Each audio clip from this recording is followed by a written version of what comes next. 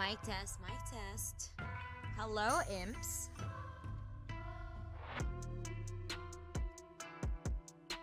Can y'all hear me? Yeah, I just got home from work. Damn. It's like a full day shift and it was so tiring. Like I had to get up at 7. I got up at 7 and then I got home at 7. The fuck?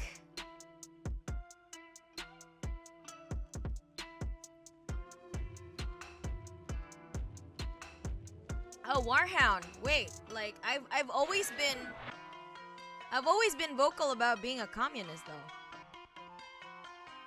Like maybe you weren't here on my like first when I was, you know, when I first came out. That was in 2021.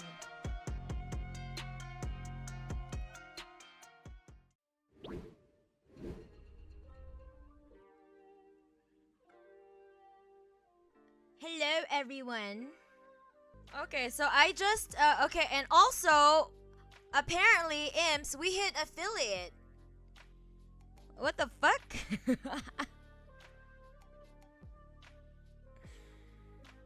It seems like we have hit affiliate. Hold on, let me I need to I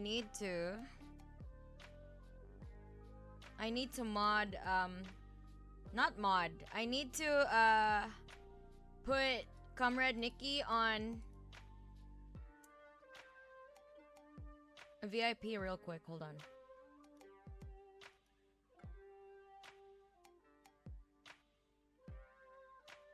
But anyway, as I try to like figure all of this shit out, how are you guys doing? How are you imps doing? In my end of the planet, on my side of the world, it's a Friday. Today is Friday in Japan. There we go.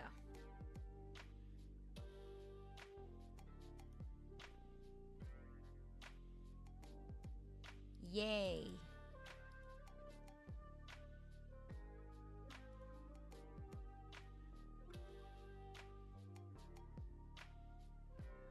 We need to make a meme of all the communist heads in a row with mana at the end. I think somebody already did that. I have an account in like basically the Russian Facebook. So my Russian imps, I think they made a meme of that.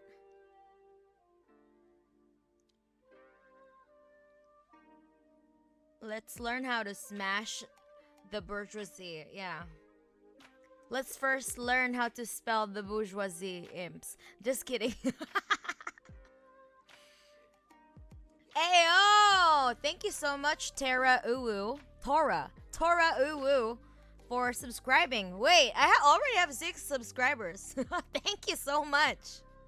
I just put okay, so the monetization just happened yesterday, so I had to like put in the like my tax information, all that shit. So it took me a while, and then yeah, so that I could, you know, probably it's like I could like benefit from the stream today, you know. So thank you so much, everybody. I really appreciate all of you guys coming to the stream and supporting me and got me to affiliate like immediately. Like what the fuck? That was unexpected, you know? Like at the stream, we were talking about, oh yeah, like I'm probably gonna wait a month until I get affiliate. But then Zephy did tell me though that you're probably gonna get affiliate within a week, and I'm like, really? But so I have to like stream like for like 7 days. But actually, apparently, I don't know why. Like it like Twitch rules is so arbitrary that I don't really know like Okay, so I didn't even hit like I'm supposed to stream for like 7 days, right? In within the span of 30 days. So within a month, but I didn't need to do that apparently. So I guess what? Oh hell yeah! Okay, so who else did? The Dave Real. Thank you so much for subscribing. Yo, we're almost close to like 10 subscribers. Damn! You guys are the best. Funny how I'm the first and only subscriber. Yeah, that's true. Thank you, Accursed. But I think that is changing now. Yes, that is true. Okay, I'm reading your messages late, as always, you know? Goddamn ad already. uBlock has failed me. Alright, I'm sorry about the ads. I'm hitting the subscribe button when this fucking ad ends. Alright. Goddamn, like 6 ads in a row. Okay, that is cursed. Under communism would get no ads for fucking real, man. Hello from Russia. Hello, Diamus Legend. I see stream is set up nicely now. Ask Katie for help. I tried to do my best to just like figure shit out, but we'll never know later, like if my internet is gonna, you know, gonna betray me again, just like the previous one, the previous time. Yeah, I tried my best to like, you know, just do my own kind of like figuring things out. I use Opera and get ads. Oh shit, really? Wait, even if you subscribe, you still get ads? Shit, I'm poor. Subbing might have to wait a week. Sorry, man. It's alright, Warhound. Like, subbing is not like a requirement. Man, I didn't even know that I'd get monetized real quick. Like, man, guys, thank you so much for like doing this, you know, for like helping me out, etc, etc, etc. As always, all the time, forever. You guys are fucking based as hell. Oh, hold on. Wait, it's El Samio. Thank you so much for subscribing. I don't know how to set up the Twitch alerts though. Like I still need to like do that for the subscribers. So I'm sorry, like you guys are not appearing on screen. I'm still figuring things out, so I'm really sorry. It's so fact. I'm sorry. No clue. I think mine is up to date. Oh, okay. I get ads other places. I mean, okay, but not on Twitch. Oh. Yo, thank you. All right, so we're almost like at our goal of 10 subscribers. Damn.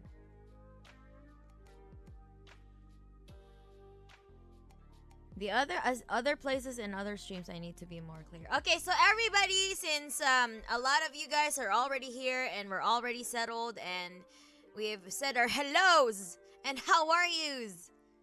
Is there an option to pay the subscribe thing with fish? What? Oh, wait, you are the penguin. Right, the Watcher P. Right, I remember. The penguin audience. Yeah, hold on. Like, let me introduce y'all to my sister comrade. Okay, comrade Nikki. Lognaris. Thank you so much for the sub. Hell yeah. Holy shit. One more and we'll get a goal. Yay. Get a goal today. Hell yeah. And we're gonna head for a new goal. Maybe 20. 20 subs. Yeah, cause I'm really excited for today's stream because I'm gonna be chatting with y'all, with the comrade Nikki, and we're gonna be talking communism and socialism and all that good stuff. You know, that's the stuff that so many people on my YouTube account complain. So yo, let's go. Okay, so we reached our goal. Hell yeah. I can't show it on. It's not showing there. Wait, so hype level train. Wait, so it's automatic? Like, okay. Yay, let's go. Wait, who completed it? The Watcher P. Oh, let's go.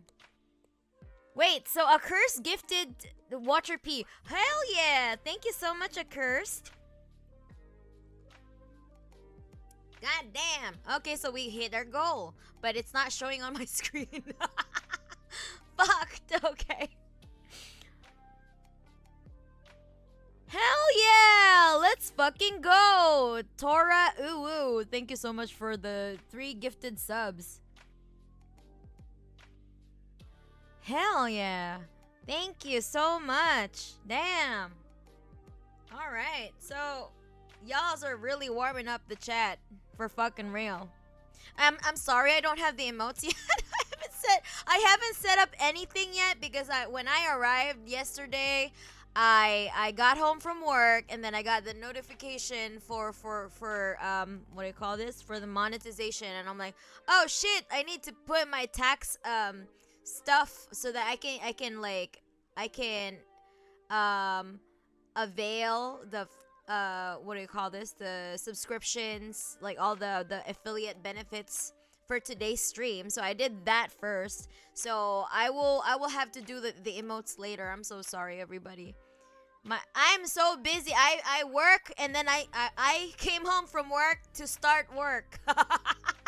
to start my other work, which is this one. I mean, I don't see it as work because I really like, I really enjoy doing content, especially when it comes to communism. I like streaming about this. I enjoy this shit. It doesn't feel like work, and I feel a little like, although I was really tired of work today, I feel energized because this is something that's really important to me. Oh, hello, my glory overlord Manasama. Thank you so much, Walter. Hello, how are you? You have one emote. Oh, this one? Is this the hype one? That's the default one, I guess.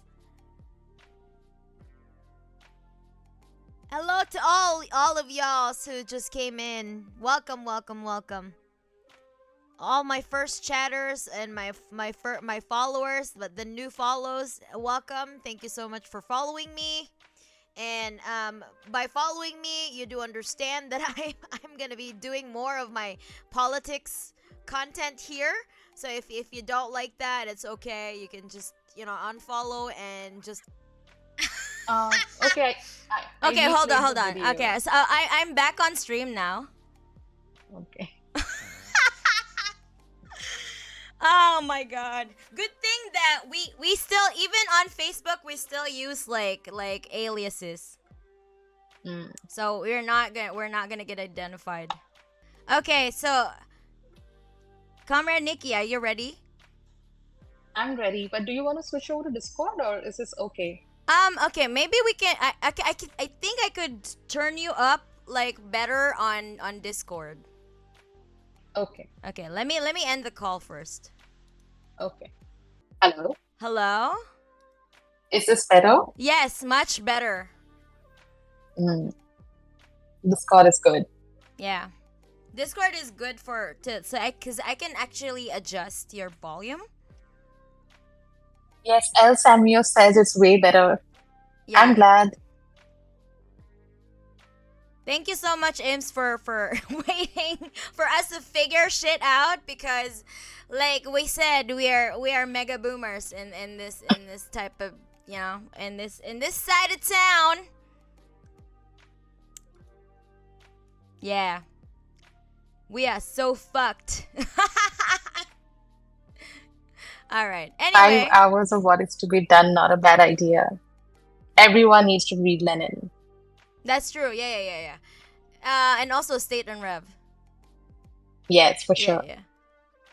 I think, but for the ones that are like really like their first ever encounter to the word socialism, communism, some people cannot even differentiate like communism and like socialism and all of that good shit. So they're really mega confused. Like, we need to like clarify things first and foremost. So we're doing that really basic socialism 101 today. So are you ready, Comrade Nikki? We're gonna watch the video now. Let's go. Okay. Alright, hold on.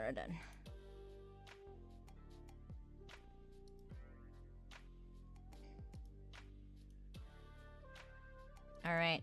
With Second Thought. We made an accompanying video over on his channel. This video was made in collaboration with Second Thought. We made an accompanying video over on his channel about why so many young people are becoming socialists, which you'll find linked in the description box below. So get over there after this and subscribe for great weekly socialist videos. Right, I'm gonna level with you. The world is fecked. Completely, utterly fecked. Young people living through the second major economic crisis of our lifetimes during the COVID-19 pandemic. Shite. Being forced to work in the gig economy or other precarious jobs with no contracts. Shite. Worker productivity increasing steadily for nearly half a century while real wages have remained stagnant. Shite. At the same time, housing, healthcare, education, and all of life's basic necessities getting more and more expensive and inaccessible for normal working people. Shite. No clear end in sight for this progressively deteriorating situation emerging from the continuing boom and bust cycles of our economy. Shite. Skyrocketing rates of mental illness among young people connected to all this. Shite. Impending climate catastrophe ensuring our days are numbered. Load of shite. So, you can see why I say the world's fecked. But the good news is that we can pinpoint exactly what's causing all these problems. And not only that, we've also got the solution. Welcome to Socialism 101, a series designed to help educate people with no prior knowledge on the basics of socialism and communism from an explicitly Marxist-Leninist and Marxist-Leninist-Maoist perspective with short and easily digestible videos. If this sounds interesting to you, then go ahead and hit subscribe and turn on the notification bell below. Do be a star and give this video a little share around on social media, Twitter, Discord, Facebook, etc. as the YouTube algorithm's been going really hard on this channel lately for some reason. I can't imagine why a capitalist corporation like Google, which owns YouTube, would be going hard on an openly pro-communist channel like this one. It's a real head scratcher, but look, it is what it is. Do you remember all that fecked stuff I mentioned earlier? Do you want to know the main culprit behind it? The system of capitalism. And look, that's not to say that capitalism hasn't done some good stuff historically. It was a hugely progressive step forward from feudalism. But no system lasts forever. And if we want to solve the aforementioned problems, then it's essential that we recognise that capitalism's day has come and passed. Just like we couldn't reform feudalism to solve its inherent problems, we can't reform capitalism for the same reason. The day is past for patching up the capitalist system. It must go. It's time to move on to the next stage of historical development, socialism. Now I know what you're going to ask next. If we're trying to achieve socialism, then why the feck are we talking about communism? The big bad scary C words that we've been taught to hate all our lives. Well, partly because it's fun to ruffle the feathers of the right-wing establishment. But more importantly because, while generally well-intentioned, no other progressive movement has ever actually succeeded in meaningfully challenging global capitalism. Ever. We've tried the social democratic route of voting the right progressive candidate into office, and time again it fails and demonstrates itself as being incapable of solving the problems that capitalism creates. Why? Because every state exists to serve the interests of its ruling class, in our case, the capitalist class. As long as the capitalist state remains intact, no amount of piecemeal reform, nor elected good guys, will ever be able to overcome the fact that the system is specifically designed to maintain the very capitalist rule that's destroying our planet. The whole thing's set up for us to fail. It's fecked. Other progressives recognise this too. To their credit, there have been anarchist uprisings which genuinely sought to overthrow capitalism and which have had some success. But the movement we call communism, specifically Marxism-Leninism and Marxism-Leninism-Maoism, based on the historical materialist understanding of social historical development, has progressed us further along the path to complete liberation than anything else ever has in history. Not only have we brought about real-life socialism, but we've also progressed further beyond that first step, into fighting back against the revisionist backslide into capitalism to maintain the socialist road and continue the advance towards a stateless, classless, moneyless society. Despite many errors along the way, and the innumerable criticisms we must have of previous socialist experiments, the communist movement has still advanced the liberation of all working people further than anything else in history. And for that, in my opinion, it's worth carrying forward the torch of scientific socialism and the revolutionary communist tradition. To put it simply, Communism works, and we've got 150 years of proletarian struggle to prove it. If you'd like to learn more about this movement, about working class revolutionary history, and about the scientific socialist path forward to collective liberation, then this series is for you. It doesn't assume any prior knowledge, so if you're still scratching your head after this video asking questions like, what is communism? Or what is socialism? But you're intrigued and want to learn more, then you're in the right place. We'll start simple with the basics of Marxism, explaining all the terminology and jargon, including a lot of the terminology used in this video, then gradually ramp things up through more intermediate and then later advanced level theory. We're going to analyse the problems of capitalism and class society more broadly, how we found ourselves neck deep in this capitalist heap of shite. But we're not just going to diagnose the problems. We're also going to map out a clear path forward to overcome them, in line with what's been uncovered through the concrete historical experience of working class liberation struggle, all the way from the Paris Commune of 1871 to the ongoing revolutionary people's wars being waged in places like the Philippines right now on this very day. Thank you for watching this video. Hopefully you found it useful in one way or another. If you're able to support this work, then please consider donating €1 or $1 per month over on Patreon or a once-off donation over on Ko-fi. Links in the description box below. Okay.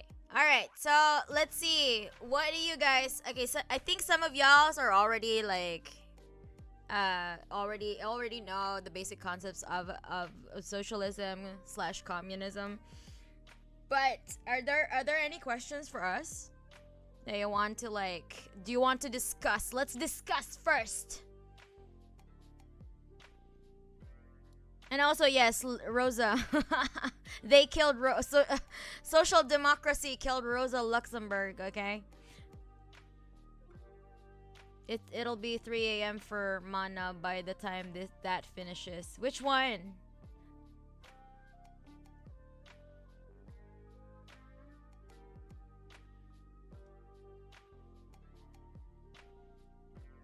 Okay.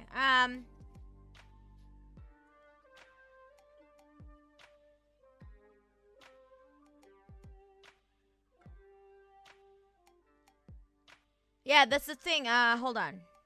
Wait, Comrade Nikki, are you there? Yeah, I'm here. Okay, so somebody said in the comments, what was that? I can't remember who said it. It's Warhound 256. Yeah, 256. The election of the Social Democrat is not a victory of the progressives over capitalism, but the victory of capitalism over the progressives. Yeah, it's exactly what happened to Bernie and AOC. Like, man, who gives a fuck about them anymore? Like, they're irrelevant at this point.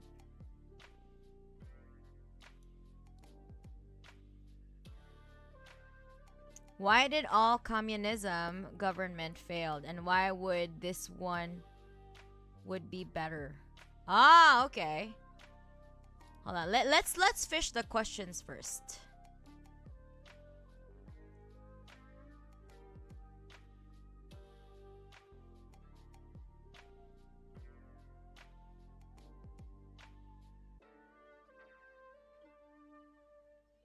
We've been dealing with the same old shit. My side of the pond in England. Corbyn didn't flip, but he did collapse. Oh, I'd rather Corbyn over Starmer though. Yeah, I mean, yeah, I guess. So far, this is a very good video. Yeah, it's when the government does stuff, right? And also, thank you so much for the subscribers. I couldn't thank all the people who just subscribed, because like I'm still like everything is so colorful and I'm not sure what I'm looking at. Okay, so Mads N18, thank you so much. Who else subscribed?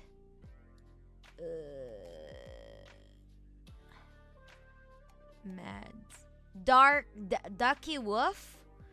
And who else that I missed? Okay, so anyone that I missed, I'm so sorry.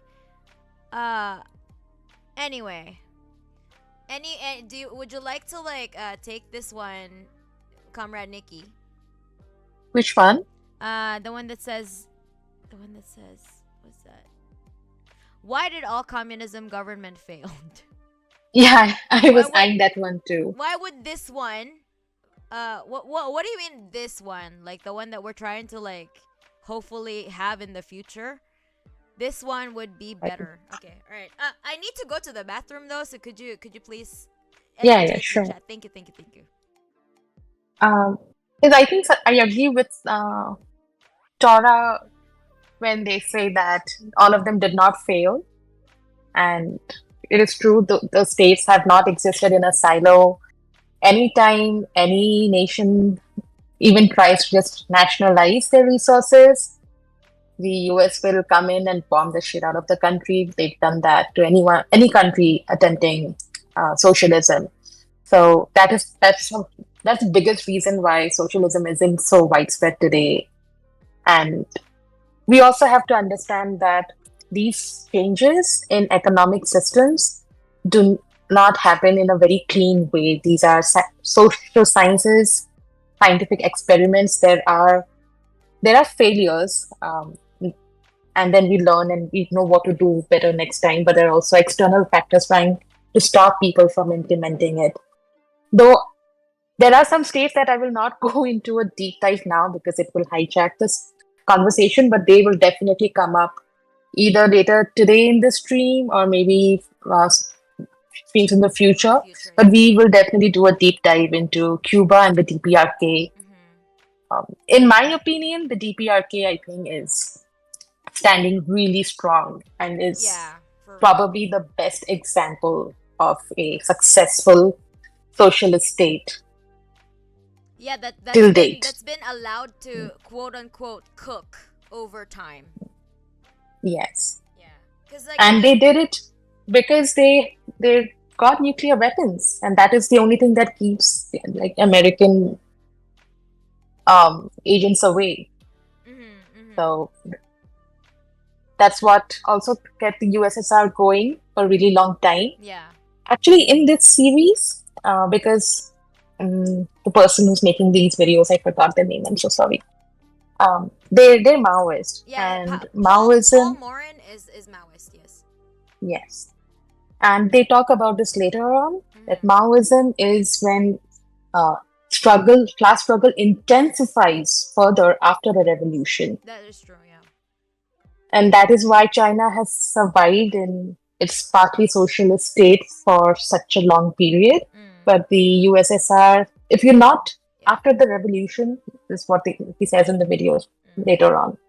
If you're not continuing to struggle, then you just slipping back into capitalism. And that's what happened to the USSR. Yeah, They yeah. slipped. And it was the first experiment with some wonderful results. To say that Soviet socialism is a failure is so far from the truth, because they went from being a super poor, broken agrarian society to winning the space race in a matter of a few decades. And they did all of this without imperialism. Like all of the West's achievements have been made possible because they colonized, they've had chattel slavery. That is what gave them the surplus value that could be invested into the sciences and other fields of progress, right? Yeah. But that is not what the USSR did. They weren't going around stealing labor and resources from other nations. They just developed their own because people want to be creative if they're not forced to sell their labor all day. So hugely successful experiment. Should have been Molotov. What do you mean should have been Molotov? In the chat somebody says. Hold on. Okay, let's pause. Okay. So far we've explained that in order for us a socialist society to become successful, or like you need to continue class struggle, and what the USSR failed to do is just that. They didn't really focus on that, and I think that's like one of Stalin's mistake too, that he thought, right, or like he assessed that there's no need to intensify class struggle, and so they got a lot of fucking revisionism after him, like since Khrushchev, there was no emphasis on class struggle anymore, and that's what happened. You got they eventually had to deal with the illegal dissolution of the USSR in the end in the 1990s, which is really such a fucking fucking shame, I really lament that. I think in one of my talks with the Russian imps in VK, they were like, a lot of us in Russia, like a lot of us are mourning about, not about the past of the Soviet Union, but they were mourning about what could have been, like what could have been as the USSR, So a lot of them really kind of like wished. They still wish that they could have still continued as USSR. Okay. Anyway. Jean Paul or John Paul, I'm not really sure. They're saying that examples like China and the DPRK are bad for the rights of people. Like I said, we won't do a deep dive either on China or the DPRK right now. It's going to be really, really long. But in a way, yes, they are bad a different can of worms for the rights. Yeah, they're bad for the rights of the bourgeoisie. Very, very bad. Do not attempt to be bourgeois in the DPRK. And I don't mean like they just lock you up or something. Yeah. It's not compatible with bourgeois ideas of rights. So we will have to understand what does that mean? Like, what are bourgeois ideas of rights? And we'll do all of that later. But a quick tip is, when you read this content in articles or listening to it on news, whatever, look at what is the class of the person saying this is happening in these countries. Because people behave in ways that preserves their class interest. So it is in the class interest for the bourgeoisie to, lie about what's happening in China and North Korea. Yeah. They will lie because it suits their interests. It's like, again, like people will say that they call it news, but it's still like it's propaganda.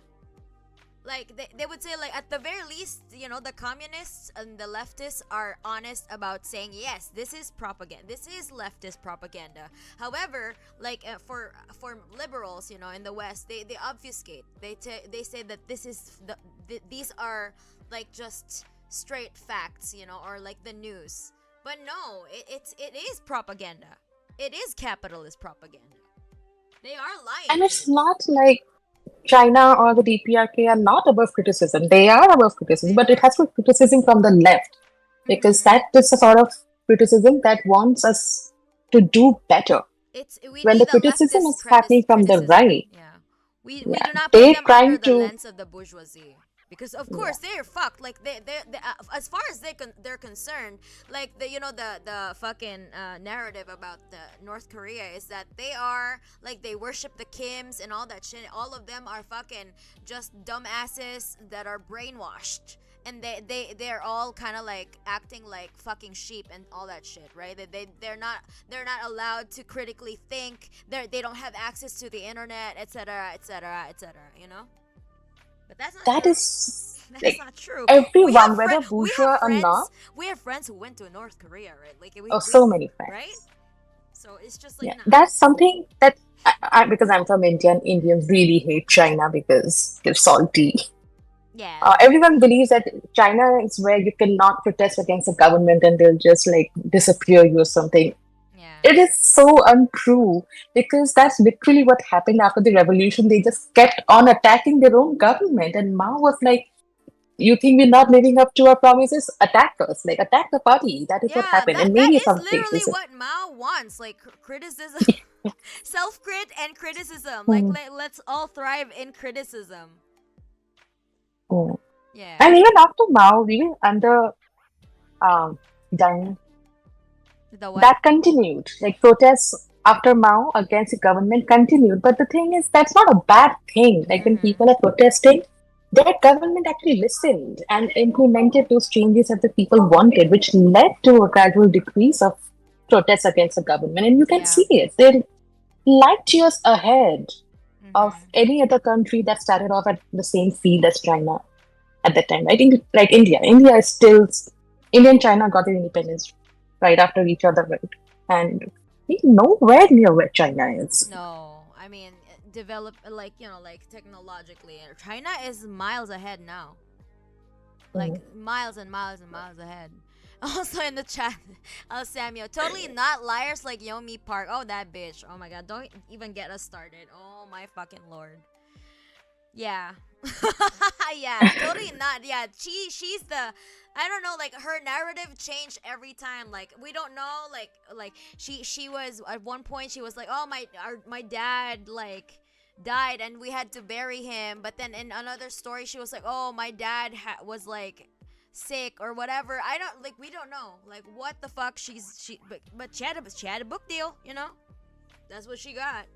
And also like a shit ton of plastic surgery when she got like sponsored by like, and when she got her book deal, so good for her, I guess. And another thing that will also come up in these videos is when we think of democracy as your right to choose between two parties of who gets to oppress you. Yeah, We think that's democracy. I And think people countries have like, like really like warped sense of what democracy is, because they think like, exactly, China is not democratic, or like the DPRK is like a dictatorship. What do you because they mean? don't have more than one party Yeah, to run the government. But that is, the right to vote is not what democracy is. It yeah. is a route to democracy. Democracy is when we're able to take the decisions that affect us. Mm-hmm. And voting is not how we do it. Like, you can vote in India, wherever you are in all the countries, because I don't think anyone here is from Cuba or the DPRK. You know, there's so many things in your life you cannot control because you don't have the power to decide. Where can you go to school? If you can get housing, if you can access healthcare, what careers can you choose? Yeah, exactly. If you can't choose your passion as your career, you don't have democracy. Exactly. If you're forced to pay rent, Forced to and become a fucking drone, and like you're just like, if you wanted to become a musician but you have to work a desk job just to pay fucking rent, or you have to work 3 jobs, worst of all, work 3 jobs just to fucking make ends meet. Oh, do you really think that you're in a democracy? What do you think? I don't think so. That's not how democracy should be. we can continue breaking down all, the accusations about China and DPRK and Cuba, but that'll take forever. And that'll come eventually, I'm sure, because the capitalist propaganda in media is a big part of this discussion. I'm sure it'll come up at some time when we can deep dive. Yeah, but I think there's a lot of things that are like, because we're also in a tangent now, but there are some, as usual, I cannot escape the tangent. But I think let's I cannot stop address talking the about question. it. You have to stop me. Yeah, it's okay. But it's okay. But like, it's still relevant. And not all of them fail, but mostly due to constant meddling from capitalist states. So no socialist state has ever existed in a state of peace for even a day. Exactly, Tora Uwu. Some of my chatters here, they are also very well versed in theory and also history. While China is still going strong, the USSR had to bear the burden of being the first socialist experiment that lasted longer than the Paris Commune, and recovering from Nazi invasion, and the first cracks forming after de-Stalinization plus Khrushchev reforms. Okay, y'all also know your shit, okay? There was also an issue of internal careerism and revisionism, but a great many of them haven't collapsed and learned from those mistakes. Okay, yes, I agree. 600 and whatever assassination attempts on Castro. Yeah. Fuck. Can you imagine that he was like, there was even an agent that tried to seduce him, but he ended up seducing that agent. She fell in love. She fell in love with him, right? She was supposed to be a double agent. Damn. The kind of romantic novels I want to read. Right? But we get Bridgerton instead. Right? Fidel actually lived that life. He's a, I don't know, he's just a mega Chad. He's a giga Chad of revolutionaries. As Stalin said, all socialism after us will build better as they will have our example. Exactly. That's the principle of dialectical and historical materialism as well. DPRK and Cuba. Fuck yeah, yeah. Oh, grief. Unpacking all the propaganda around the DPRK could take up a whole stream. Yeah, it's a lot. It's a whole fucking lot. And also, like, just a side note, before the pandemic happened, comrade Nikki and I were actually like planning on visiting the DPRK, right? Yeah, Yeah. we were connected with an Australian professor, white Australian professor, has no incentive to go against his class interest, but he did. Yeah, he He's did. been there multiple times and offered to, like I was in touch with him. He had offered that if he wanted to travel, he would have like made it happen for us. Yeah, And I also know can we Indians who've reconnect been with there. him? Because like I like sometime in the future I want to do that, you know. I've been thinking about it. Right? I want to go Now that because I now have that I've like quit now my that I have job, so now that I also have like I'm financially able to like travel at least once a year. Maybe I should do it. Maybe we should do I it. know. Yeah, we should do it. Yeah, like we are comrade Nikki and I are gonna have like, you know, like our girl trips. Most girl trips we're gonna go to the Bahamas and all, and that's fine. And we're gonna go to the Maldives and shit. I want to go there, but the first I really want to go with you. It's either like we're gonna go to Vietnam, or like those were our options. We were gonna go to Vietnam, or we're gonna go to like DPRK. So yeah, I mean, let's go to the DPRK first, though. Yes. Yeah, I mean, we have to once in a we lifetime, have to, for sure. yeah. Sooner the better. But those examples, and then people are gonna be like, "Oh, you're gonna get kidnapped, North Koreans." I wish. I wish I want want to the live there. Please DPRK. keep me there, cause I don't want to live this fucking nightmare. You know? Oh, earlier when people in the chat were talking about the ads and someone said there won't be any ads under communism, that is literally the DPRK. Yeah, They don't have billboards they don't have billboards like on their plastered buses. everywhere. They just have art. They have murals. They just have art. Yeah. Yeah. There are no billboards trying to sell you shit. Hi, Mana. Congrats with points. Thank you, any by VT. What is points? You mean the bits? Is that the bits? What is points? I'm sorry, I don't know the terms and the jargon in fucking Twitch. I'm so sorry. Instead of Khrushchev taking over after Stalin, it should have been Molotov. Oh, that's what you meant. Okay. If there's anything that 20th century socialism did really well, it was national development, which isn't nothing. Exactly. They gradually liberalized the economy, which ultimately caused the state to collapse. Yeah. Yep. I don't know how people get this idea that North Korea is a bad example for human rights. Yeah, like you bought the propaganda. Congratulations. That's what happened. There's a lot of different communist and socialist schools. What is your opinion of them? What should communism do with individual freedoms? Like freedom of speech and religious freedoms. What would happen to all who did not agree to communism transition if it would happen? That's the thing. We just think freedom of speech is an absolute freedom that everyone should have.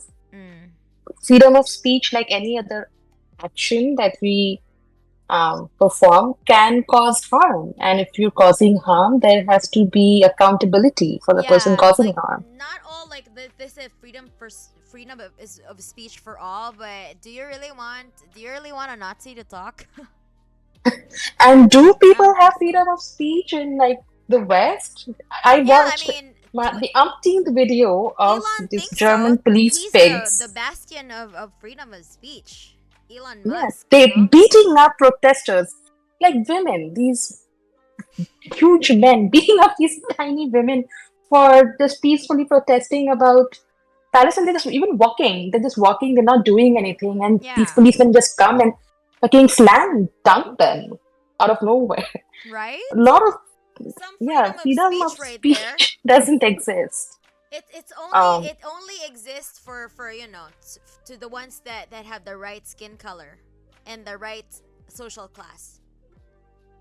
Yeah. Right? It's a classic Simpson. No, wait. What's that? That meme with the that meme. What do you call this? The Family Yeah. Guy. The Family Guy color. Family Guy, Family Guy. Yeah, that meme. Yeah, we got the reverse from a while ago. Wait, I'm kinda quiet. What do you mean? I'm just talking. I don't particularly like George Galloway because he has very reactionary social views, but he was right when he said, in the West, you can change the party, but you can't change the policy. In China, you can't change the party, but you can change the policy. Yeah, I think that's important when discussing their merits. Yeah, you're correct. Because that's the point Absolutely of right. having the party, right? Like, that's the point of having a government from the people, like for the people by the people, is that like, hey, we don't want your fucking policies, change it. Then they're changing it. So does it really matter at the end of the day if you only have one party, if they're actually like, listening to the people? It's also Orientalism and racism, that anti-DPRK propaganda. Exactly. A That's funny yummy. tangent Yeah, that's talking one about of government the. changing policy. Yeah. Indians, because they're really jealous about China. But some people do think that for us to become, that is the that is what Indians want all day long, to beat China in everything, and they can't even beat China in the Olympics. They can't But unless they need to like look into themselves first. Like, hey, motherfuckers, look at your caste system. exactly, with some people, especially the dominant caste, the Brahmins, they'll be like, no, we need what China has. We need a dictator leader for like 20 years. Give him 20 years. Give Modi 20 years and he's going to transform India into China. Yeah. And it's so hilarious that they think fascism can bring progress. Right? Like, Like, it's so backward, ass backwards, the way that you relate to me, like how like you're can I talk about it? Is it okay? Like how, like, essentially in India, like, the house helpers are not considered, like, they're considered, you can't even, they're not even allowed to sit with you, right? they don't, of course, not on the same furniture. What? Oh my fucking lord. Not on the same No, furniture. Wait, where do they sit? They can't sit on your couch? no, No? Wait, what would no. happen? What would happen if for example, your mother would like see like a helper sitting on your couch? She'd get a heart attack. Oh my god. Like some that I like know. that is something that is uncalled for or unheard of, like in Indian society?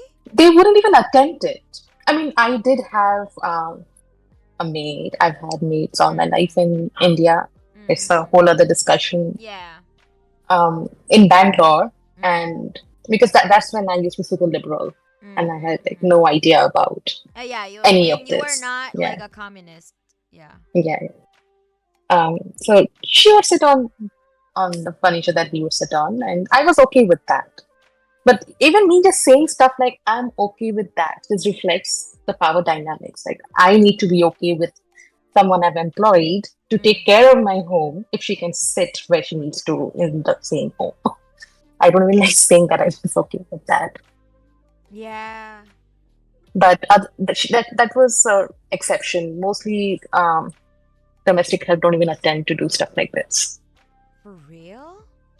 Yeah. They're afraid. They don't even think, because it's the same thing with black people or dominated class in India or any of or women. You just need two generations of brainwashing people to think that they're inferior, and they will internalize it. Oh my god. That's why. And like for black people, this has been going on for a few centuries. Yeah, For for dominated five or caste like in India, it's yeah, been going on 500 for years 3,000 plus. years. Damn.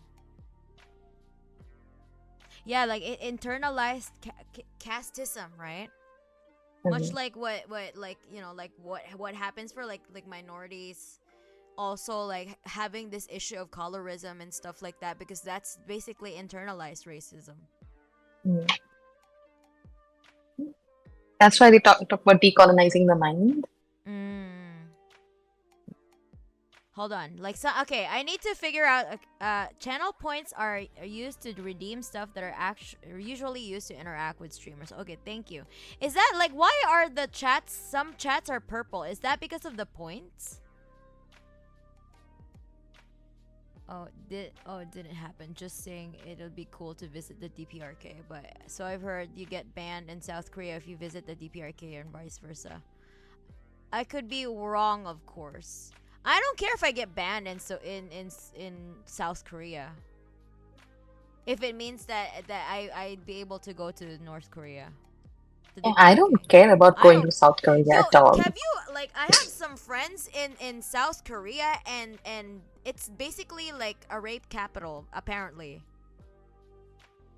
That's why women there are doing 4B because they're so sick of their men. Like literally it's the like pedophiles are allowed, like they're not even convicted. It's so like one friend of mine told me that there was like one convicted pedophile, right? He for some reason he only got like community service or he got like ankle monitor, and he said online that the ankle monitors don't really like do much to him because like he can just go near a school and then masturbate to children.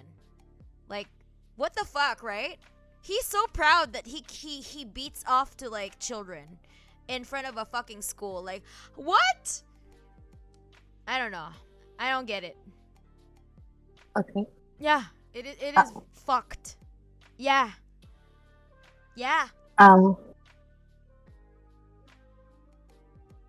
Hariko has I'm reading Hariko's comment, and I think it's an important one. Okay. To address. All right. Do you want to read out the comment? Okay, sure. Who would decide is your speech harmful or not? I do not agree to Nazi rhetoric because I had a lot of personal experience that proves them wrong, but the same rhetoric could be applied to any person I am not supporting. It would not be good to just say I do not agree with them, so they should shut up or better be thrown into some jail. It would not bring any benefits to society if for every pro-communism take someone would just say that red should have no say. Oh, okay. I do want to respond to this because I was very careful about when I mentioned that if someone is causing harm to speech or behaviors, they should be held accountable. And that is very different from throwing them into some jail, which I have no way of proving or disproving if China or the DPRK do that or not. If they do, it is a criticism from the left that I would do as well. But I also understand the circumstances. You cannot have CIA agents going around talking shit. Yeah. At the same jails shouldn't exist, and no one should be told that they should shut up. But for us to get there, we have to build alternate institutions where they can be held accountable in humane ways. Yeah, not and in a carceral manner, but in a more like reformative manner.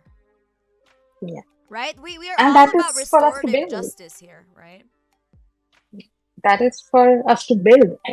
And abolitionists, we were talking about this, Mana and I, a few days ago. Abolitionists, they are anti-punishment forms of managing society, anti-prisons, of course. But they're not saying just get rid of prisons overnight. No. Because that will lead to chaos. Because we do not have alternate systems in place that can hold people for causing harm accountable. Yeah. So we have to build those first. So we that can't just say, prison abolitionists, like we're abolitionists, like we abolish all prisons. That does not mean that we're just gonna release all the pedophiles. The fuck? Yeah. We don't have other ways of keeping our children safe. So if we don't build that, we cannot get rid of these prisons overnight. Exactly. That doesn't mean we could be supporting prisons. It is a criticism from the left. We should get rid. Like to prevent them from harming children in the first place, like they need to have like the access to like the mental health care that they need in order to prevent them even from the first place of entertaining these thoughts, you know? Because that's ultimately how do you decide? Hello? Who would decide is your speech harmful? There are few very simple like litmus tests to decide if anything is harmful. We just have to understand what harm is.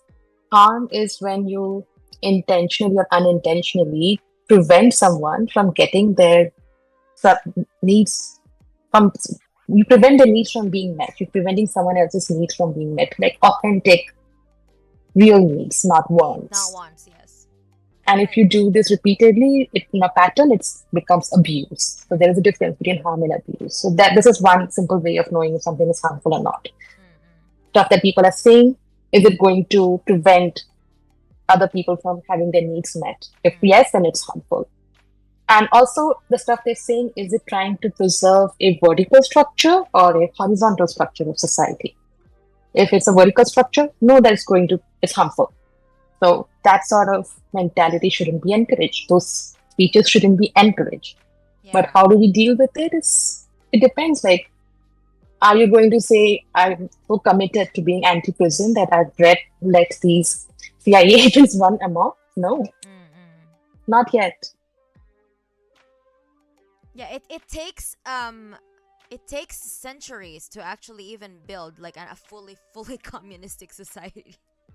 Without interference at that. But at this point, like, you know, we don't even have enough, you know, to go with, right? Because like capitalism, the ideology that it won, basically.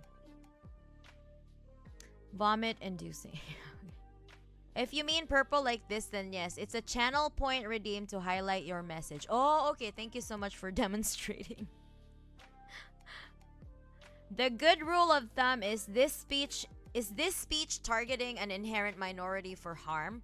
Nobody gives a fuck what anyone thinks about economic or civil policy, really. But saying disabled people or queer people need to be exterminated should get you in prison. Okay, yeah, not prison, but something.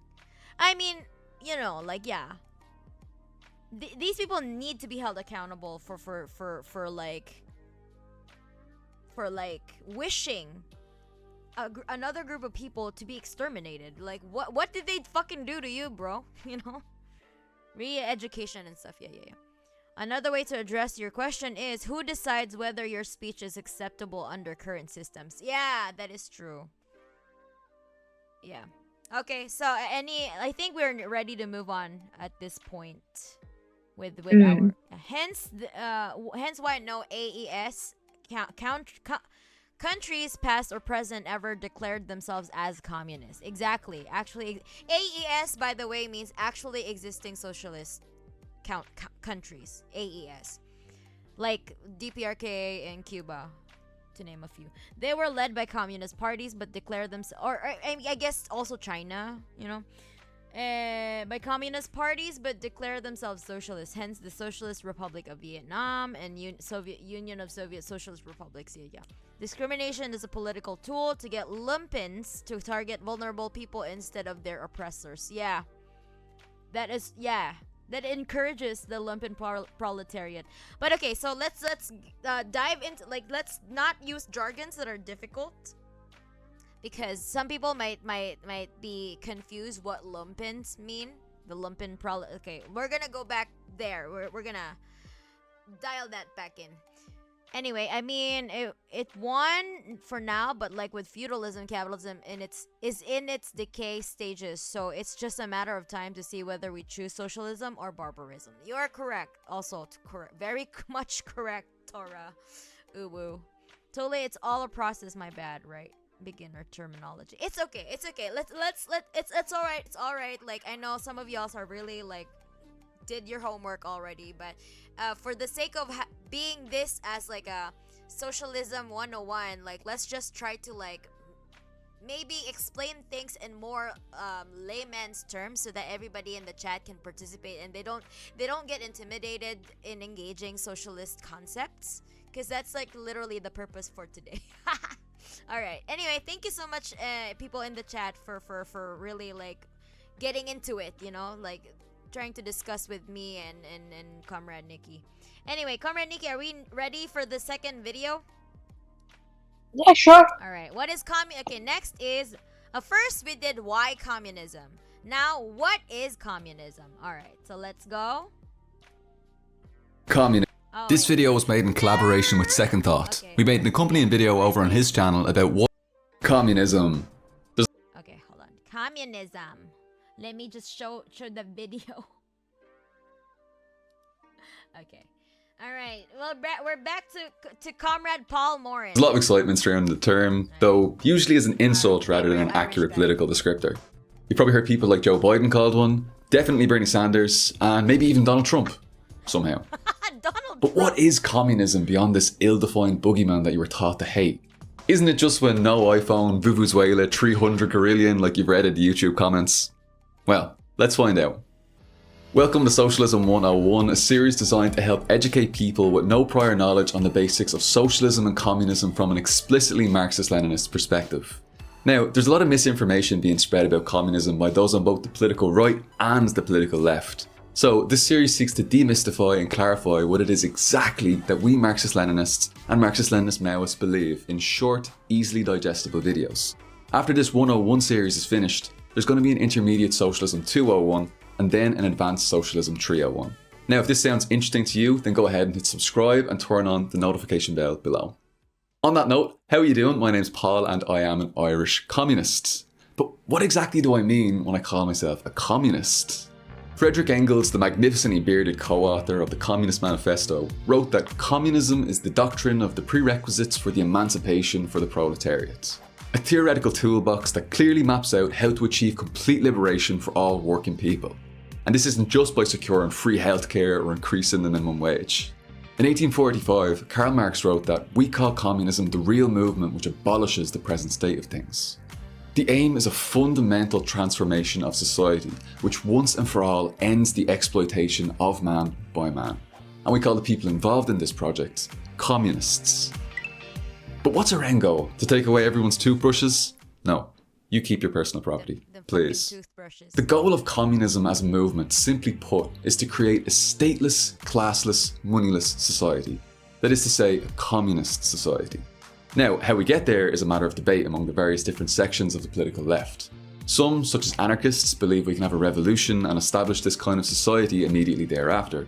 Others, including Marxists like myself, believe that we'll need a transitional stage between capitalism and communism, a stage called socialism.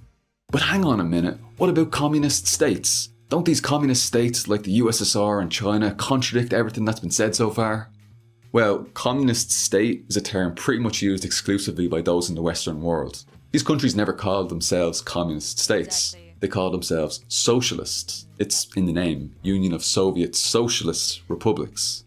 The term communist state is also an oxymoron, given that communism is, as we mentioned earlier, a stateless, classless, moneyless society. So, yeah, nice job, Western academic big brains. Now, rather than just seeing communism as a kind of society that we might implement in this country or in that country, it's more useful to understand it as a stage of historical development. We Marxists divide history into a number of stages corresponding to different modes of production. Now, we'll talk a little bit more about what exactly we mean by modes of production in the next video. But for now, let's briefly look at the different stages of historical development that we can identify. The first main stage that we can identify is called primitive communism. Think hunter-gatherer societies. The second stage of historical developments that we identify is slave society, such as those seen in ancient Greece and in ancient Rome. Following this, we see the development of feudalism, such as in Europe after the fall of the Roman Empire. Pay attention. After feudalism, we arrive at capitalism, such as in the modern United States of America. Beyond capitalism, we arrive at socialism, such as what we saw in the USSR and in China. Finally, after a full epoch of socialism, we will arrive at communism. But what does communism actually look like? What will life be like for the average person in the age of communism? In communist society, where nobody has one exclusive sphere of activity, but each can become accomplished in any branch he wishes, society regulates the general production, and thus makes it possible for me to do one thing today and another tomorrow. To hunt in the morning, fish in the afternoon, rear cattle in the evening, criticise after dinner. Just as I have a mind without ever becoming hunter, fisherman, herdsman, or critic. Right? You don't have to be one thing for the rest of your fucking life, right? That's the point. Because what kind of fucking life is that? It'll be a society of abundance with equitable distribution for all.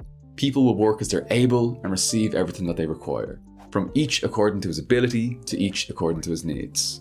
Sound utopian? Too good to be true? Well, utopianism is assuming that the planet can sustain capitalism, a system which requires infinite growth on a planet of finite resources.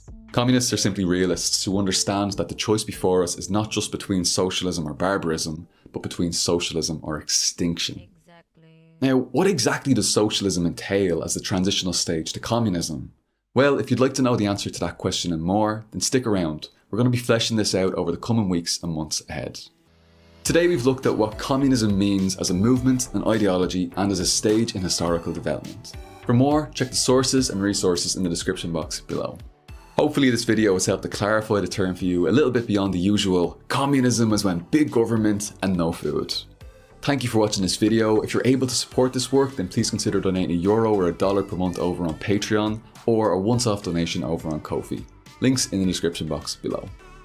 Thank you to Rare Hero, Cormac O'Brien, Dan Hunter, Red Corridor Raya, Comrade Romano, Jason, Michaela Schmid, Mamarius Hex, Ryan Hodgson, Donlo Kislev, Gabriel Bailey, Hugh Jass, The Ryan Way Condition, Jess, Ian McShay, Libertarian Stalinists, Dan Hunter, Soup, Pontus, Colin Walsh, Hagen Michaels, Evan Crossland, Borkul Gorilla, Roja, and Daniel Hamilton.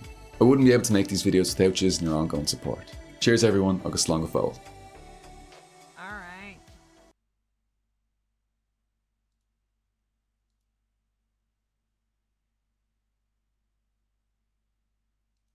Okay.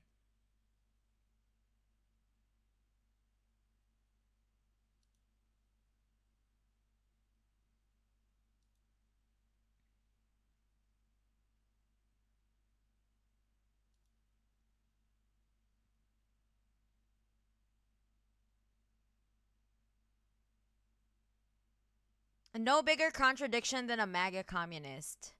I don't think that these people are serious though. Like, I don't know. Like, they're just memes. Who are there actual like MAGA communists? What? I don't really look at I don't follow a lot of like, like fucking trends online. I think that's just an online thing. Comrade Nikki, have you heard of MAGA communists? Yes, I have. What? I don't know what they do though. Right. I've seen them and I just like scroll past. Right, because it's not relevant. Like, what are they doing? Unless they're actually doing something, revolutionary. They're just fucking memes on the internet. Jackson Hinkle started a new communist party and he's been very vocal against Israel, but know that he is quite reactionary. And Who? I don't know, that is some form of MAGA communism too. Jackson Hinkle? Ah, okay. Mm. Oh, I think I see him like post about Palestine. Or unless you're talking about a different person. Or I saw. He's a guy on Twitter, yeah. Okay, someone in the chat, Hariko, was like, okay, about justice system. I just murdered someone. What form of punishment should I receive? I did this act in fair mind because I wanted some gain for it, for example, monetary. If my opinion means something, I would introduce mandated government managed humane labor. Ah, okay, you addressed this already, right? Yeah, it's a sidebar. I agree that anyone committing a heinous crime like murder needs to be held accountable, but I don't know of making them. Okay, all right. That's okay. Let's scroll past. Until they can justify what to do with shortages, communism is a fever dream. What to do with shortages? Would you like to address that, Comrade Nikki? What do you? Shortages? Someone said in the chat, until they can justify what to do with shortages, communism is a fever dream. What do you mean, dog? So, we're already like experiencing famines? that in fucking capitalism, right? What do you mean? Scarcity is manufactured. It's not real. Yeah. What shortages? We're at the level of production where we can feed everyone on the planet, dog. What do you mean? Like, We produce food for 10 billion people, and we have yeah, 8 and billion in it's population, and around 1 billion are still food insecure. So it's not a, the shortage is because of distribution, yeah, it's not because not of because of scarcity, nature. yeah, it's because of the distribution system. Like the resources are just like in the upper, like in the 1%. That's why we have the term 1%, because they all have the resources. Reminding me of some limerick Soviet ad could have been. Yeah. It's a contradiction in the dialectical way here. Lacking class consciousness, the working class needs an outlet for their revolutionary potential, but that gets channeled into reactionary reinforcement of the status quo. Ah. I got a challenge for hardcore abolitionists. What do you do with Raytheon Lockheed Martin CEOs who profit off of mass war? What do you do with isn't real soldiers who literally rape people to death? They make me not be an abolitionist anymore. I'd shoot them myself. Oh damn! Yeah. Um, Um, I think they're not people anymore. Like what Lyudmila Pavlichenko said, that she did not shoot men, she shot fascists. yeah. So yeah, Wow. like the moment that you abandoned, like at the moment that you did, like, you became an IDF soldier and you committed like war crimes and all that shit, knowing what you're doing is wrong, like morally wrong, right? Like defending Yeah, your we're country, not here for some defending your Gandhi right shit. to exist is one thing, but raping people to death and to torture them every day, all, and also like all the fucking atrocities that you're doing, you know what you're fucking doing. You know that it's wrong. The moment that you abandoned your humanity, you lost your right to like be treated humanely, I think. And people commit these sort of crimes against humanity, not, out of the blue. It is an outcome of their material conditions, their base superstructure, stuff that we cover later. There's a reason the US has such a ridiculously high number of serial murderers, right? You Mm. don't see that kind. Even after the US is the UK, like first number of serial murderers per 100,000 population, something like that. And even between them, the difference is like by some 300% or 3,000%. I don't Yeah. remember.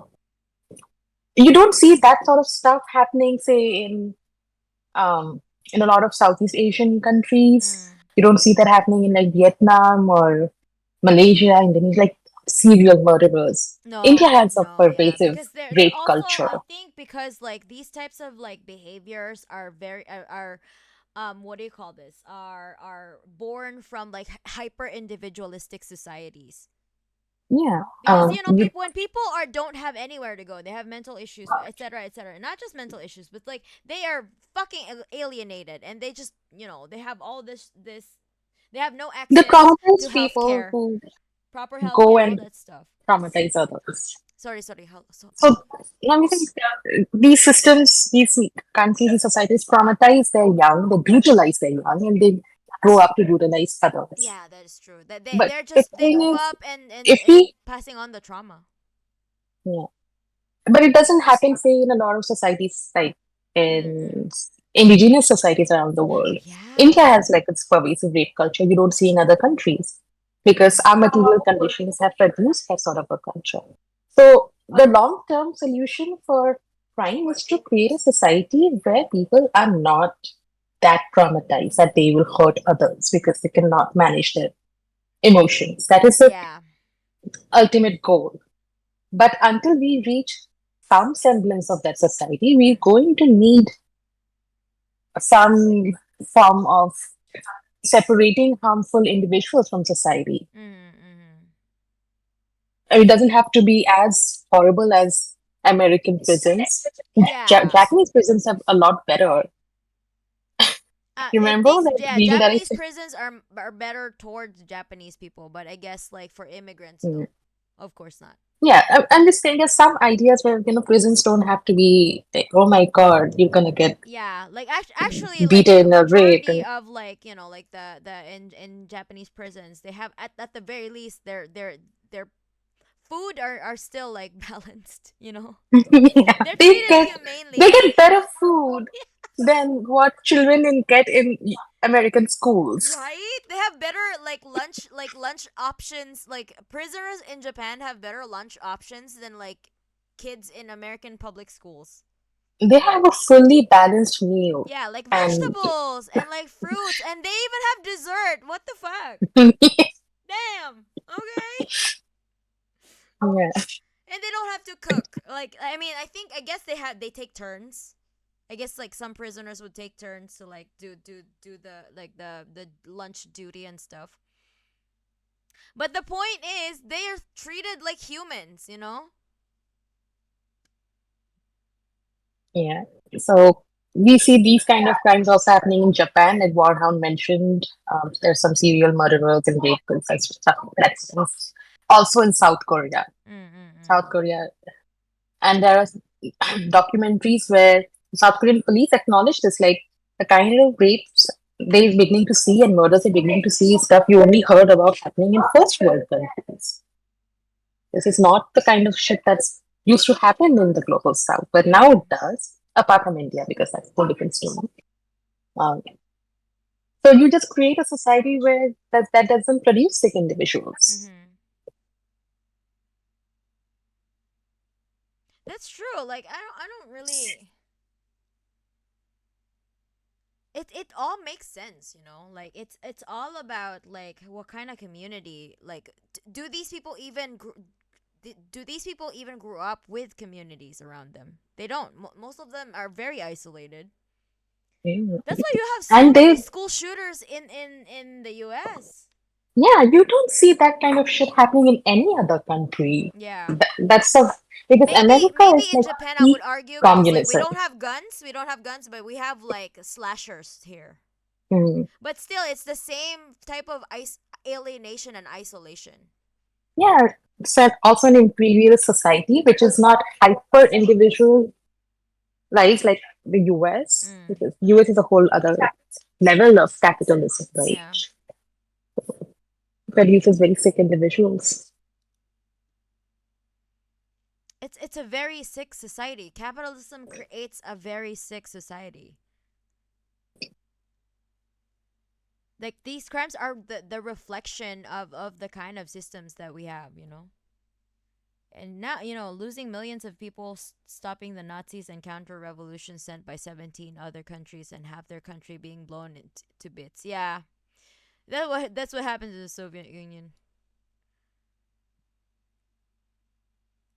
Uh, but wasn't capitalism introduced by Stalin to improve technology and then abolished to turn into an into a totalitarianism state? What? Yes, no. I have not heard of that argument before, but just for the sake of addressing Mm, it, sorry, mm, technology is not a capitalist invention. We've always had technology. mm, The first stone wheel was also technology. Oh, yeah, this is a really interesting point. mm, mm, A mm. lot of people think that so much of development happened under capitalism. We have all this technology, but we have to understand why it happened. It did happen from like slavery and feudalism to capitalism. Mm. The development has been exponential. And the reason why this happened and why the Soviet Union could turn around in a few decades is because there was a democratization of resources. So, under Mm. slavery, the vast majority did not have access to nature, which is the source of all resources. Right? Yeah. Um, it's like only the monarchs or kings and stuff they had access to. They decided who has access, who doesn't have access. Yeah. And there was a revolution that overthrew that system and brought in feudalism. Mm-hmm. And that was also a bloody revolution, like all revolutions are. And under feudalism, more people gained access to nature in the, or capital, right? Capital. Yeah. Um, I don't mean in the sense that people didn't have their own farms or food or couldn't go into the woods. I don't mean it that way. I mean resources here as capital, but that capital itself comes from nature. So I directly talk about access to nature because that's very relevant under capitalism. Yeah. So under feudalism, you have more people with access.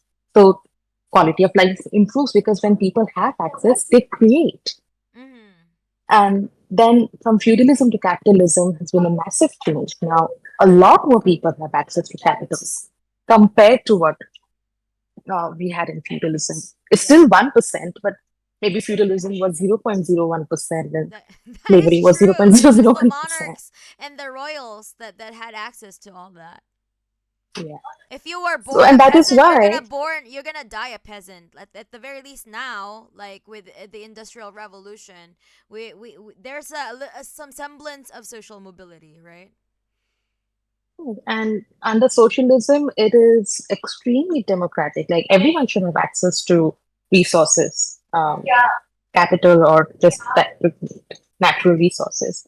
And that is what happened in the Soviet, which is why they did not have to colonize Mm. and enslave entire continents to, you know, create the development in the home country, like what Britain and the US have done.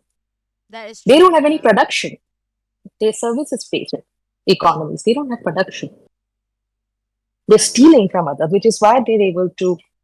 They're using that stolen, uh, capital to improve their societies. Mm. So it's just logical that if we, Expropriating wealth from other, like subjugating other countries to expropriate their wealth and yeah, resources. Yeah. like Warhound says, all technology is invented and made by workers, not systems, not by investors. Mm, true. Yeah. And also, Elon Musk hasn't invented shit. he didn't. He just took credit, much like Thomas Edison did. Yes. Mm, these Um, motherfuckers. Anyway, someone in the chat said Tora actually addressed the one who said, like, wasn't capitalism the one who said about totalitarian totali totalitarianism totalitarianism totalitarianism, right? What? yeah. The country wasn't ready to handle a massive infestation and drought from World War One and a civil war. After the 20s, there wasn't a single famine in the Soviet Union until the shortages in the 80s, where it was the introduction of of a capitalist market economy, which caused the stores to be empty. Addressing the famine issues, like the shortages. Okay, okay, okay. Famine is just a natural disaster. What are you going to do about it? It's temporary. But unless it's People bounce man back. made, like in the like the what Yeah, yeah. Britain did in unless In India, in India, they right? In starved 3 India. million people. Exactly. And also, like, can you do you want to explain why in Kerala Stalin Mm. is there so many Indians named Stalin, Lenin, and Marx? Oh, yeah. Would I you like know to? someone who has a crush on me. Yeah. He's had a crush on me for 6 years. He got in touch again. His name is Oh my Stalin. god. And Okay. he's, Please reconnect with Stalin. Oh my god. no, we don't Connection. really click, or we don't, that's why I've never No. pursued it. Well, just be friends. Yeah, just Yeah. friends. Cuz it's so cool to have a friend whose name is Stalin. Yeah, I just want a friend who's called Stalin. Yeah. Like, wait, you have a friend called Stalin, and that was really so cool to me because at back then I really didn't know like the history of Kerala, right? No, this is Tamil Nadu, And not Kerala. not okay. Yeah. The chief minister of the Tamil Nadu state is also called Stalin. Oh my god. Okay, so okay, do you want to explain to the chat why Stalin is so famous in some Oh parts of yeah, India? because this was a cultural shock for me Mm. that we have to convince people in the West that communism is not bad. Mm. Like when I turned into a commie, I read Marx. I was not introduced to Marx before. Um, and I just read a few memes. I'm like, yeah, I agree. I fuck with this. And that's just like that. I did not need to unlearn anything about capitalism or ideas of meritocracy and all that bullshit for some Yeah. because communism is not taboo in India. We have communist parties, Oh legal yeah, parties. that's true. That's true. Yeah. Right? We have people named Stalin, and my friend Stalin, his older brother is called Lenin. Oh, really? Yeah, Wait, his brother is Lenin? yeah, his older brother's called Lenin. His parents were just like, Oh, damn. Let's fucking go. Wait. They yeah, have base parents. yeah. Man, like, yo, my brother Lenin, and like, wait, what's your name? My name's Stalin. Hello. Damn. They're brothers. Okay, that is so fucking cool. I Yeah, because Damn. and Okay. Russia, people in India love Russia. We've Mm, never hated Russia. that is true. Um, And because also, of didn't this, when didn't Stalin send like some food aids yeah, to like to when during the famine, right? During the yeah, when famine, Churchill starved yes, when 3 Churchill's million people starving. of Bengal, Exactly. Stalin actually Stalin was rerouted. sending, yeah, they were sending grain elsewhere. But when he heard that India needs help, He rerouted he that just to like, India, right? yeah, the Mm, mm, ships mm. without paperwork, because he said, paperwork can wait, hunger cannot. Right? Oh yeah. I remember Yeah. that. Paperwork can wait, like bureaucracy can wait, but Proceed can wait. yeah. But hungry So people cannot. Yeah. Fuck. Yeah. my grandparents, my dad's parents, they've Mm. been to Russia. This was before I was born, so before the 1980s. Really? Russia, yeah. And Yuri, my dad comes from a remote place in India, right? Yuri Mm. Gagarin had been to his school. Yuri? He had come and given us, yeah, Yuri Gagarin, the my dad's fucking name. the Yeah, cosmonaut? yeah, What? my dad's name. He went to your dad's school? Yeah, my dad was a kid at that Damn. time, but he gave a speech. Because India has always had great relations with the Soviet, and That's now so cool. That is so fucking cool. it continues. Man, I wish, like that I think this is that we are also mourning the future of like Soviet, like, what if of a world where Soviet Union still exists? Not only the Soviets, And like not only the Russians today are like, like wishing about that, but we too. Damn, what the fuck, man? yeah, We could have had so many cool like innovations now if yeah, Soviet Union this me. existed. I think about it a lot. Mm. The Soviet Union fell apart, and 30 years later, I have to pay rent. Right? Fuck me. Like this is in just 30 years. Man, he took over the country with a plow and left with an atomic bomb. Yeah, that is true. Elon Musk has invented ways to be extremely divorced in ways mankind had never seen before. That is true. Well, yeah, that is true. Elon Musk is the most divorced dad ever. He has Oh, I what, love 11 kids? one of his kids, his trans daughter, Yeah. did this takedown. He's just savage. I loved it. Oh yeah, I've seen those, and it's just like she fucking hates that motherfucker. Her sperm donor.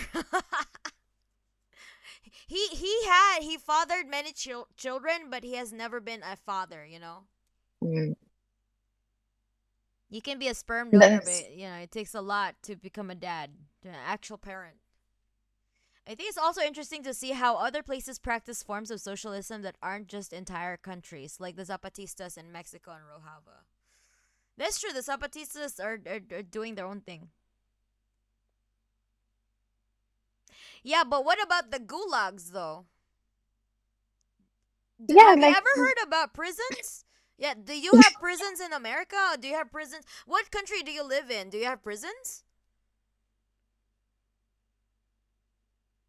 Like, it's just a different name of a prison, a gulag.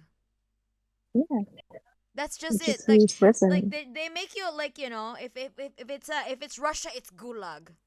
It's a labor camp. But do you see the American prison system today? It's more it's literally like legal slavery, the 13th Amendment. So how does make it just? But no, but you're talking in terms of like you're just trying to be like disingenuous though. What about gulags though? What about them?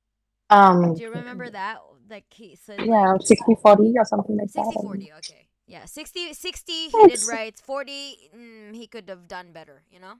no, so you know when criticism of the USSR is in good faith or in bad faith, when they're trying to undermine the achievements they made because of socialism and Mm. trying to amplify the problems they had, which has nothing to do with socialism, but because there are remnants of feudalist society Yeah.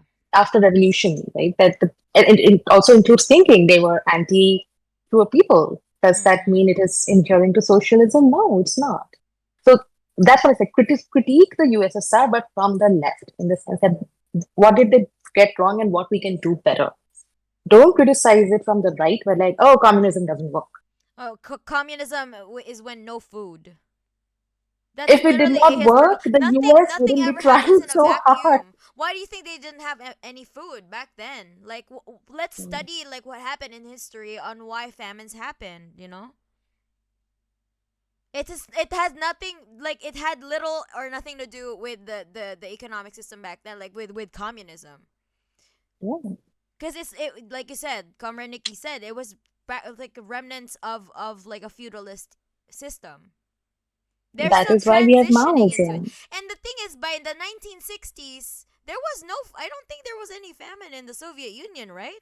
They had Oh, like they were really doing like great. there are studies that they eat a lot more nutritious food than average Americans. And they fucking did that like what in a very short time, in 50 years. And they in the by Yeah, the 1960s they were able to invent rockets to launch them into fucking space. You know what I mean? So what's this movement about? All I know is when I join you, lots praising communism. All I know is it's turned to dictatorship and unavoidable downfall after that. What? You didn't listen to anything that we said. You're just here to you're already like taking this in a bad faith. You're not engaging in good faith. You're just here to criticize but never listen. You're not here for dialogue. You're just here to undermine the communist movement. To just your confirmation bias, basically. and also we have, because we've been doing this for so many years. It's more than 5 years, I think Yeah, now, we've been 7 years or studying. Yeah. so. I think we We started. know that you cannot change someone's mind if they're not receptive. So Yeah. if So you have larger nothing we will concern here, ever say to what's his face to Pythagorean one cup. Um, nothing we will ever, if you're not receptive to the any information that we're saying here, because you're already committed into misunderstanding or like nitpicking information, then we can't really do anything. Like it's up to you. We this don't want to discussion argue with you about, because this is a moot point. Like it's up to you to like reevaluate your where do these belief systems come from? Where is it coming from? Where did you learn that? Why don't you yeah, start like I there? said, I never had to unlearn any of this. I mean, it was so traumatic to me that most of my interactions with Western liberals is just trying to tell them this is not bad. This is what? I'm not even interested. Like, communism is not bad. I'm not even interested in doing that kind of labor anymore, to Mm, be honest. Like, if you are genuinely interested in building a better world, mm. then we have some ideas. You can call it communism, you can call it, I don't know, pudding, I don't care. Call it whatever you want to call it. So But do why? you agree Okay, that so this person is like, so why am I being framed for not being open-minded? I'm here to listen and ask questions. We were because we've literally already addressed those addressing the that questions, and you're just like trying to make some shit up, like praising communism. We are not praising communism just praising them. We were literally criticizing them. yeah, and but at no But you're point did not we call engaging the in good USSR faith. a dictatorship or that it is unavoidable that communism will turn into a dictatorship. A dictatorship of whom? Of the bourgeoisie? We've already talked about this not happening in the DPRK or Mm. Cuba. There are successful experiments. We've covered all of that. So if you want to know, you can just like watch the replay, I think. what you're doing is sea lioning, just yelling that we're wrong and pretending you're asking in good faith. Is not in good faith. Well, I know the current form of capitalism is corrupt. What do you mean current form? What do you It think was is always been. it's always Sorry. been corrupt, my dog. It's always been in its inception, capitalism has always been corrupt. Yeah, Lenin said Much capitalism is fascism in decay, but he had a blind spot there. See, this mm, is critiquing him from the left. Capitalism is not fascism in decay. Capitalism was born of fascism. It was born of colonialism, which yeah. is fascism.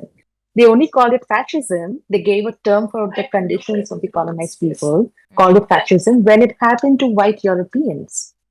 Otherwise, whatever happened to European Jews was nothing new compared to what was happening in colonized countries. So this is how you critique from the left because our objective here is to do better, not to bring down a system for flaws that has nothing to do with the theory. yeah. Capitalism has always been corrupt. There is no reforming capitalism. That's like a hard line for most communists, Yeah. if they're not Not sellouts or not most revisionists. communists, all communists. You can't call yourself a Yeah. communist if you seek to reform capitalism. There is no reforming it. I mean, there are people who do call themselves there are MAGA Oh, communists. that's true. There is a But communist like, no, party no, in India. we don't want to Yeah, legitimize them, so we don't yeah. acknowledge that. They're just We don't liberals. accept. They are fucking liberals. We don't acknowledge that. We don't. They are not communists. Cause that, like, really, fuck, you can't really, you cannot reform capitalism. Look at what happened to social democracy. That is an attempt of reforming capitalism. What did they did to Rosa Luxemburg? Like, they're always going to, like, it's a rubber band. It's always gonna go back.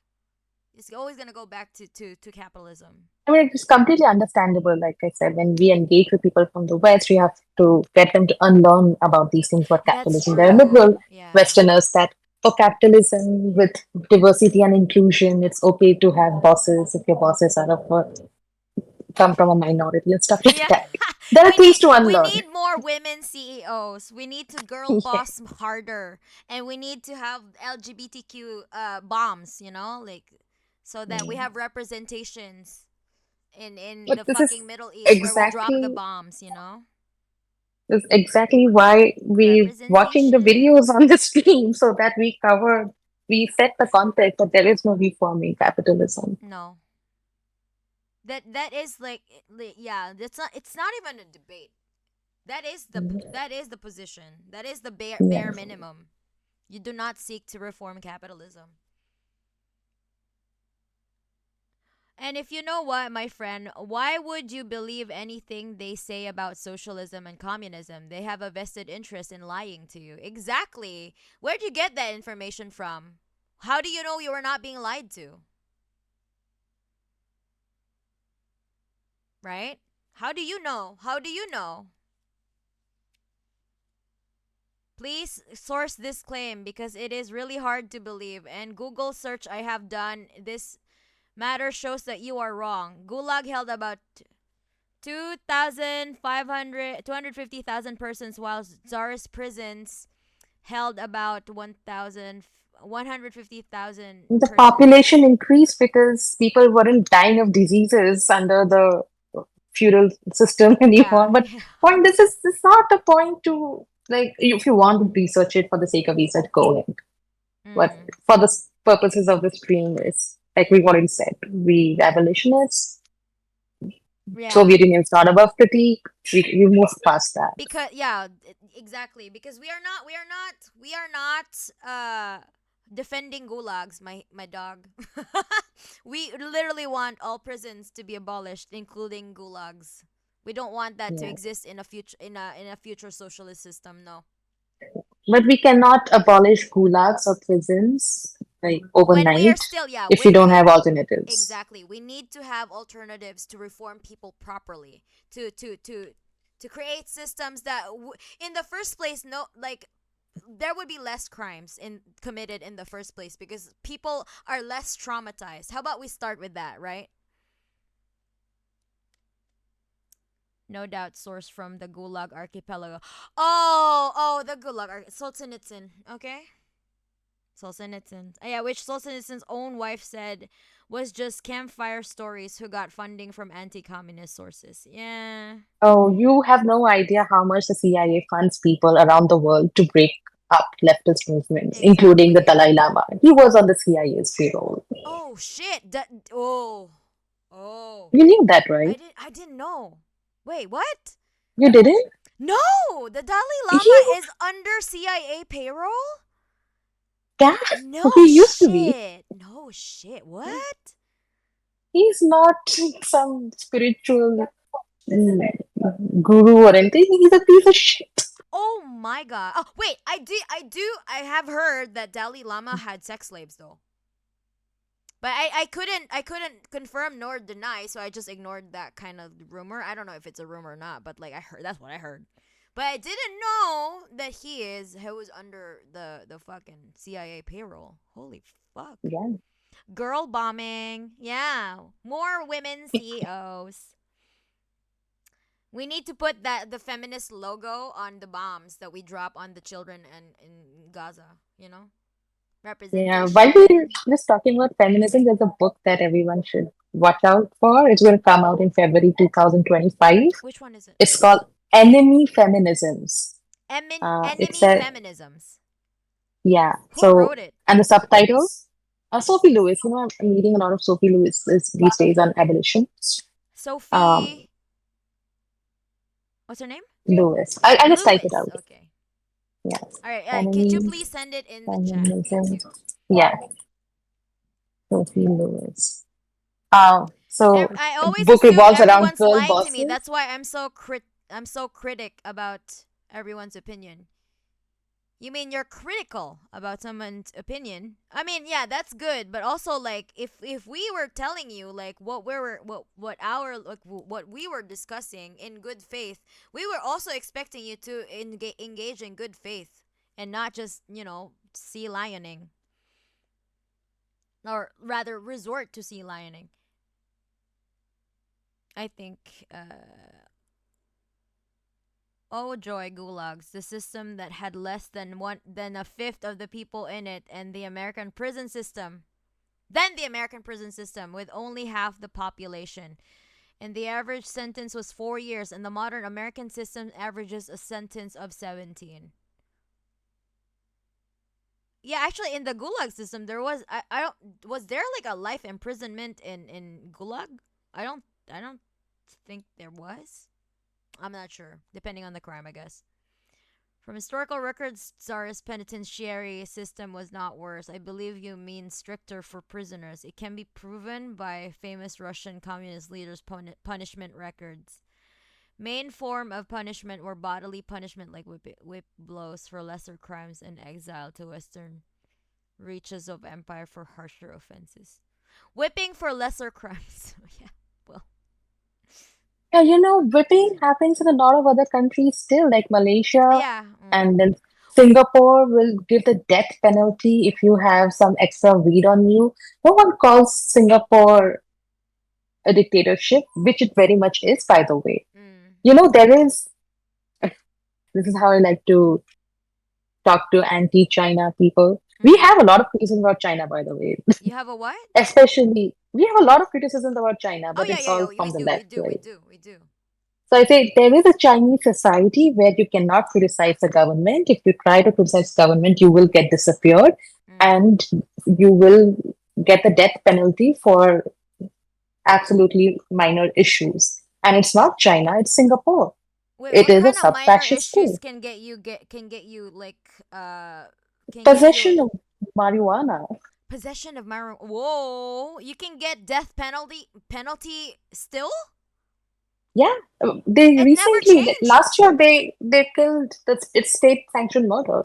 They killed an Indian man, Singaporean Indian man, Mm. who was I don't really remember anymore, but he wasn't really mentally fit, and he just whether he was framed by someone else who was carrying the weed, I don't know, but there was this human rights outcry around the world.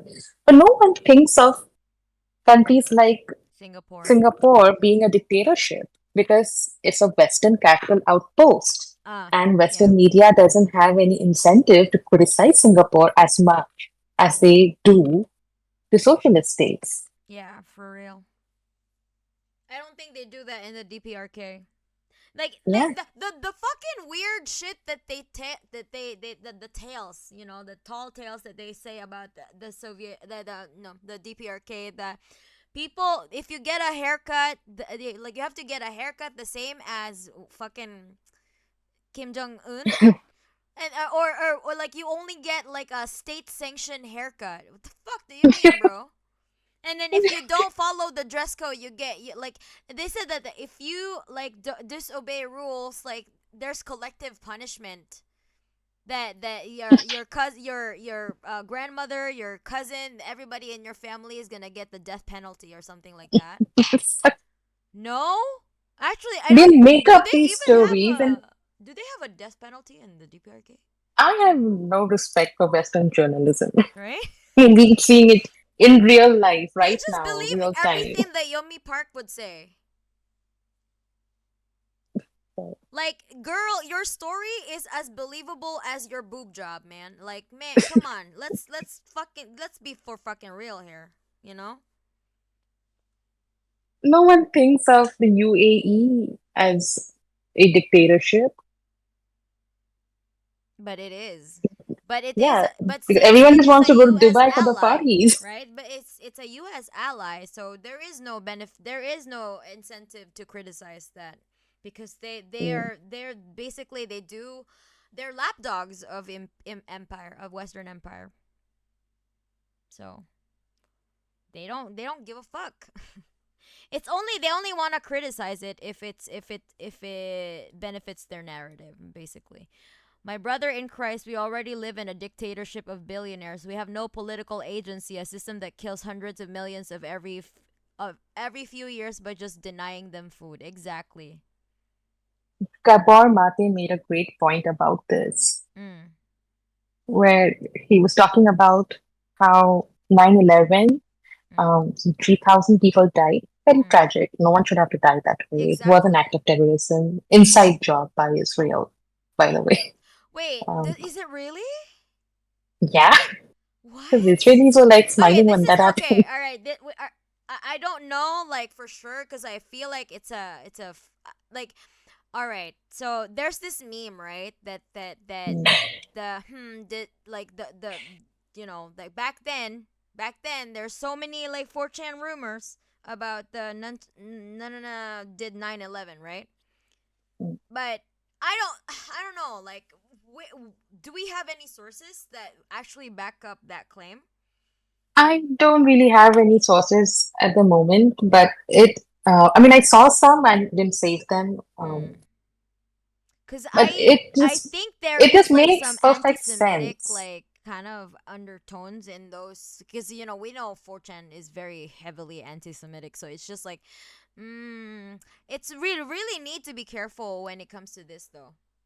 Yeah, no, but the thing is that 9/11 set up the foundation for all of US's wars in the Middle East, or That all is their true. Yeah. invasions and stuff, Yeah. right? So I cannot imagine it just happening out of the blue. They created the Taliban.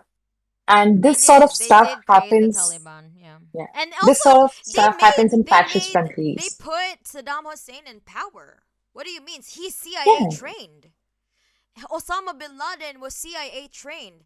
Saddam yeah. Hussein was CIA trained. What? Right? No, fascist Make countries it do make this all the sense. time when they need to justify some of the things they want to do. They will sacrifice their own to make it happen. So those 3,000 deaths were just an investment for the American For the government. for the But American 1%. with Gabor Mate's point was Mm. 3,000 people died, that was horrible. And Mm. that just led to so much more investment and budget allocation to military, to weapons industries, Yeah. to counter terrorism measures. That so much money gets funneled. But no one gives a shit about preventable deaths happening 10, 11 times more in the US every single day. That was 3,000 people. once Uh, in a decade or something like that, yeah. once in a century. Mm-mm. But there are so many people just dying from preventable deaths every day, and no one cares because. And Because of same their thing with lack of India. housing, people just dying from exposure. Like, what the fuck, right? Man, no doubt source from Gulag Archipelago. Okay, right, wait. And how is that not a dictatorship where people are dying of preventable causes every single day? Because like solving homelessness is not simply for the sole fact that solving homelessness is not profitable, right? That's the only reason.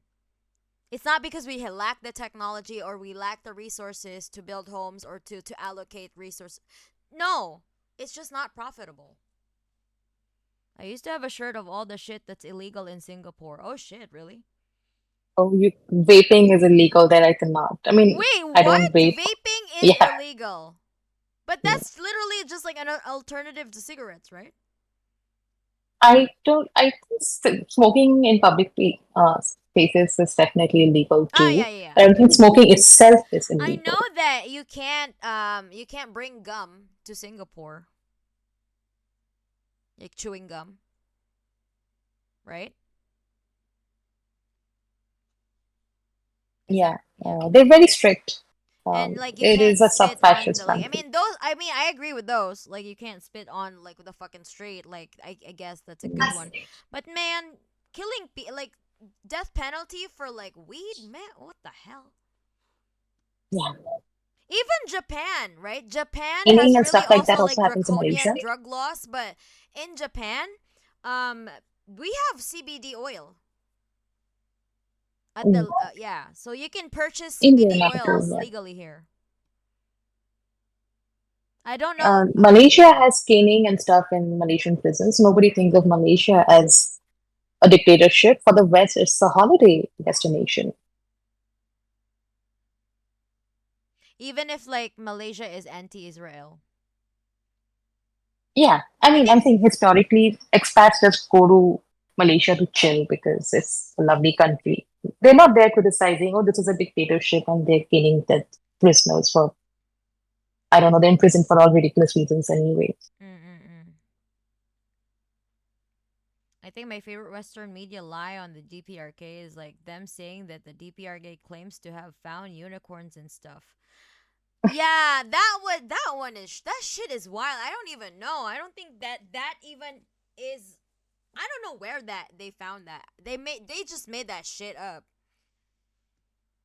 I don't see it anywhere in like the DPRK like like their official like historical source or like the the where you can read their constitution and stuff, their history.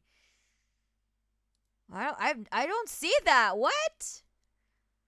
9/11 could have been avoided earlier because the Taliban were going to give up Osama bin Laden in exchange for the US not bombing Afghanistan anymore, but Bush did not negotiate, quote unquote, with terrorists. I don't think 9/11 was an inside job, but it's their fault for arming, then burning so many people in the Middle East. And they knew it was coming and let it happen, or at least we were happy to capitalize on it. Yeah, I don't know about the inside job thing really. I heard that Israel had some involvement, and I mean, see, yeah, the because, Mossad definitely had everything to do with the conflict in the mm, Middle East, though. yeah. Yeah, I would say that for sure. Like they fucking just create conflict in the Middle East. They're the aggressor. Like people say, like, oh, they're the only democracy in the Middle East. The fuck do you mean, bro? They're the only like they're literally active aggressors.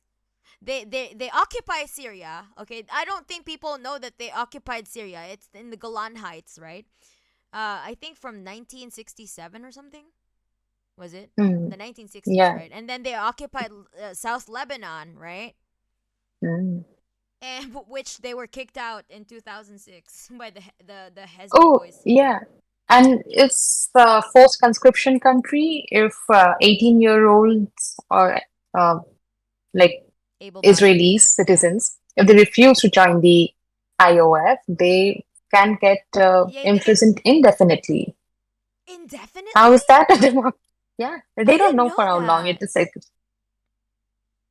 I don't know all the details, but yeah, it is punishable by By law if law. you're Yeah, yeah. not I think the joining. one the clip that you sent me, right? Mm. The one that you sent Mm. me about like an Israeli kid who was supposed to be Says he's going to conscripted, prison yeah. because he But refuses to he join. decides to not serve in the IDF and take and go Mm. to the prison instead. Man. Yes, 500K homeless and 17 million empty houses. Yeah. There's enough empty property in the US to house every homeless person 20 times over. Yeah. Half the lies about the DPRK are just the South Korean CIA making shit up and giving it to Western tabloids and Radio Free Asia. Yeah, Radio Free Asia. When Oh Comrade yeah, Mickey and RFC. I were still learning about AES, we're still learning about theory. We always like look at like Radio Free Asia being cited as like the number one source of bullshit about DPRK. But now we just ignore it. Like we already know the truth, so we don't really want to like kind of like, oh, yeah, whatever, just ignore them. There's enough okay, hold on. Only democracy in the Middle East, American military outpost in the service of international capital. Yeah. That's literally how it is. Yeah. And also thank you to to all of my subscriptions. Like we already have like 18 subscribers today. Holy shit. Thank you so much everyone. I did not expect this. I did not expect to get affiliate this fast. I did not expect to get subscribers at all. So to everyone here who are supporting my stream, we're just literally we're it's not even an official like educational stream, but it's more of like a kind of like a a lounge talk about socialism. It's not like your PowerPoint presentation style. We're just here to like kind of just interact with people. Weren't there already enough homes in USA to shelter everyone, but some crooks keep them off the market to ramp up prices? Yeah, there we go. Yeah. That is true. Absolutely true. There's something obscene like 10,000 empty houses for every homeless person. Yeah. It's really like scandalous, but we don't see it like being highlighted in the news media. With what we see are gossip, like some people making shit up about Imani Khalif. It became a huge thing. Oh my god, Oh, she was beautiful though. she is. I have a crush on her. Yeah, yeah. Cause she's She's so like gorgeous. what I don't Have you know. seen her cheekbones? Yeah, she is very. She looks very majestic, and she's buff as hell. Yes, but when she's got that makeup on, she's very demure, very mindful. Yeah, very mindful, very demure. Exactly. I mean, has J.K. Rowling seen herself in the mirror? Like She's like she thinks that she witch. looks I more can't. feminine than Imani Khalif. Saw you on my recommended and remembered your name from a few songs on my Spotify playlist. Hey, let's go. Yeah, like I said, everyone who do not want to like listen to my political views and just want to listen to my music, do not look at my streams. I will always give this PSA. What do you call this? This reminder. If you don't want to listen to my socialist rantings and whatever, do not subscribe or do not follow me. Just stick to YouTube or Spotify. It's okay. Or if you don't really like the fact that I am a socialist, I am open about my political views, then you're also welcome to not to unfollow because that's just life. That's just how it is. And also, Tsar Saucy Bottom, thank you so much for being a subscriber. The dangerous hole to fall into with criticizing Israel is, of course, anti-Semitism. Exactly. That's why I'm being really careful. I just don't want to Actually, entertain like possible that's a conspiracy point theory. Yeah. I want to address that. Anti-Semitism is a very like white Christian society problem. it is not something that any other group has committed to Jews around That the is world. true. That is true. Yeah. Yeah, we like, It's a more like a Christo-fascist sin.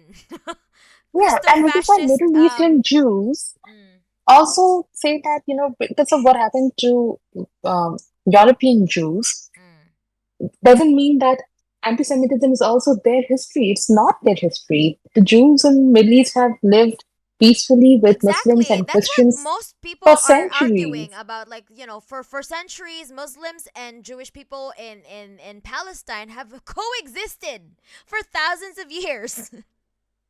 Yeah, which is why Or at the when very least whenever I argue two with two someone millennia or something. I don't know. about Israel and they're like, "You're anti-Semitic," that doesn't mean anything to me.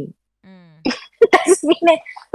I mean, not that. Criticizing, like, let's just be clear, we do not entertain like Nazi dog whistles or anything of that sort, but we will criticize Israel for what it does, for what it did, for how it was created, and criticizing Israel is not How are Asians and anti-Semitism. Africans and Native Americans anti-Semitic? What have you done to Jews? Nothing.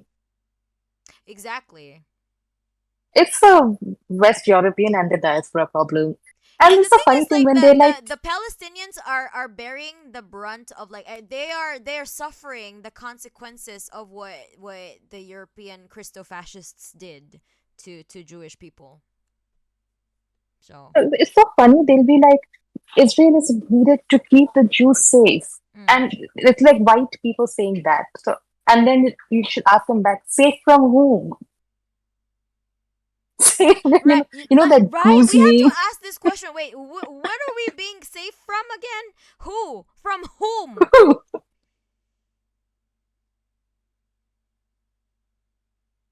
Stalin's letter on anti-Semitism is both incredibly succinct and precise. I need to reread that again. I've read a lot of, like, communists, like, when I was still learning about communism. I read that 5 years ago. Yeah. Should communism and who was that? Socialists use capitalist institutions like parliament, or should they boycott them?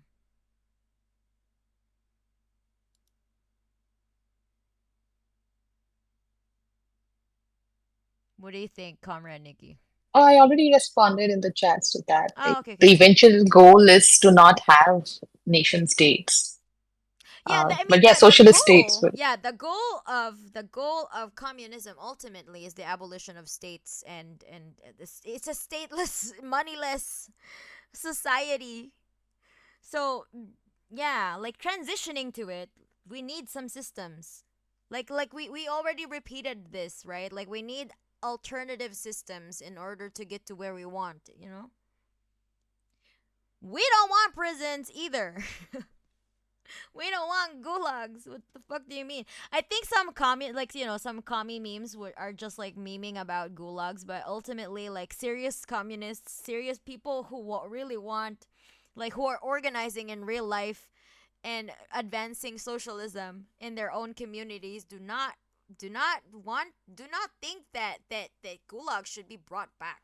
Like, that it should be like the end all and be all. We need to move to a better system, to a better world, to create a society where we don't even need prisons.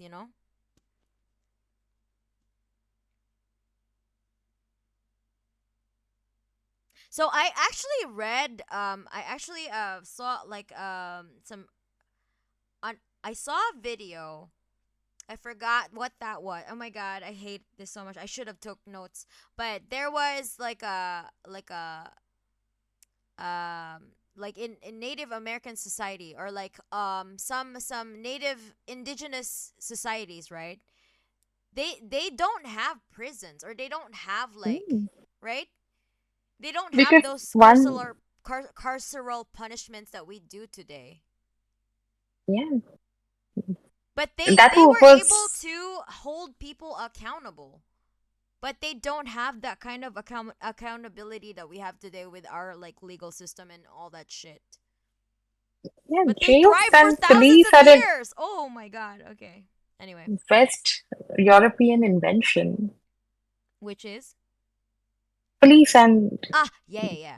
And also, jails, like, if we prisons. go back in the days of slavery and into chattel slavery, like literally, police are, you know, they that the origins of the police. They're literally the enforcers. They literally have to like They protect property. yeah, to protect the property of the slave owners and to capture the runaway slaves.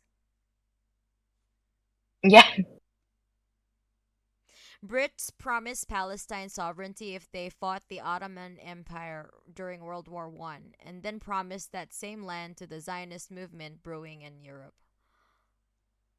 It's the Spark Notes version, yeah. Man, the British ruined so many lives.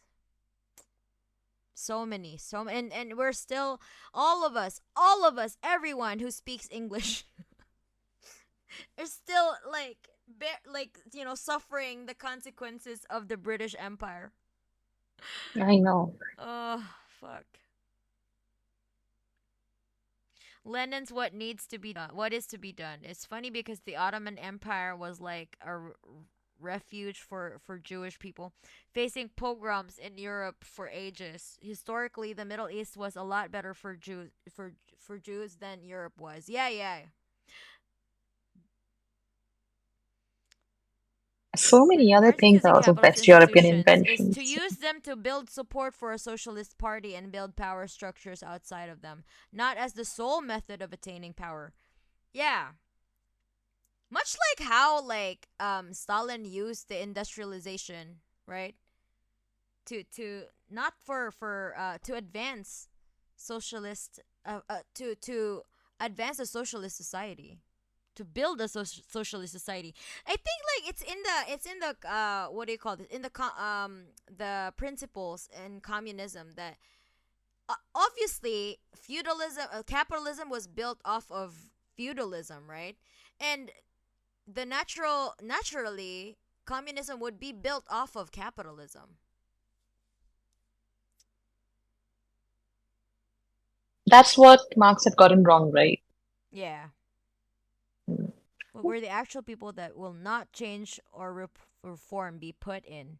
There are psychopaths and shit people that never change. I'm pretty sure that there will like people in the future will figure out what to do with these people. Until we create society that doesn't produce sick individuals, they'll need to be kept away, or if they can be redeemed, be redeemed. Yeah. There's a lot of work around this, around transformative justice. I Um, think because a lot of us are already like are already trapped in our preconceived notions of how society would be because of our upbringing, our like, you know, the yeah. historical, our knowledge about history in our like current timeline. But like Comrade Nikki said, like if we build a society with which is less traumatized, I doubt that there will be a lot of like, you know, sick individuals such as psychopaths, right? And even then, like let's not be ableist though. Like not all psychopaths are going to commit crimes, Yeah. right?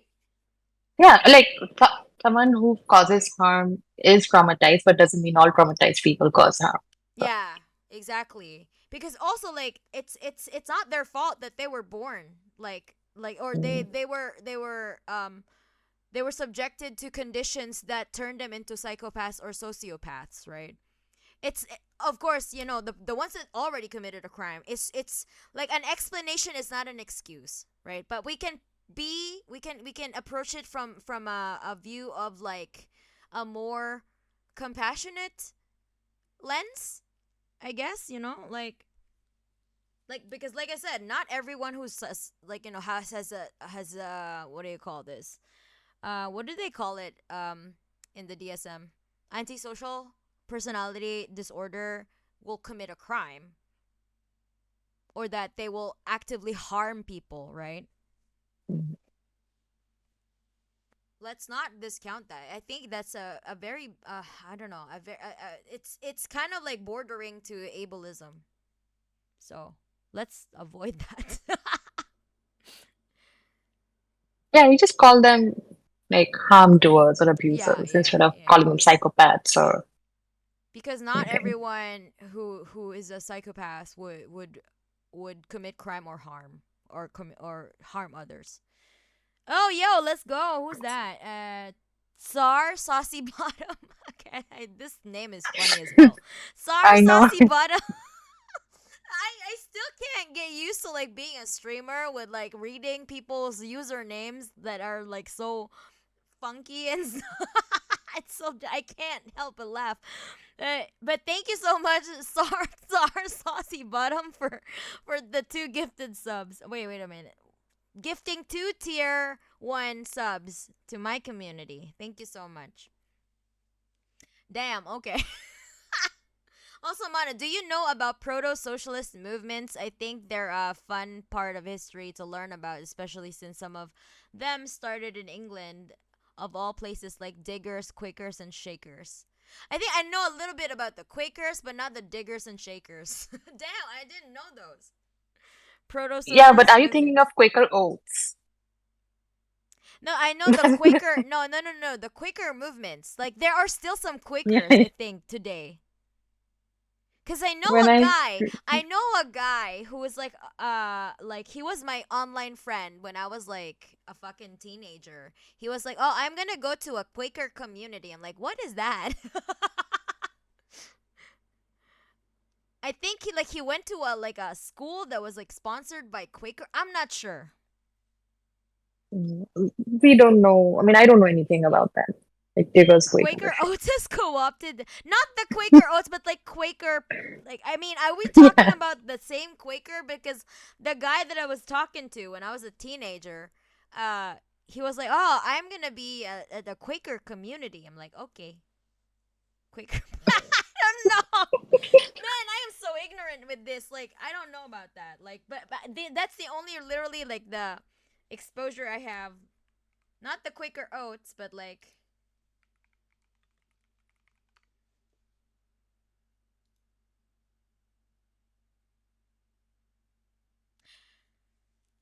So so do they you want have to their do the own next video philosophy, right? or Okay, yeah. Okay, is we everyone are up for? we're so far behind. We're just in the second video. You're so right that we are not gonna be finishing all of this. No, of course not. I mean, I know it's going to take us multiple sessions That is true. because of we've done this. The Q&A starts and Yeah, we did this in YouTube before. That literally the one that we had like lasted like 6 hours. Oh my god. Monsters are made. Genetics loads the gun. Trauma pulls the trigger. Most people with ASPD end up as pro-social psychopaths who fly under the radar. Malignant psychopaths are an overt minority. That is true. The Quakers are a Christian community that had a lot of communalistic movements. Okay, so I was right. Like, so my friend who went to like the Quaker community, yeah, he was talking to me about their philosophy and all that shit. But those I was like, what? How old was I? I was 15, so I'm like, oh, okay. I was just like, oh, that is really cool, and I didn't know. But that was like my closest encounter to a Quaker. I think his parents sent him to the Quaker community. I don't know. ADHD tangent gang, yeah. For real. I am so here for these tangents. We are always gonna I think I will never escape the scuff and tangent. It's always gonna be part of my streams. Today I learned the meaning of the word gulag. Okay.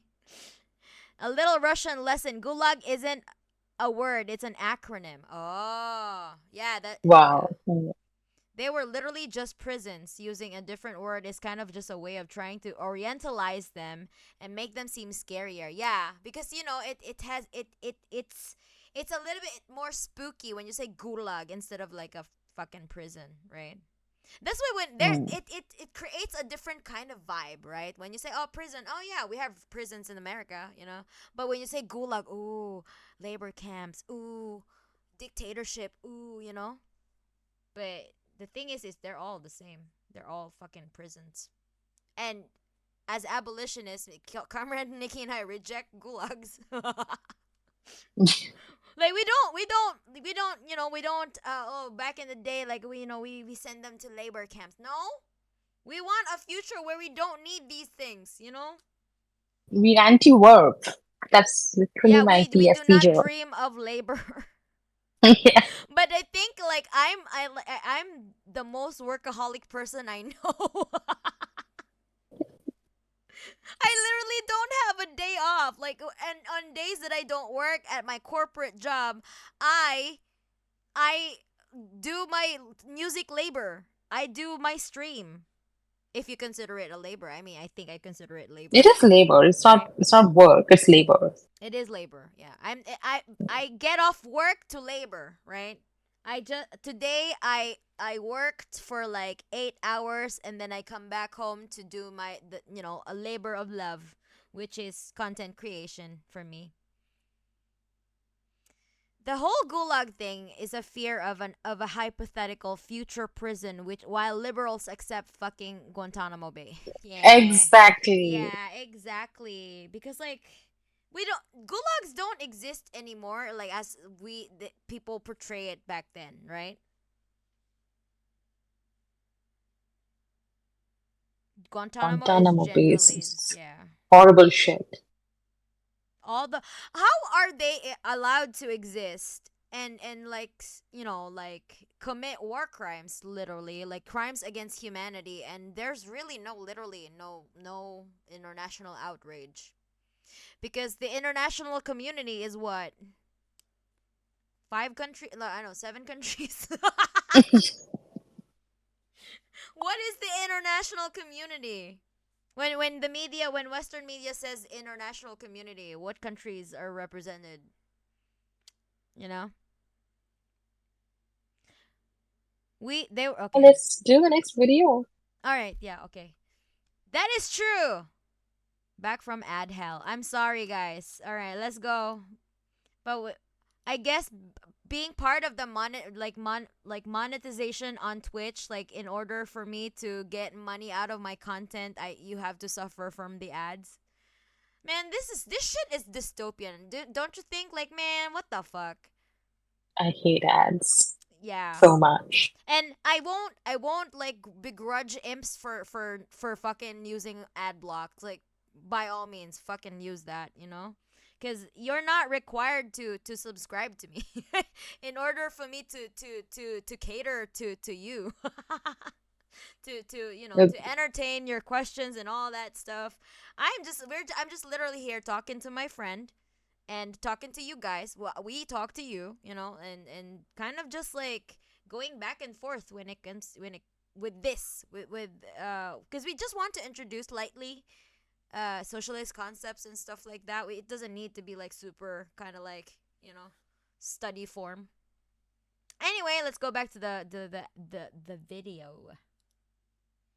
All right, we are on the third one. What is mode of production? Okay, it gets a little bit difficult now.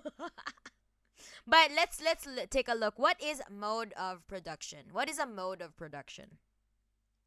Wouldn't it be nice if we didn't have to spend all our time working for bosses who really just don't give a shit about us beyond our ability to produce profits for them? If we could instead spend our time doing things that actually matter to us. If, in other words, we lived under communism. Well, that's the dream, and we will get there sooner or later. But socialism isn't just going to happen because we think it's this nice, fanciful idea. Rather, socialism is going to happen because there are conflicts within the capitalist mode of production itself that necessitate a progression beyond its limitations. But what is this internal conflict that necessitates socialism? Well, if we want to understand that, we need to first ask, what is a mode of production? Today we're going to take a look at the answer to this question, which will undoubtedly reveal why communism is truly inevitable. Welcome back to Socialism 101, a series designed to help educate people with no prior knowledge on the basics of socialism and communism from an explicitly Marxist-Leninist and Marxist-Leninist Maoist perspective, with short and hopefully easily digestible videos. If this sounds interesting to you, then go ahead and hit subscribe and turn on the notification bell below. Now, we often hear the term capitalist mode of production, and we may think that this is just a synonym for capitalism, a fancier way of saying it. But if we prod and poke this term just a little bit more, we'll see that it in and of itself reveals the unsustainable nature of this system. So, let's do exactly that. Get the notepads ready.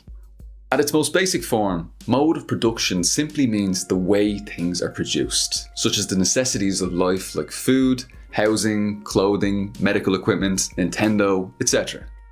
Modes of production within any given society are comprised of two key aspects. One, the productive forces, and two, the relations of production. Have you written that down? No? You're going to regret that later. The first key aspect of the mode of production, the productive forces, is comprised of labour power and the means of production. Now, labour power is not just work, but rather the capacity or the ability to do work. To better understand this, think about the time when you're at work versus the time when you're actually doing work. If you work for an hourly wage, then you're selling your labour power to your boss. Every hour you're selling your capacity to do work. It usually doesn't matter whether you work harder or you do less actual work, you're likely still going to get the same hourly wage. This is because you're not selling your labour directly, you're selling your labour power, which, when you check the notes that you're definitely taking down, you'll remember is your capacity or ability to do work. And this causes a conflict between you and your boss because you're going to want to do as little work as possible, making it a better deal for you, while they're going to want you to do as much work as possible within that time frame, making it a better and more profitable deal for them.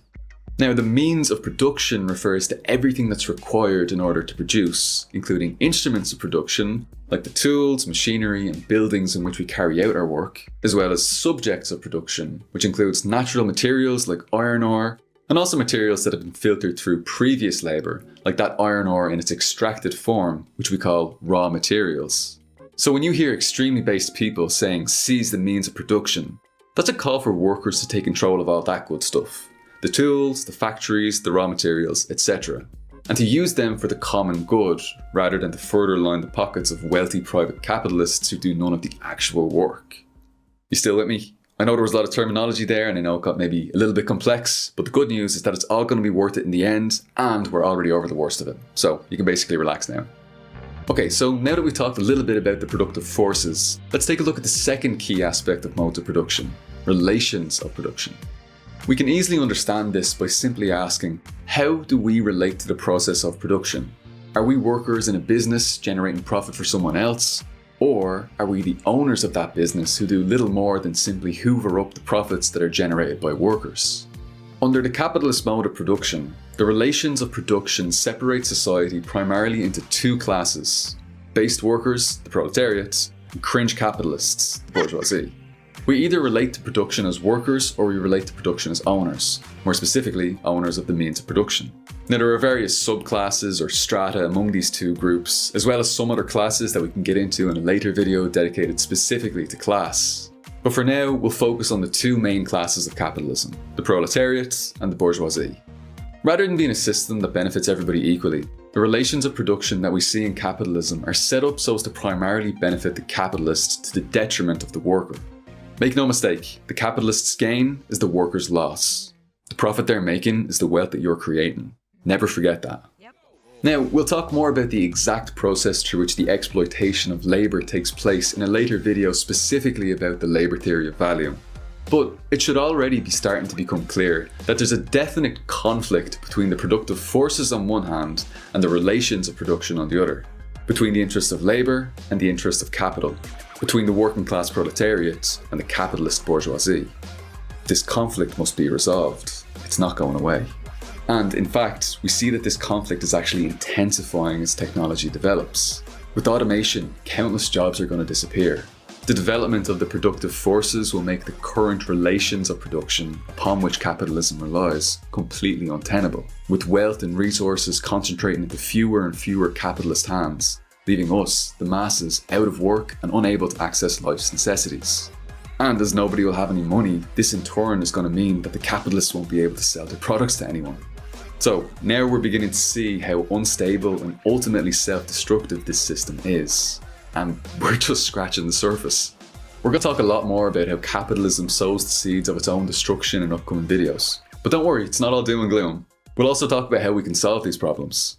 I'll give you a hint. Class struggle. Lots and lots of class struggle. Today we've looked at the meaning of mode of production, including its two key components, the productive forces and the relations of production. We've looked at how labour power and the means of production constitute the productive forces, and the way in which the based workers and the cringe capitalists embody the relations of production under capitalism. Most importantly, we've looked at how the conflict between productive forces and relations of production forms the economic basis for social revolution, inevitably propelling us from capitalism and into socialism, making our apparently utopian dreams into a concrete material reality. Next time, the difference between personal property and private property. Get those toothbrushes ready. Thank you. Okay, let's get the toothbrushes ready. Alright, are there any questions about that? What do you think, imps? I think a lot of the people in my chat though are already well versed. You're already talking about like settler colonialism. Yeah. I think we're okay. I think some like we are teaching to we are literally preaching to the choir. Yes, but there are also a lot who are not engaging in the chat but have been watching, I That is true. suppose. So maybe it is still. I think some of the people who are interested are just lurking, you know, like the ones who do not like know anything about socialism. But it's really good that a lot of our chat, like a lot of my chatters, you know, like the imps are very engaged in the conversation or in the topic. Socialism is also the most likely to be established successfully in those places where capitalism's hold is weakest. So we must all do we can to support comrades in the global south. That is true. That's actually why, like, you know, we support, you know, the non-Gonzalo Maoists. I'm not socialist, but I am curious what you have to say. All right.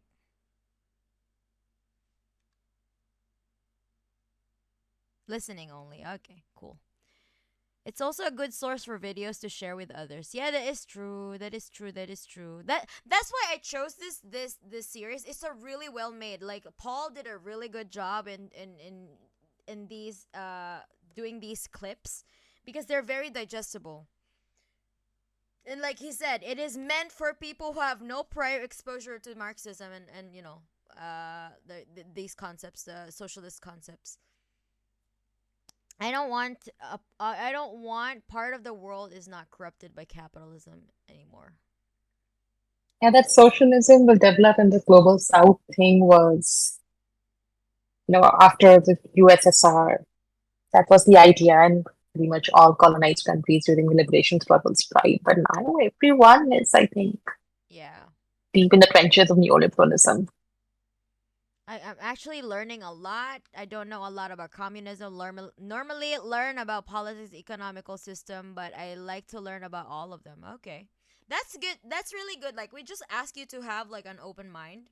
And you know, even then, even if you think like no, this shit sucks, man. You're fucking dumb. But you know what? Like do you really okay, let me just like let's just reframe this. Like do you like the system that you're living in?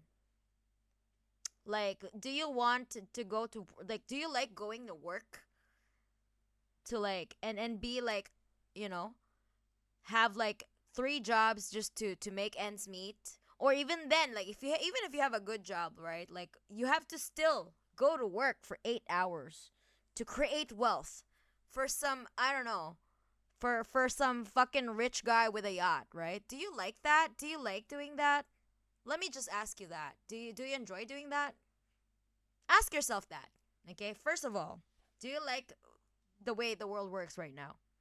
And if not, then why not like, you know, like I think it would be in your best interest to find other alternatives to the systems that you don't really feel happy with, right?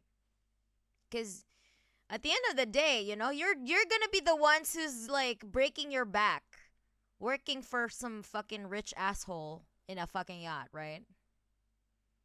So, I don't know, up to you. You know, it's really all up to you. We're not forcing anything here. I'm not doing any other shit. Like we're just like having a conversation. So, if you don't like it, you know, maybe you can revisit it sometime in the future, but like, we have planted the seeds in your mind. Anyway. But yeah, eventually you're gonna come around when material conditions are gonna deteriorate. That you're gonna be desperate. Just kidding. I'm not an accelerationist. I don't want to wish deterioration of material conditions to anyone. I'm just kidding. Okay. All right. Anyway, do you have any sorry? Do you have anything to add, Comrade Nikki?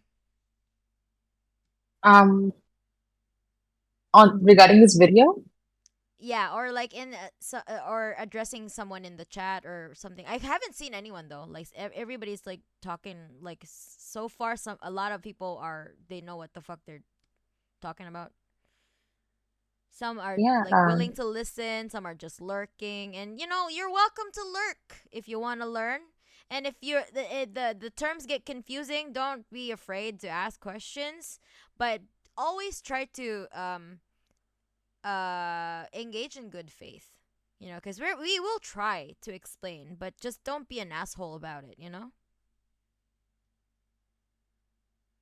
yeah, I don't think I have anything to add, and maybe this video Yeah, was, it's very brief and yeah. concise though. Like I have nothing to add to that because he really like laid out all the terms that you need. Why I think everything maybe Germany just makes useful, even ideology. I'm just reminded of that meme, people defending capitalism when they don't have any capital. Yeah, right. Like the Yeah, thing so I is, think like that people one's a are good. like like they most Americans think, especially in the West, like especially Americans, they like the idea of the billionaires because they also think that someday they will become like that. Like right now they are what do you call this? Inconvenience billionaires. Yeah. And they one day with hard work, with pulling themselves up in their bootstraps, thingamajig, Mm. they're gonna someday become like Elon Musk. Yeah. Because that's really gonna happen for real with hard work, right? So possible. Everything is possible if you put your mind to it. I think I kind of like to think of this stream as a stem dish of sorts, a sort of informal meeting minus the round table and beer. Yeah, exactly. Yeah, this is what we're doing. We're just hanging out. We're just hanging out and talking about socialism. It's not because if you really, really want, like, okay, so we're just introducing these concepts, but it's up to you to read up on it because I can't read the entirety of Capital to you. That is hard. I still have to reread Capital to understand a lot of concepts. Nobody ever actually reads Capital once. You have to read Capital so many times. Cause Marx is, I don't know, Marx. I do like, I like Mao's writings better because he's easier to understand. Very accessible. He's Yeah, accessible. Mao. Because the thing is, who do you need to convince? The fucking proletariat. And do you need flowery words? No, you don't. They just need to put okay, A, B, C. Okay, good, nice. Where are we gonna, where are we gonna go? And it's not like and also the way Mao writes is not condescending. He just says it in very simple terms. Like he says it very logically and out there. It's not obscured. It's already out there, but it's not condescending. I remember this meme, which said like Ho Chi Minh got literally illiterate peasants to understand dialectical materialism, but college graduates in the West are alienated by it. Right? Like Yeah. a lot of like there's so much like stupid discourse on Twitter about theory. Like, oh why like I don't have time to read theory. Man, if like if the peasants in Vietnam, right, were able to understand Diamat, like you could too. Yeah, you don't have to read it. You can watch videos about it. You can listen to audio books or just ask your friends to give you the summary. Yeah, because you let's beat want up. to Yeah, if you want learn the them. Spark Notes Yeah. version, that's fine too, you know. But as long as you were able to understand the concept, right? Like Mm. that's the point of education, is that it should be accessible like in every form. Like it could be an audio form, it could be in like, you know, with more visual aids, with more, I don't know, like memes. It could Yeah. be everything, right? Let's use everything we have, right, to agitate and educate. Ho Chi Minh was just drawing in the sand. Right? It's Yeah. fucking insane to me how he was able to explain dialectical materialism to illiterate peasants. Like, that's the kind of like educational person I would hope I want to be, like, you know, like, but man, Ho Chi Minh is just built different. Yeah, he was something else. Yeah, for He fucking was real. like an Einstein. He was an Right? extremely smart person. Yeah. No wonder, like, because of his guidance, Mm. Vietnam won literally against Americans. Yeah, he was like peasants. Yeah, with fucking guerrilla warfare. Like, it's just so fucking insane to me how Vietnam managed to do that. And with all the drawbacks too. Like, they Mm. were they were on all fronts. Like, they were being like fucking napalmed to death. Like, what the fuck? Yeah. There's so many war crimes committed against the Vietnamese people, and it's just like, man, how did they fucking survive? It's like a war of attrition. They won a war of attrition with the most barest of resources. Holy And then fuck. today they're still so sweet and welcoming of Americans. That's true. There's really no hatred of Americans. Mm. Like, in Viet, I'm not really sure. Like, you know, like, I've never been to Vietnam, but I think like most American tourists, and like a lot, I've heard a lot of American tourists enjoy Vietnam. Yeah, they're very hospitable. Unless if you're like a Zionist, like a lot of Vietnamese don't Yeah. accept Zionists, and they don't You serve saw the Zionists. railway restaurant Yeah, yeah, uncle who yeah. he was based. Bro doesn't literally doesn't give a fuck. He's like, I don't give a fuck. Like, I don't care what reviews you give me. I don't give a fuck. He refused to even like take money from People, someone yeah, like like who people are like trying to donate. It's like, no, no donation. I just want to I'm just like trying to like explain that I do not want to serve, you know, I would Zionists. humiliate Israelis for free too. That's true. humiliating humiliating Zionists for free. Mm. I heard some interesting theories that there is revolutionary potential in the capitalist core, like America, because they have big internal colonies where capitalist propaganda has less hold, such as the black communities and other oppressed minorities. But I'm not awfully well read enough in those ideas to make further comment. It's really difficult though, because the country is also super big, and each state is literally a different country. That's why it's a United Mm. State. It's a United States because they have different cultures in different states, like microcultures. That is.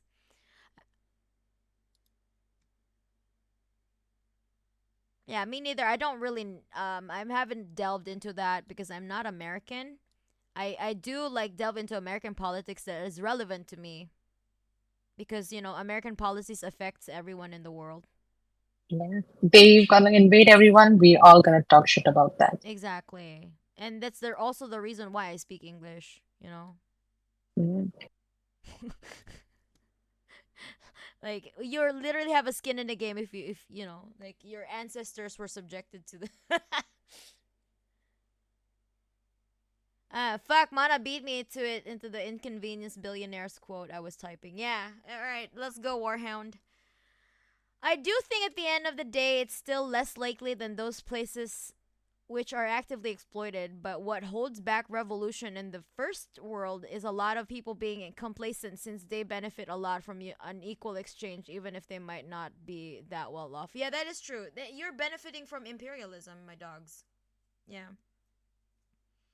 In the USSR, the late Stalinist economy provided for 70% of the country's nomenclatura through artels, small and medium-sized businesses, and gave everything else over to the planned economy. That's how the Soviet Union was able to reach its peak form. Ah, I really need to revisit a lot of like Soviet history, for real.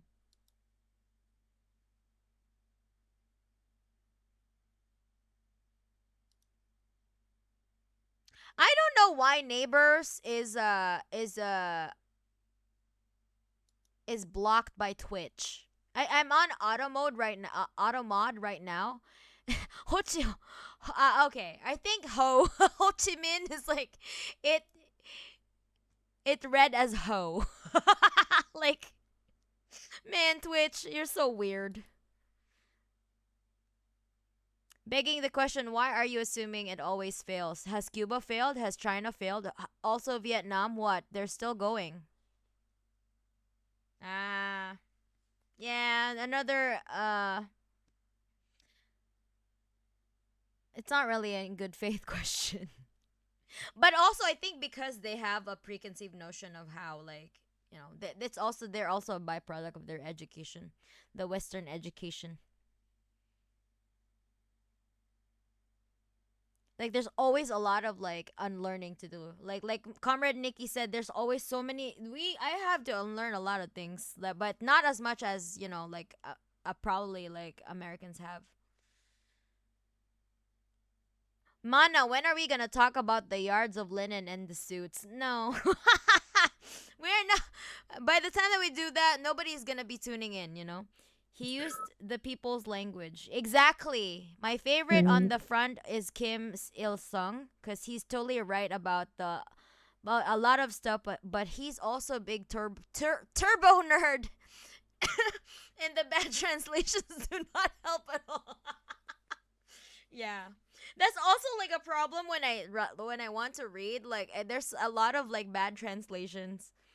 I also recommend Western types of leftists like Che Guevara and Fidel Castro, because they can be far more relatable for those of us in Turtle Island. Ah, okay, yeah. That is true. Teacher Man, I have a question. Is there different types slash waves variants of communism? Things like communism, proto-communism, neo-communism, or others? No, there's Marxism, Leninism, Maoism, Trotskyism instead. Yeah.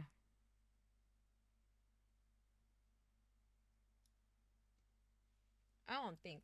Um, what even There is are what even is anti-authoritarian. neo-communism though? Like, I've never heard of that. I've never encountered a neo-communist. What is a Yeah. neo-communist? To be honest, I don't. I'm not like I've left the online space of like left book or left whatever, left Twitter, left whatever. I organize in real life. Okay? So I don't know. I don't know what they're calling it online anymore. Like the MAGA communist. The fuck? That doesn't. No, I've never met a MAGA communist in real life. And also, they should be like, just ignore them. They're not relevant. Yeah.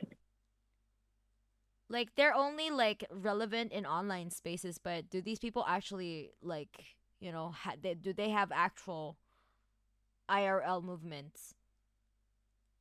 As Nope. a disabled person, people saying telling people to read theory is ableist fills me with fury. It's so fucking paternalizing. There's so many ways to learn, not just exactly like education is not just books. Ho Chi Minh. Yeah, yeah. I accepted Ho now, so that we can say Ho Chi Minh. But why does communism always fail? Okay. Somebody already addressed it in the fucking chat. Thank you so much, El Samio, for like catching these, because I'm really slow in reading the chat, because I'm also chatting with Nikki, and there's so many like things in the chat. Any who tremble with fury at every injustice is a comrade of mine. And call me idealistic, but the revolutionary must be guided by a great feeling of love. You have to fucking care. That's the only prerequisite. You don't have to be an academic. Exactly. Right? Like if your heart is in a good Mm. place. Like there's this like yesterday I was literally quote retweeting someone in a poll like I was like, "Would you marry a non-communist?" Like, why does it even matter if my partner is a communist or as long as their values are the same as mine, which means that like I care about LGBT, like they care about the rights of LGBTQ people and the minority groups and stuff like that. Like the basics, the fundamental things that I care about. It doesn't really even matter what their politics is. As long as they're kind, they're caring, they care about the people around them, they care about their community. That's all that matters to me. Because that in itself is so much to ask of people these days. Right? Because It's there are the a lot of bare abusers on the minimum. left. There are a lot of communists who are abusers, Oh, and um, they're grifters too. harmdoers, yeah, grifters. We've been burned firsthand, so Yeah, like there's so we many know it like firsthand. infighting in the left like like online spaces because a lot of people like and also because it was very largely Western. Like we were literally like dealing with a lot of Western people, like Western No, but educated I think people. some of our worst experiences have been with African communists. Mine has been, right? And Oh yeah. and communists in India also are really shitty, though I haven't had direct experiences, but I know it's been really shitty for dominated Oh yeah, you castes. did work for that org, right? Yeah, there's a Mm, lot. man. Yeah, I mean, there's the left yeah. is very messy, so There's still a lot if of someone tells contradictions, them, right? Like just because someone they call themselves communist, they're still misogynist as fuck. There are some people yeah, who are still fucking have misogynistic like values and shit, and they treat women like shit. there's a lot of It right doesn't wing absolve you from elements in the on the patriarchy. left. Holy shit, you need to unlearn that fuck. Like you need to go to fucking therapy, man. You can't just slap communism on your name and then be like, "Oh yeah, I'm the bastion of humanity." No, we don't. Like like like to be fair, like in real life, the leftists that I've met, they're really solid, but like the online people that I've met, like man, the grifters and the fucking, I just like you said, we've been burned so many times. Like we literally just left and we just Yeah, started. I we just started disengage. organizing in real life. Like fuck this shit, man. Go I mean, that's when we outside. just We like talk touched to each grass. other. We started touching grass and that's it. Like it opened up our world. So just touch grass. For the love of God, touch grass. Like be involved in your own community. If you don't have any community, like I get it. Like we not all of us have that kind of access, but like with your friends, just start caring more. Just start, like cultivating your relationships that your friendships that you have and create your own community, right? Like start caring more about each other and not see your That is the relationships as only transaction. antidote. Yeah, right? The antidote is just really caring. You have to fucking care. Why do you think like it's so easy to not give a fuck and just be a grifter, right? I could have so much money if I just rode the coattails of being like, my initial, right, like my initial like you know um when I first became like a fucking VTuber, right? Like anime, metal, fucking that niche, right? I could have just like rode into that and then took all of your money. But no, I would not have been able to sleep at night because that's not the kind of person that I am. So, you know what I mean? Like it would be more profitable for me to not be communist. Yet here I am. I am communist, you know? Because this is what I believe in. I believe that we could have a better world. Yeah, fuck Mana beat me Oh, to it. Lord Gravy and has some I'm not, interesting comment. yeah. Like I'm literally just content with like I'm able to like, I'm able to like uh yeah, the income that I get from the streams and from all like the monetization from YouTube, it's enough for the my music project to fund itself. I'm not even pocketing like 60% of it like goes into the production, and maybe like the 40% I get to keep as savings for a rainy day, right? Because the music industry, this content creation industry is very precarious, right? We are at the mercy of the Jeff Bezos in Twitter and who's the fucking in Google, whatever, right? We're still at their mercy. Even when we say like, "Oh, we are our own boss." No, we're not. We're still at the mercy of the capitalists, the ones that own the platforms that we are, creating content on, right? So I'm still not my like technically I'm still not my own boss. I still have to follow Twitch TOS. I still have to follow YouTube TOS, right? That's just how it is. Theory is nothing without practice, and practice and is nothing without theory. So the saying goes. Exactly. They go hand in hand because they sharpen each other. So your practice will guide your theory, and your theory will guide your praxis.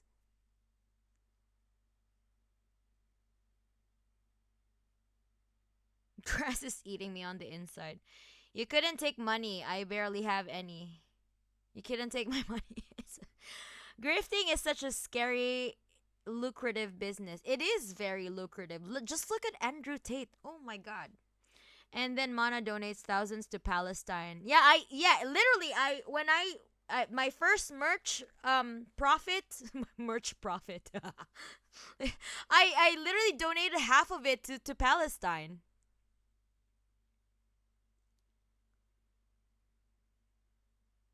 And like in my 3 years of making music and doing YouTube, like I that was my first ever merch run.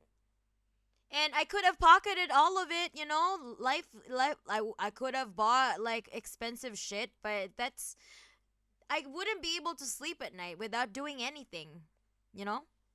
Like I could have like because I would have been stuck in what if I did this, what if I donated this? I could have saved lives, And also, update by the way, my friend in Gaza, I think I shared in some of you, if you were on my Twitter and on my Discord, I shared that my friend in Gaza, in northern Gaza, he was looking for he was asking for donations to be able to find a phone that's compatible for eSIMs that would literally connect him to the internet faster, because they literally need internet so they can document all the atrocities that's happening there. They can be easily like located or contacted, right? So it's for their own safety as well. So the thing is, yeah, like my friend, he was able to find the phone, right? And it's all thanks to like the imps who contributed to my friend, like I couldn't have asked for a better community, because man, like imagine if I had a right wing, if I did the right wing grift, right? If I did like all that shit, man, I would be buried. But you guys really like are still around, you even support the stuff that I do. Even now you're on Twitch, right? So that's really like something that I'm always gonna be grateful for.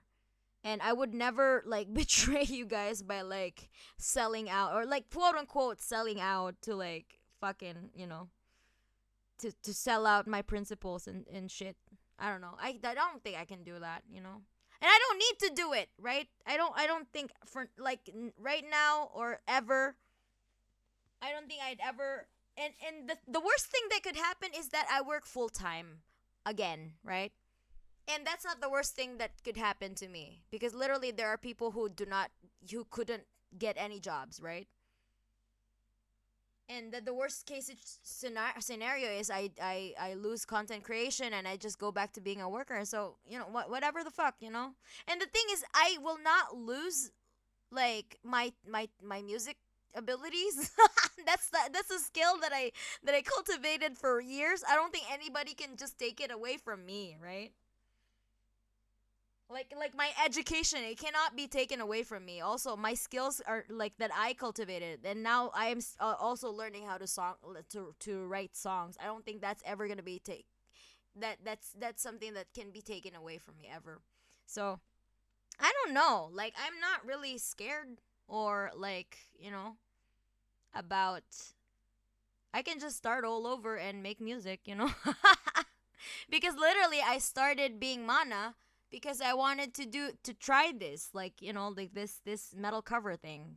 Because before this I never had any covers. I was in a hardcore band and I never made any covers in my entire life until like in 2021.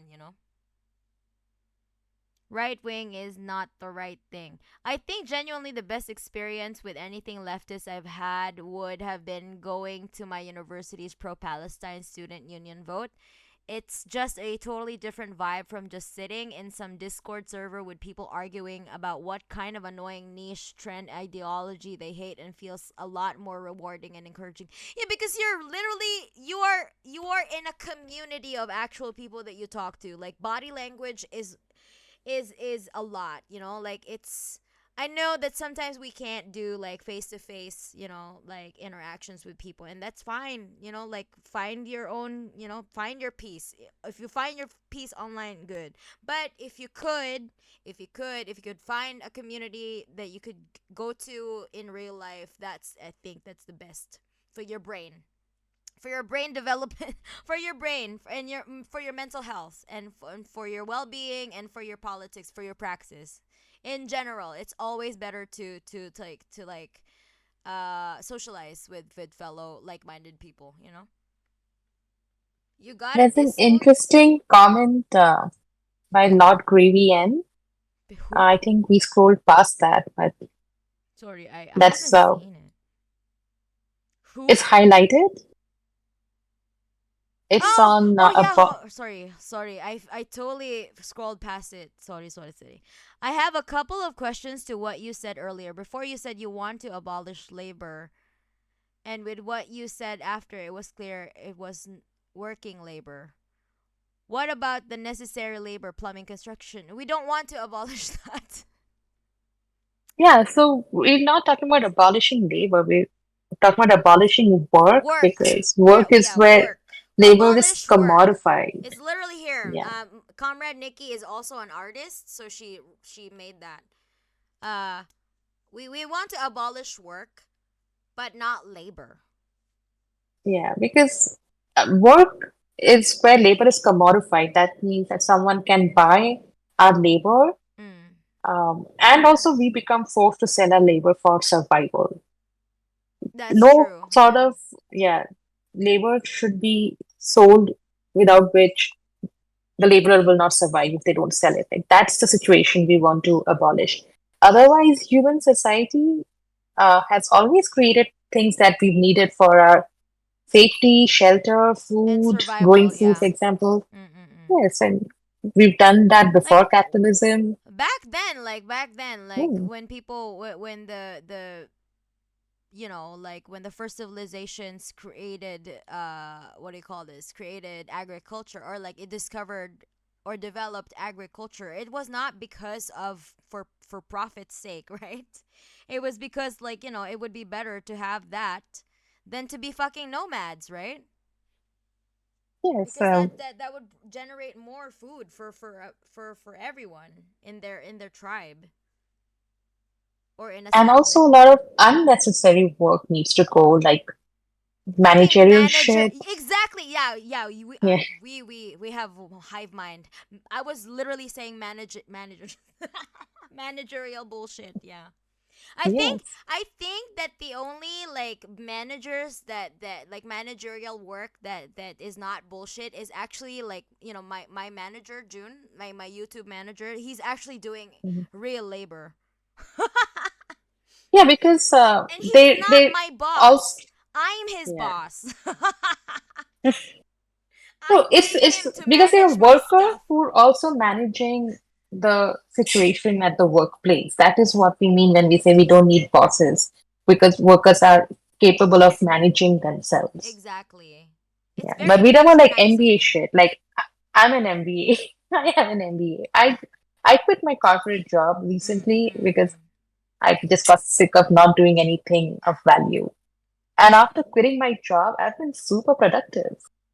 Right? You've been doing I art have no every day. incentive, no one's paying me for it, but I just do a lot of stuff that is both necessary and I don't enjoy, like Mm, domestic mm, labor, mm. but also I'm able to do stuff that I enjoy a lot. So Right. And you also like help in raising your niece. yeah, I'm doing a lot of caregiving work, Mm, mm. which is exhausting and frustrating and other things. Caregiving should not be romanticized. No, that's why we don't want to have. I don't want to have children because I don't think I can do Exactly. that. No, it's not for me. It's not Mm. the kind of labor I want to do.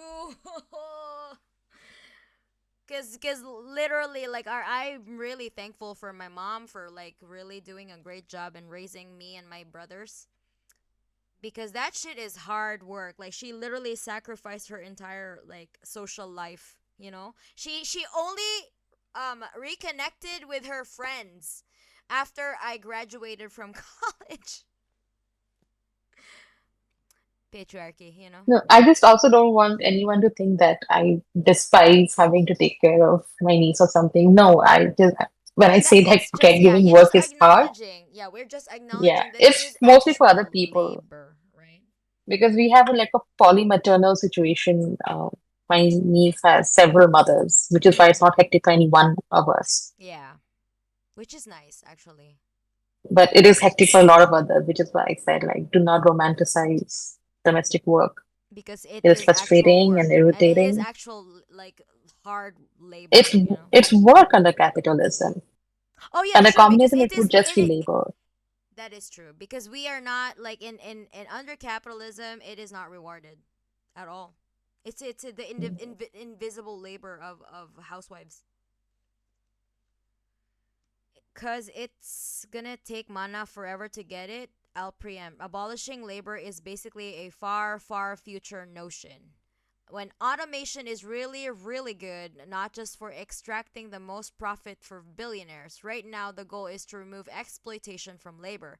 Because, of course, it's going to be very necessary for a while. Yeah. Yes. Thank you, Warhound, for like stepping in. Because we're also like on a tangent here. Spotify paying literal cents to artists. Yeah, but because you guys play the living shit out of my songs, which I am very grateful for, Spotify, even with their terms and services, you know, they're still paying me a good amount. But I think they're also withholding so much. They're really stealing my labor. I'm generating wealth for Spotify basically. And they're only giving me peanuts.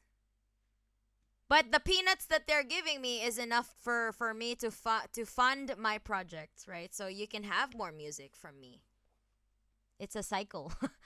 That's really a future generations type question, but ideally you'd want automation to handle as much of it as possible, and with other things you'd want people to maintain things you like you maintain your house, etc. Something just need to be done, and you always would have people willing to do those kinds of work, kinds of tasks. Yeah, exactly. Those are necessary things, you know. Alternative labor is already abolished for the super rich. That is true. We're the fastest guns in the chat box, comrade. Deep as fuck, yeah. Also, thank you so much, Tsar Saucy Bottom, for gifting another sub. We literally have 23 subscribers now. Thank you so much. You have a Discord. I thought you didn't have one. I was in the first Discord and one day it didn't see. Oh yeah, I made an announcement that I deleted the first one and I wanted to create a second one that's more heavily vetted. It's really vetted now. Every single one in the Discord was vetted. The Discord that I have now. I think genuinely the best experience with any. Okay, I think I already read that. Fuck. I kind of enjoy domestic labor. A part of me loves cooking for my whole family and helping out so they have an easier time. But the difference is that it is coming. It's something that I choose to do, not something that is imposed and forced upon me, and I don't have to do that on top of a job either. Exactly, exactly, exactly. The Discord is semi-secret and heavily vetted. Yeah, yeah, true. It's a private Discord. Like I just don't want to I just don't want the same thing that happened to my old Discord. That's why I deleted my old Discord because it was a little bit public. But even then, like there were so many people who infiltrated my Discord and like spied on me for my old manager, you know? And I just don't want that bad juju from the old server Discord server. June, the only base manager, it literally worker owned businesses have been proven to be very productive and happy places. Exactly. Like, yeah. Can you imagine if you actually dictate the value of your own labor, right? Could it be me? The real downside usually is that it can be hard to come to vote on some decisions, but that is fairly minor. Okay. It's communal, not oppressive because of my situation. Same for me too, but for most women, it is imposed. Doubly so for maids and domestic help. Exactly. I totally recognize it's very different for me as someone who appears to be male. Yeah. I read this article today again by Sophie Lewis. She reviewed three books on like maids. Not three like books and Netflix show, including that Netflix show Maid. Mm-mm. I haven't watched it, but I know it was really popular. It was like What book one is of it? Netflix most Maid. The show is called Maid. Maid? Yeah. And she wrote an article based on that show. On that show and two books, like the article is just based on domestic work and maid work. Like, should maid work Ah. exist or not? And Mm. another one of the so maid is the show which is also based on a book. It's a real life story of that maid who made it big. But she just continued working really hard, had bootstraps mentality, and the show also shows like the perfect worker who never complains, is treated badly, is abused and Oh, stuff. But that's a capitalist propaganda. So that yeah, you have to be like that so that you don't join unions. You don't yeah, assert your rights as a worker. That he never gets angry. She never feels vengeful or You should always resentful. be like, you should always lick boots. You should always like Mm, work the extra mile. That's a problem for me too. Like when I work, when I'm at my job, right? Like I do like I try to like quote unquote do the bare minimum, but the thing is I always still go overboard because I like work. I don't know. I have a compulsion too. I think I'm a workaholic. I think that's something that I need to address like within myself. Why do I go overboard? But I think And it's then just for another my book, personal pride of like I just want to, when I do something, I don't want it to be half-assed. I guess. Like I want it to be like not like good. I don't know. and another book in this article is about this French nanny who ends up murdering the two kids that she was looking after. And one line of analysis of that Mm. book or whatever was like, the nanny is the outsourced mother. And sometimes moms want to kill their baby. So she was just doing her work. It is very dark, but That is true though. Nannies are it's true. outsourced mothers. Yeah, that is true. I have to wake up in And 6 hours, so I'm a go enjoying these communism streams. Thank you so much, Tora Uwu, and also for the gifted subs, and also being like really active in my chat, and also contributing to the discussions. It's really nice. Good luck, metal anime comrade. Thank you. Bye. And have a good night's sleep, and hopefully you don't have to, your work doesn't suck. Okay, like that's all I can wish for everyone. I feel it. I have a compulsion to do the best I can, but that means that my higher ups want me to do literally everything. Yes, that's literally like I had to step down from, like, I had like I was promoted, and then I because of, I wanted to do more of Mana stuff, right? I want to do more music and all that other good things that you see in Futakchimana now. My music and shit. I asked to step down. I'm like, I can't do these. I want to pursue like my I want to pursue my music and stuff like that. So I don't think I am able to like shoulder these responsibilities anymore. So I went to a different branch, right? Cuz I wanted to be like, just no like position, like no quote unquote leader position or whatever. But still, I end up doing like similar stuff, sometimes. Not as much anymore, but I still like, because they know I'm capable. You know what I mean? When people know that you're capable of something, they just kind of rely on you more.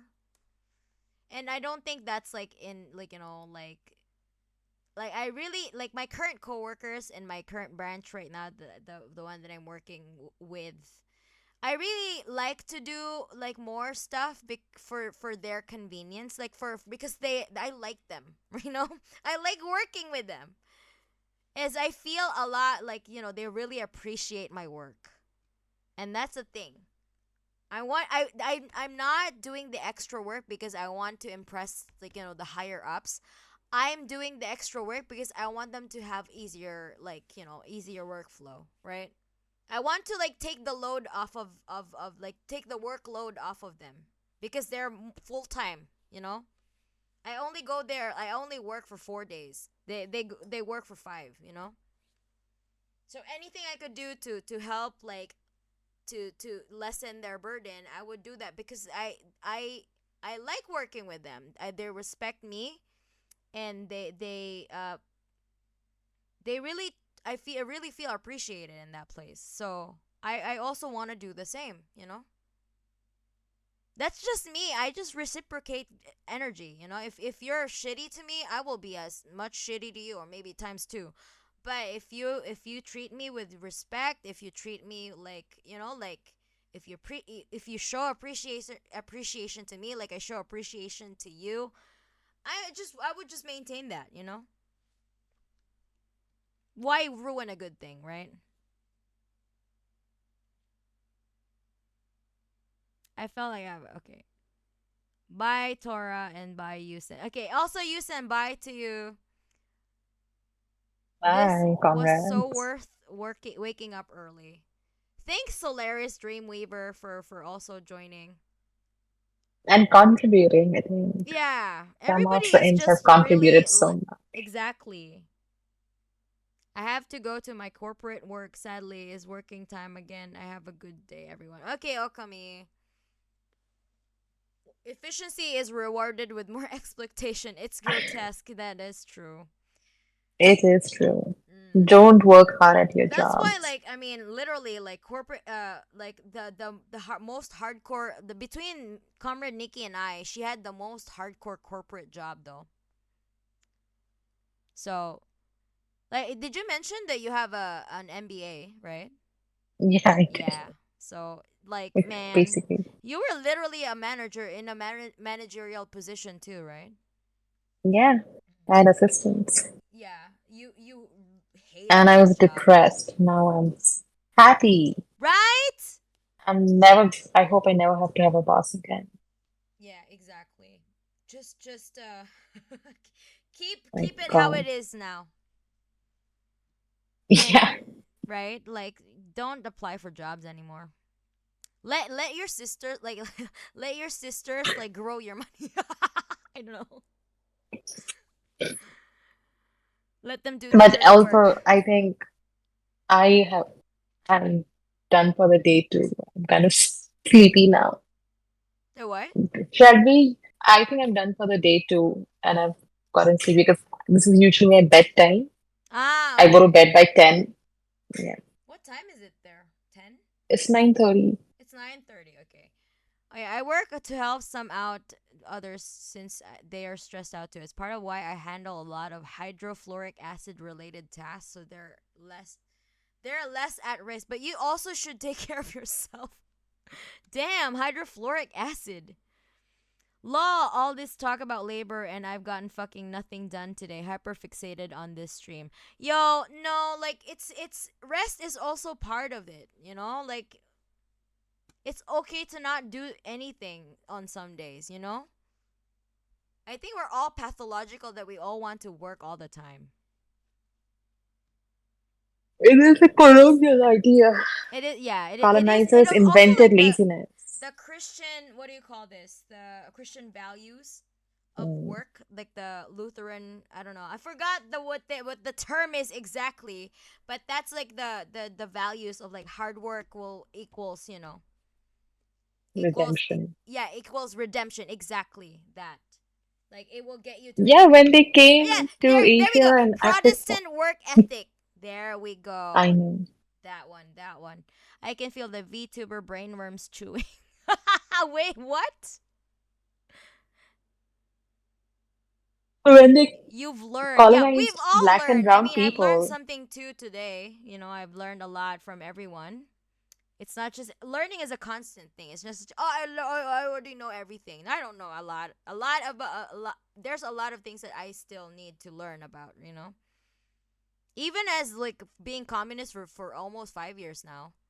Still, I've not even touched like, the I'm only at the tip of the iceberg. Damn. Or yelling at people that it's okay to rest and look after yourself is half of what I have to do as a psychologist. It's all internalized capitalism. Oh damn, you're a therapist? I majored in psychology. But I wanted to get into clinical psychology, but then I'm like, nah. I became okay, busy. if you want to continue hanging out with the imps, do that. I think I'm gonna Oh yeah, get it's to it's bed. past it's Yeah, past Comrade Nikki's bedtime. So where did we stop? We stopped at the what on is mode video. of production? Okay, so on Yeah. the third one. So I think Comrade Nikki is too sleepy to go on with the stream. I actually am also too because I woke up at 7 a.m. and it's already 1 a.m. here. So but yeah, I'm gonna have to let Comrade Nikki go, and we're gonna have to continue this stream if you guys want to do it again. Okay, what do you say, imps? Should we do it again? Should we continue the Socialism 101? Because we're literally only on the third video, and it has 16 videos. You know what I mean? But anyway, with that, Comrade Nikki, do you have any last words for the chat? Um, let's continue the struggle. Right? Every day is a fucking struggle. Yeah, that's true. Struggle with internalized capitalism. And just also try and have fun because this shit can get very heavy, very dark. Real fast. It's like learning about capitalism is like first you learn, then you get depressed, and then you'll need community to come out of it. So Exactly. That's why we need to organize in real life because you can't do this alone. You can't really handle all this all by yourself, You need community. As much as you say, yes, "Oh, I the want antidote to capitalism is community. That's where the word communism comes from. Let's get this. exactly. All right, Comrade Nikki, you are very sleepy, I can tell. Yeah, Thank I you so am. much though for joining us and also like engaging with the imps. I know like some of the imps already know you, but some of the imps who haven't even like their first encounter with you. I'm just Yeah, glad that you're here with me because we I always really look. enjoyed this. Me I too. can't wait for us to do the next round. Yeah, we will because I want to like have more of the socialist streams on my Twitch and I can do it here. So yes, we will Yeah. do it more on a schedule too, if you don't mind. Yes. Yes, please. If we schedule it, it's so much easier to to work around, to right? be ready for it. Yeah. Yeah. Okay. All right. Thank you so much, Comrade All Nikki. I will right. be seeing you. I will Thanks, be talking to you everyone. soon. All right. Thanks, Bye. Mana. Thanks, Sims. Bye. Bye.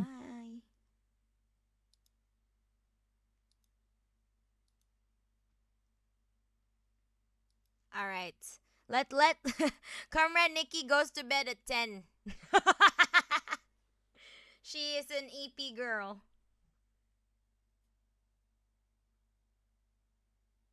But anyway, imps. Let's hang out. Let's because we only went through the three videos. I thought we were gonna get through all of the 16 videos, but no, we need a part two. Yeah, my friends have normal bedtimes. I'm friends with adults. I have many friends who adult well. And I think Comrade Nikki is we're both grandmas at this point. We can't keep up with a lot of like online shit. That's why we left, and then we just do our own thing now. We she's pursuing art, I'm pursuing music, all that good stuff.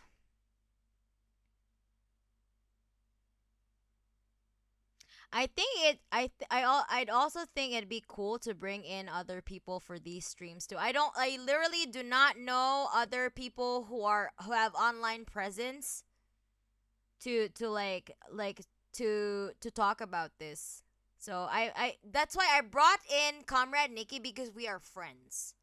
I only literally work with friends. Have you noticed? I work with Katie because we are friends. I work with Zeffy because we are friends. You know, I work with June because we are friends. Yeah. So I can't I don't think I can work with people who are not my friends. So maybe if I befriend other like leftist content creators, I guess, but they're doing their own thing, and I don't know if I don't really know anyone else who's also an anime bitch, who's also a leftist. I don't know. So I think if you could direct me to those people, not liberals, not like fucking liberals, please, actual communists. If you could direct me to if you could point me to their direction. And also, if I don't want terminally online leftists. They're so fucking annoying. So yeah, I don't really know anyone else. I can give you a list of people if you want. um I don't know, like I'm not really in the business to like network as well, but like I just want things to happen naturally. Like literally all of my everyone that I work with, we our connections just happen naturally. None of it is contrived. We just became friends naturally. So I don't know.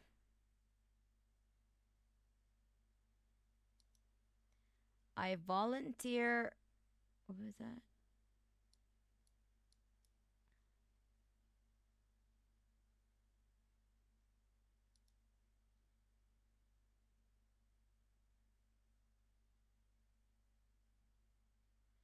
I like to learn and I like to share with others, especially about history. I think history is pretty important to know about. I'm technically a clinical psychologist, but there are no fucking jobs on this shitty little English island. Oh, you're British. Good night, everyone. All right, but wait, I'm reading Comrade Nikki's. Okay. Anyway, thanks everyone for welcoming Comrade Nikki. I mean, she a lot of my imps on YouTube, like they already know Comrade Nikki. We've done a couple of streams before. I volunteer myself.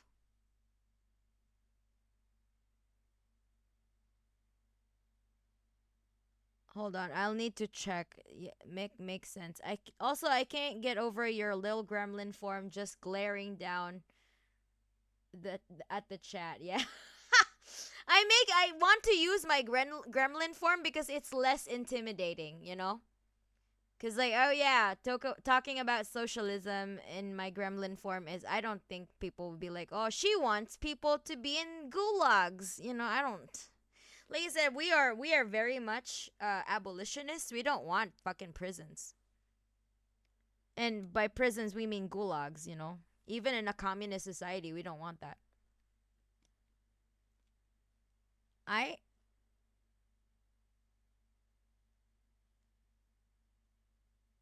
Is this just the gremlin form? I thought it was the real one. I have like an actual full model. This is my gremlin form. I have like a my base model.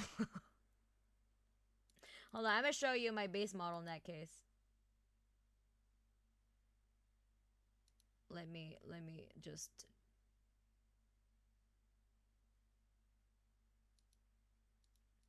I show you my other form.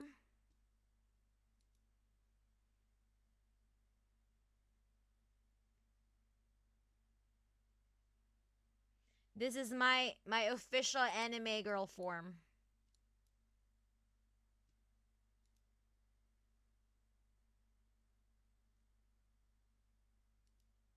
It is my non-gremlin form.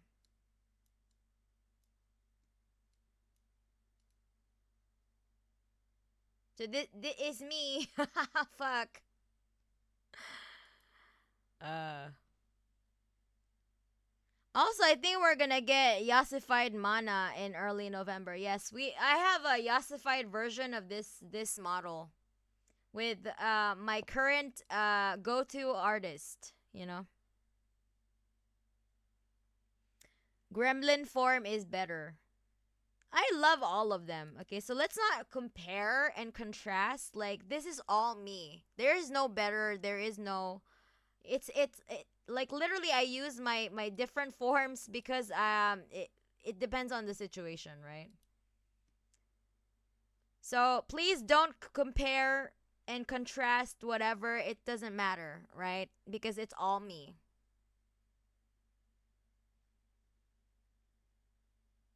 The gremlin's fun. I mean, yeah, the gremlin is a lot less scary when introducing socialist concepts. So that's why I'm using the gremlin. I'm already used to the gremlin. New model incoming. Yeah, I mean, yeah. Thanks for showing. I'm still new. I like both. Okay, thanks. So this is, yeah, like, I mean, it's just a fucking vessel. I literally call it my meat sack. So, I'm in a anime girl meat sack. I'm in a gremlin meat. It doesn't matter. It's just the same. It's the same internal. Same person behind everything. The gremlin is good for stomping all over chat. Yeah, it's not it like, when it's easier to I don't know, to diffuse tension with the gremlin model. That's why I like using the gremlin. I'm gonna go back to my gremlin now. I like looking I like looking at my distressed gremlin face. I think my base model has too much of a resting bitch face. See, like I right now I look I look pissed. Like I have a resting bitch face, right? So, let's put gremlin back.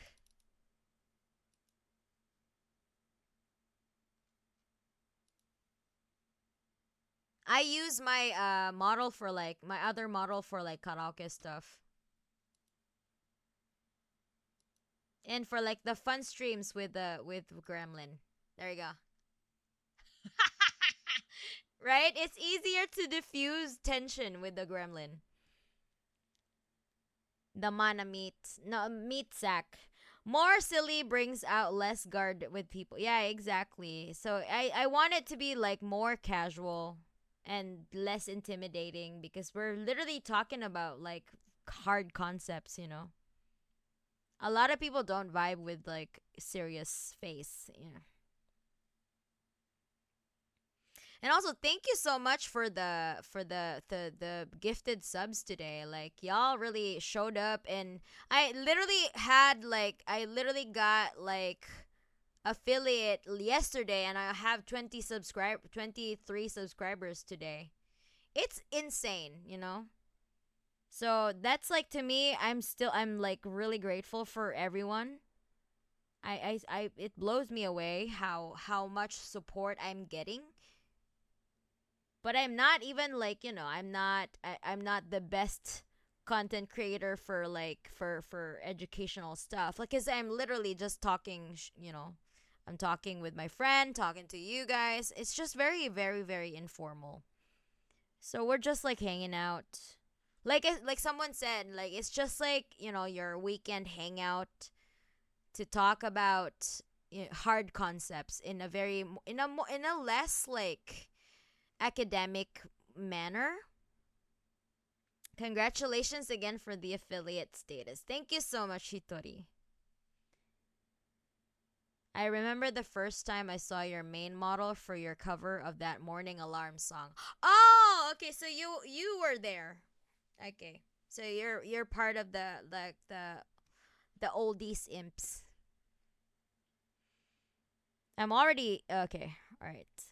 Yeah, thank you so much, everybody. Like I really cannot like emphasize enough how much I owe everything. I owe all of this to everyone, to community, right? So I think that's the thing that a lot of content creators forget, that your audience literally put you in there.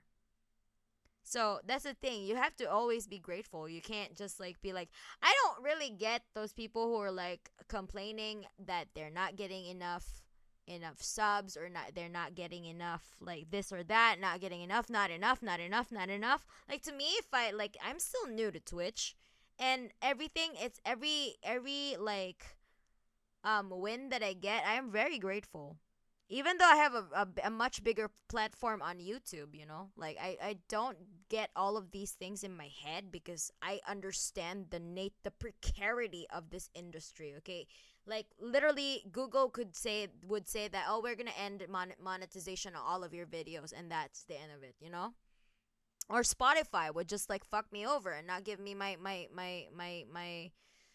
revenue, right? So it all comes down to it. It's just it's my community that put me in here, right? So I don't like, people engaging in bad faith is one thing, but the ones who are really like very supportive of me, I'm grateful for those people, right? Like, I owe you my this. I owe you all of this. My new equipment, my everything. The fact that I don't have to work for 5 days in order for me to be able to like create music, that's not everybody can do this. And that's something that I'm always going to be grateful for. It's not something that I take lightly. That's why I try to always do my best to produce like something that I can be proud of, and something that I'd be willing to share to everyone in my music side of things. This stream feels like a bit like deliberately creating a sense of community and comradeship through online medium, because of the lack of it in the real world sometimes. And that's a good thing. I don't see enough theory on how the internet has affected organization and revolutionary thought. I don't know, might be chatting. I might be chatting shit. I might have theory psych brain. No, no, no, no, no. Actually, what you're saying is valid, because they're like, I think our the way that we relate to each other cannot is we cannot keep up with the technology. We the way humans relate to each other is not keeping up with how technology has improved or advanced yet, right? Advanced already, rather. So, what you're saying is definitely something that we should look into. And also, yeah, this is deliberately. I chose that video series because they're simple enough and short enough for people to like. Okay, let's move on to a different topic, and then let's discuss for a little bit, what your opinions are, or like what your questions are, and stuff like that. So it's just basically us talking. As long as you're being respectful and you're not really just trying to like, oh, communism bad, and then just leaving the chat, like just being a fucking troll, like I know that some people like were also trying to like uh formulate their questions based on their preconceived notions on what this is, and we anticipated those. That's why.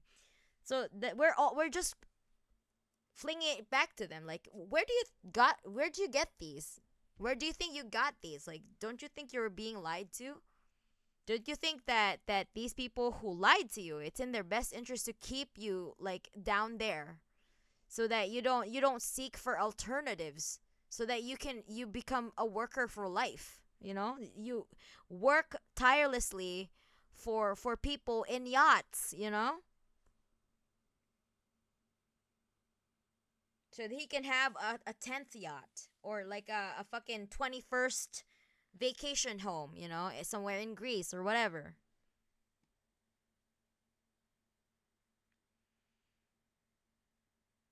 I wanted to see what your specific opinions were, and I'm glad to confirm you're incredibly based. Thank you, Solaris Dreamweaver. I'm not really like the best. I'm not the video essay level of information that you can get, because this is literally just like me talking to my community about like introducing these concepts, those who are not yet familiar, if they wanted to like really know more.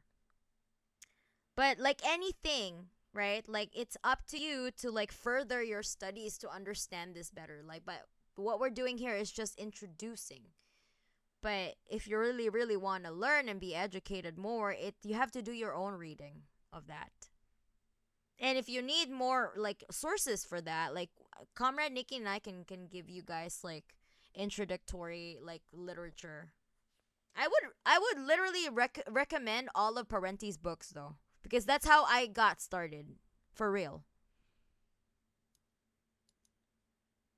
Like Parenti's Black Shirts and Reds. That's totally true. A deliberate and authentication of interaction for profit extraction.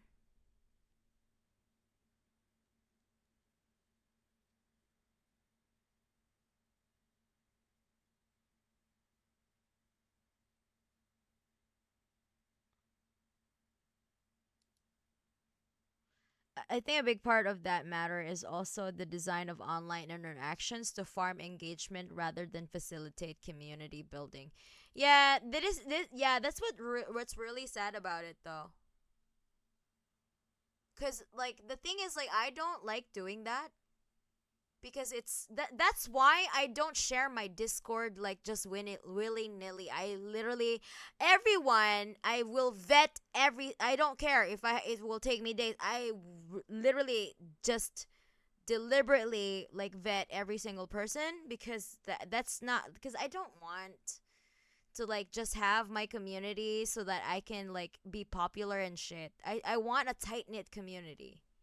I want to be able to know that the people in my community would also have each other's backs. I don't want to have selfish people in my community. That's not the kind of culture that I want to instill. Every man for himself. Hell no.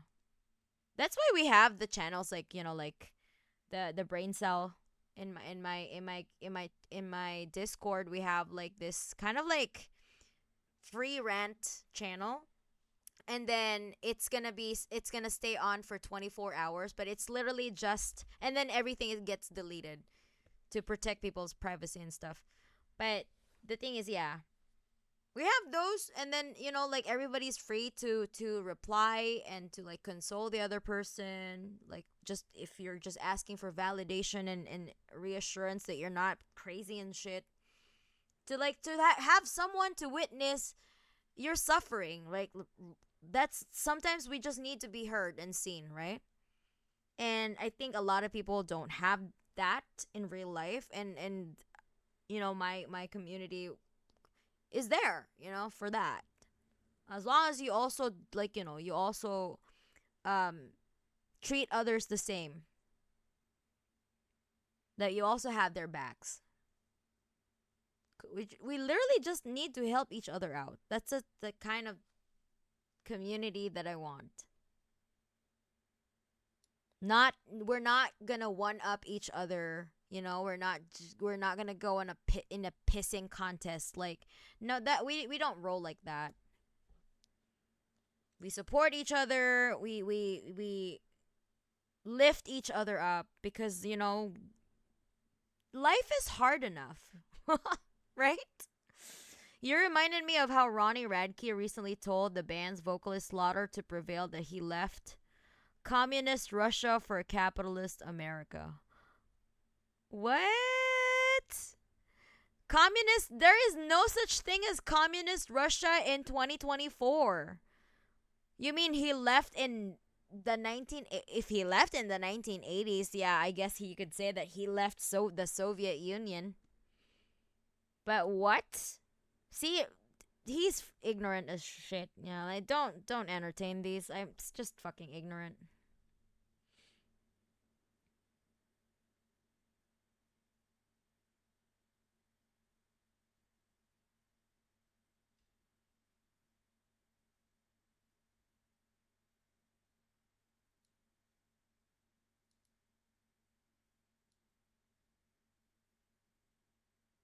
Hey, that British billionaire sunk with his yacht. Oh yeah, that's the you know, Comrade Nikki and I were just talking about it.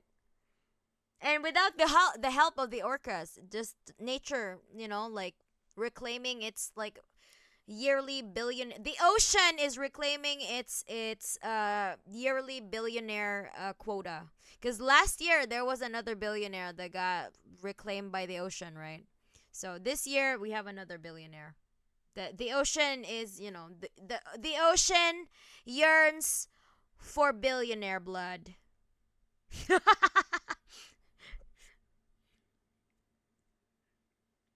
Yeah, Mother Nature, thank you.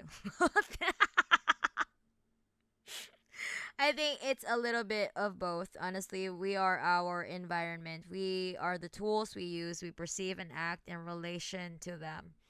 From the first rock club to vast complex machines like the internet.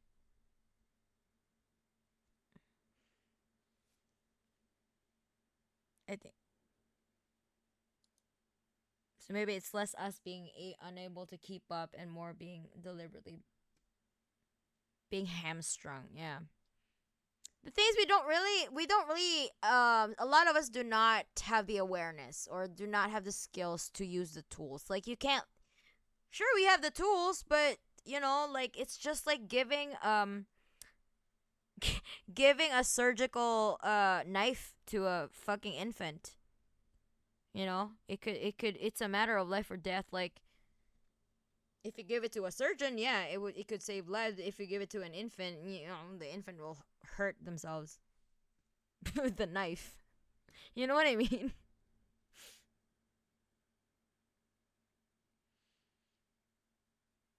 I nearly started a fight in a pub by yelling "Ding dong, the witch is dead" the day the queen died.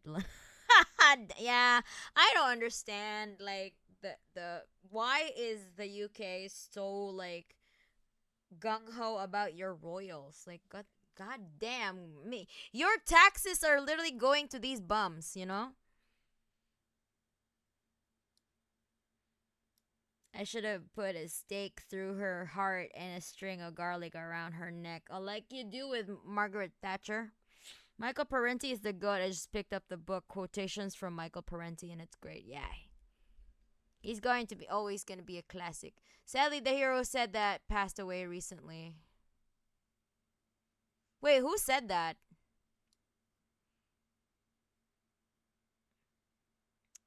I snick in my work for a moment to be back. It's okay. Like, you don't just don't ruin your life for streams, okay? Like, just that's my rule. Don't compromise your jobs or your life or whatever, your safety, in order to join my streams. Like, literally, there is no need for that. The VOD is always gonna be there. I'm probably gonna delete some stuff here, but like, I will upload the VOD later. There's another billionaire that wants to start Titanic too, so we'll see how well that goes. There's another ad. I'm sorry. I fucking hate that shit, dude. The Royals drive me mad. Yeah. Especially to you, because you're literally paying your tax. Your taxes are literally going to them. I don't know her name, but the Scottish lady who was interviewed about oh yeah, that lady. Yeah, I remember that. I didn't know that actually really that just came from her. I thought that she was quoting someone. That shit, I remember that. Yeah, I remember that. I remember that lady. Wait, isn't that lady Irish? Isn't she Irish?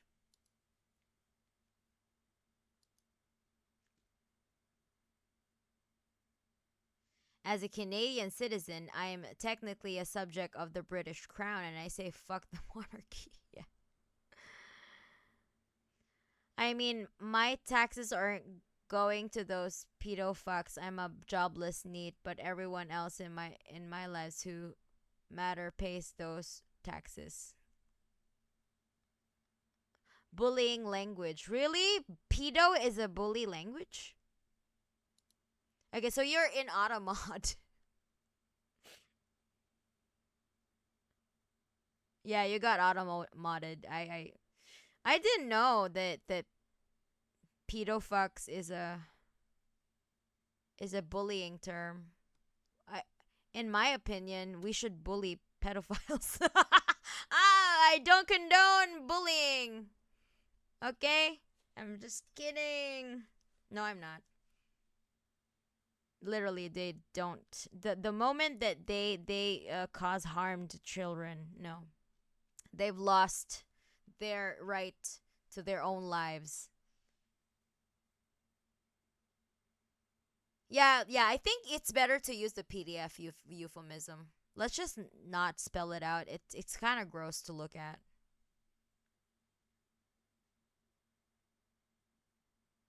I suspect a lot of transphobes and homophobes use it to harass, sadly. Really? Oh, that shit is fucked. Okay, I don't really like. I mean, sometimes Twitch, yeah. Am I gonna be in trouble though with my language? Wouldn't it be funny if I got if I got affiliate and then the next day I get banned? One of those words that just feel gross to say. Maybe. What? Okay, I need to not publish the VOD in that case.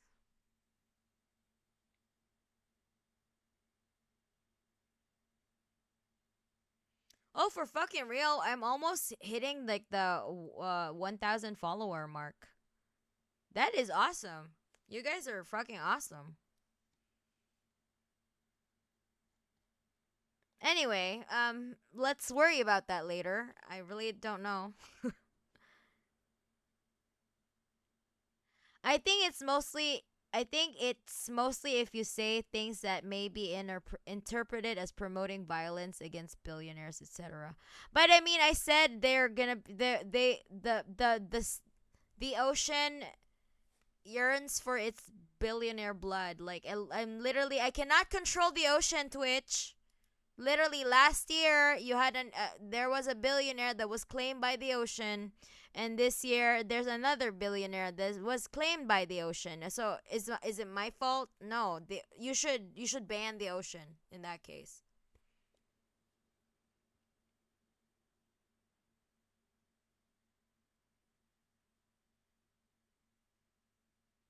Yeah, no, I'm just asking, like, am I inciting anything? See, the penguin. How about banning yachts instead?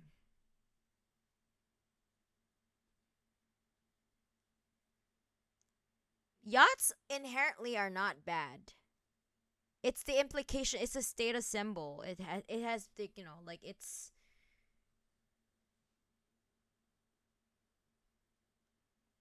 yachts are nice, but if only the billionaires could have them, then it's a status symbol. I don't think we've openly called for violence. You should be okay, but I have no idea, lol. Twitch moderation is more on a whim than based on clear guidelines, so who knows what you can and cannot say. Exactly. Maybe I should just unpublish the VOD.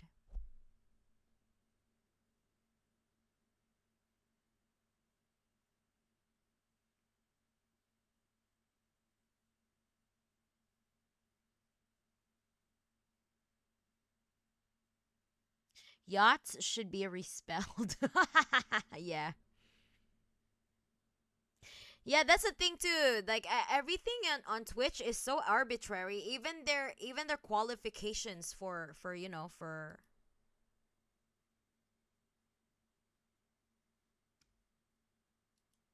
even their qualifications for becoming affiliate.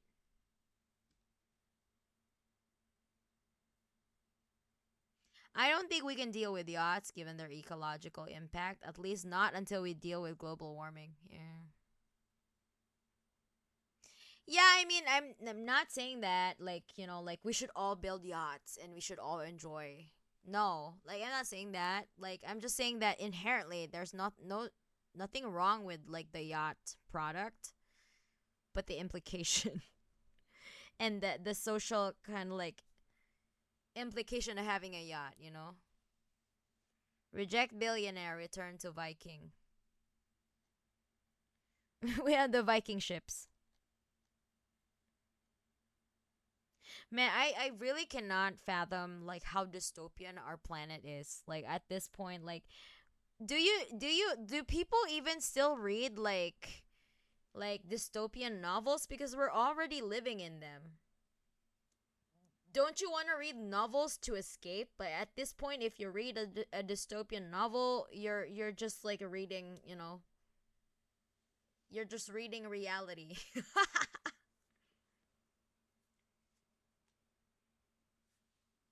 Cruise ships, I think, should be toned down a bit too. Yeah, I think like in the future, if products are made for like people, they're gonna be like it's gonna be like with people in mind, right? And with the environment in mind, everything can be like re restructured, or I guess, because before, right, like in the Soviet Union, like they literally made hair dryers that would last for fucking decades, right? Right now, like I've ran through five hair dryers already.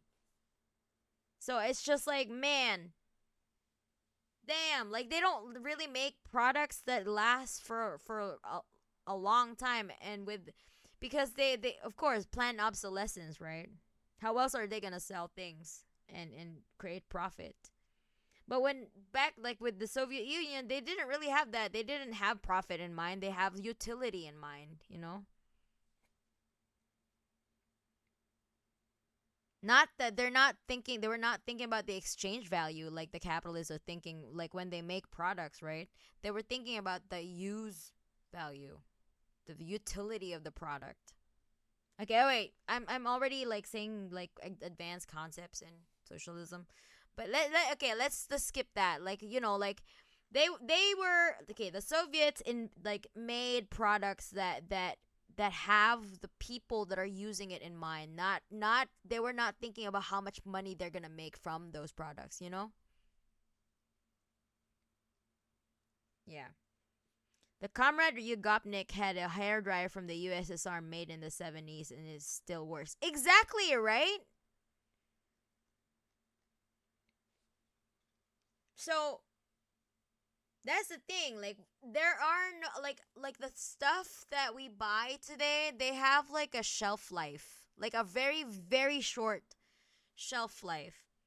Like with the iPhones, right? Like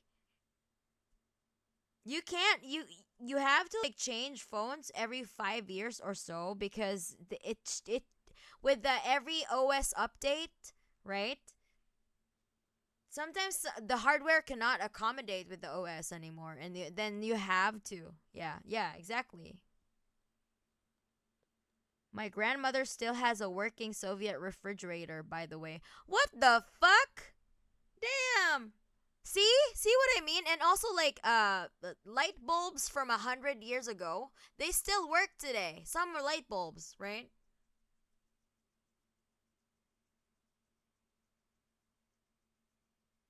Yeah, I feel like it's some sort of failure that I need a level of escapism.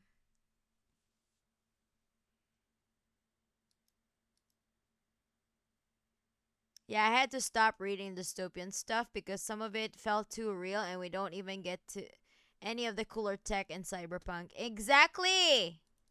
At the very least, give us our what do you call that in cyberpunk? The one that they put in their bodies. They have a specific name for it.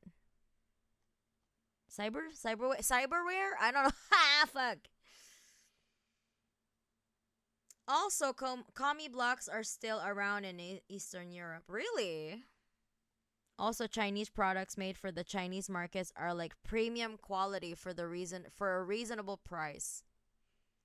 In Japan, Japanese products made for the Japanese market are hella expensive.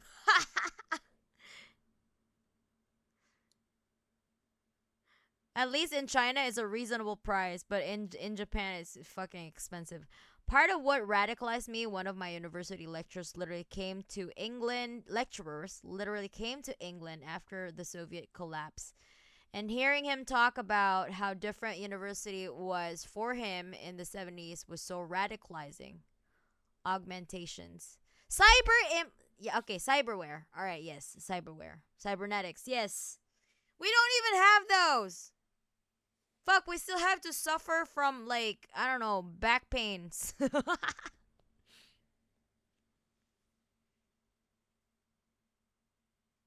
But of course, you don't want to suffer from cyber psychosis. So, like, I guess, okay, it's fine, fine. Let's not get the cyberware.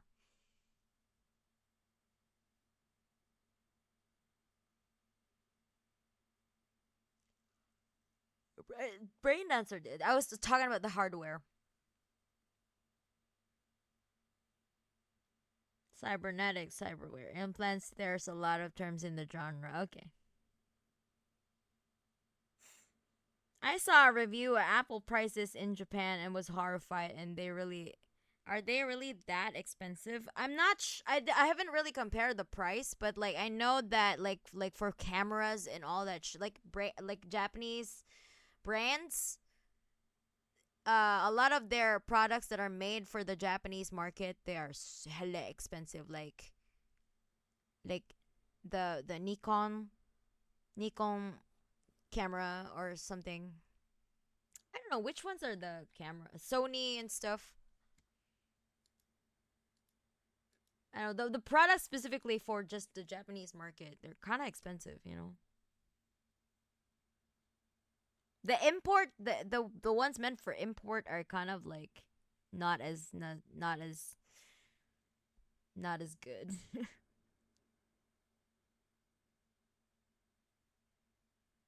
Deus Ex playthrough when? What is Deus Ex? The truest representation of my gender is the opening speech from 4OK Mechanicus. As soon as I learn of the weakness of my flesh, I crave the strength and certainty of steel. Don't we all? I wish I didn't have to feel. Cause having feelings sucks. It hurts. Having like I don't know. Having working empathy hurts. Like it literally gives me chest pains. I hate like having to go through like my day and like feeling sorry for like a lot of people who have to suffer needlessly. Like they don't. There's a lot of needless suffering for real. They just for in the name of like ideology or profit or whatever. What the fuck?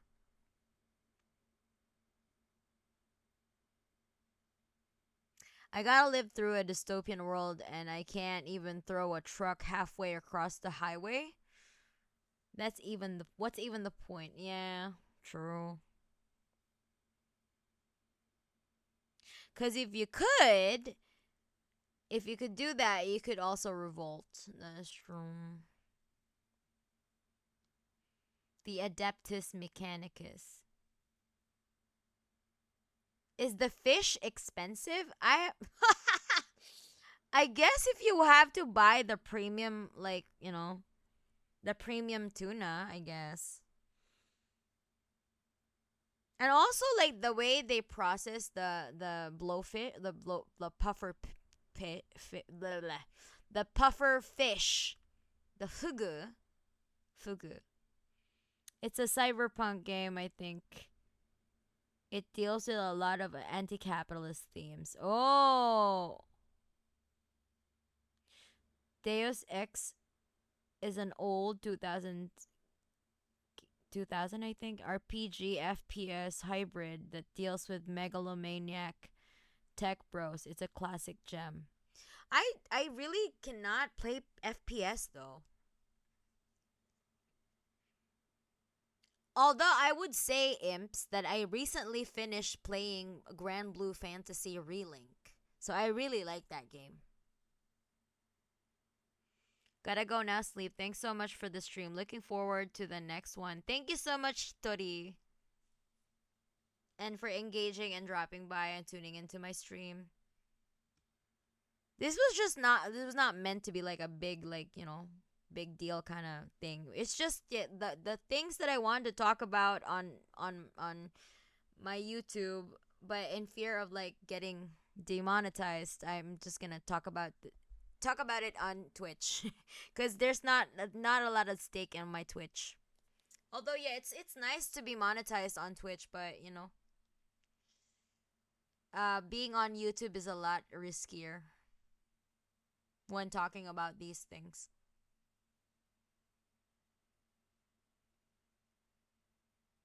Yeah, like human revolution and mankind divided for what they were worth. But they aren't really cutting anti-capitalist critic. Okay. Ah, not. But they aren't really cutting anti-capitalist critique. Okay. It's the starter to the. It's the starter to the starters of socialismus. Socialism. Oh man, too bad I won't have that much time to watch these streams anymore because school. Wait, you're still in school? Like, how old are you, Penguin? We will win and break our chains soon together. Haruna. Thank you. I wish. Like, this is really like something that cannot be achieved within 10 years time or even 100 years time. It's gonna have to be struggled with for centuries. Another fetus detected. Yeah.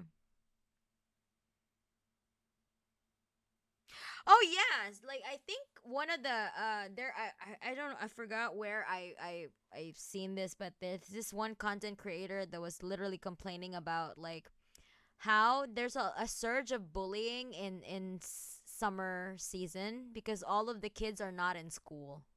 Like bullying campaigns die down when it's like when kids are back to school. Damn. So literally children are bored. And that's an off tangent too, but I just remember. Like Mao put it, we're planting the seeds of an oak only our grandchildren will sit in the shade of. Yeah. That is true. I thought this stream was only for boomers. What the fuck? I literally had like 13-year-old, like before I had like a 13-year-old in my Discord. That was in my old Discord, by the way. But like, I think mostly I have like I think the youngest there is like Twerkim.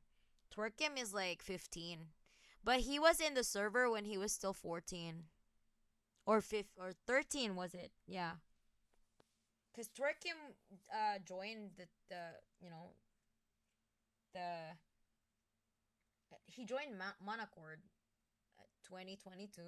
I think at that time he was 13 and now he's 15 or 6. I could be wrong though, but like he was goddamn young. Okay, so he's literally under 17. Okay, so I mean, yeah, we have a lot of fetuses. That's why I have a role called fetus imp.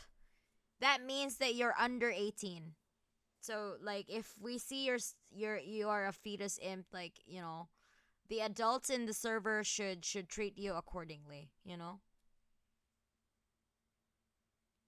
Like they shouldn't be sussy. As long as I see like a sussy adult, I'd be like, fucking get out of my server.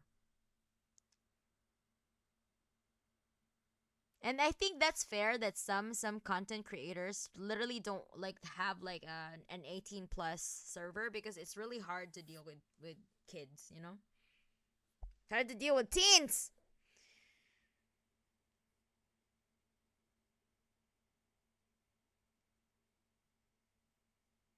The type of thing that like the old man will plant the seed and yeah, yes, Solaris. I totally agree with it. Even just talking about it with new people. It's still refreshing to talk about it though, not gonna lie. It's been nice to talk about this stuff with others. Yeah, it's really nice to like not just be in your own brain. I get it. Like I really do. That's why I wanted to do this stream so that we can all just freely talk about it. It's not even just like a single, unifying topic. It's just like we can talk about the offshoots of the topic that we initially talk about because that's literally how conversations go. That's how you make conversations. The free flowing conversation, basically. This stream for all guys who hates fucking capitalism. Yeah, I mean, even if you love capitalism, wouldn't it be nice to like actually like reevaluate your you know your preconceived notions in what and the systems in place, regarding the systems in place. That's literally keeping you from having like a what? Like a 30-day paid leave. I don't know. I think we're all entitled to like a month of vacation every year. Like we just take turns.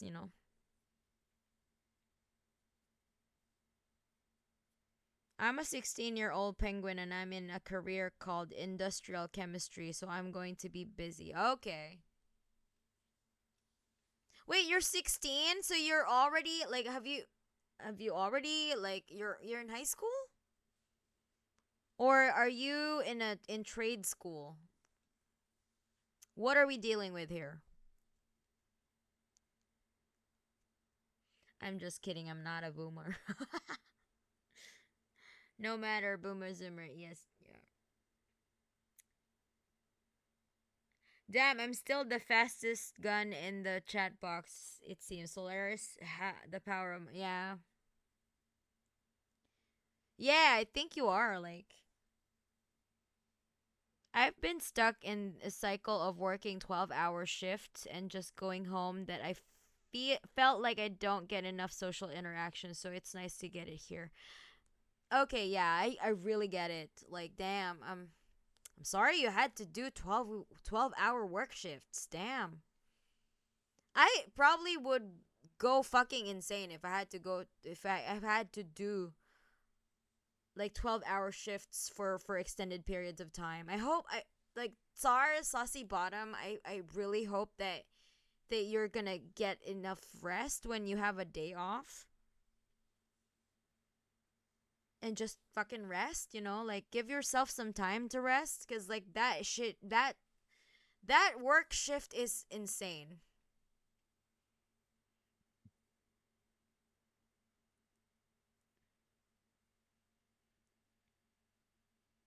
My English is bad, so I call school to everything. Oh yeah, you did say you're from Mexico, huh? Your English is probably better than whatever I would try in your mother tongue, dude. I don't worry about it. Yeah, that's true.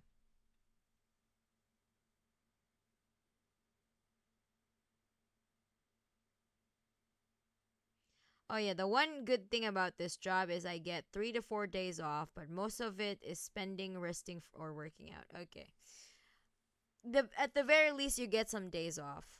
Okay, 3 to 4 days off. That's really good.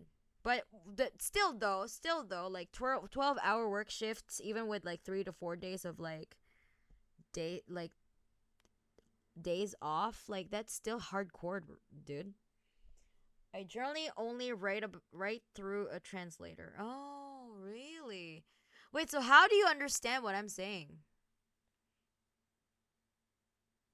I'm working to help unionize my job. Fuck yeah, Solaris.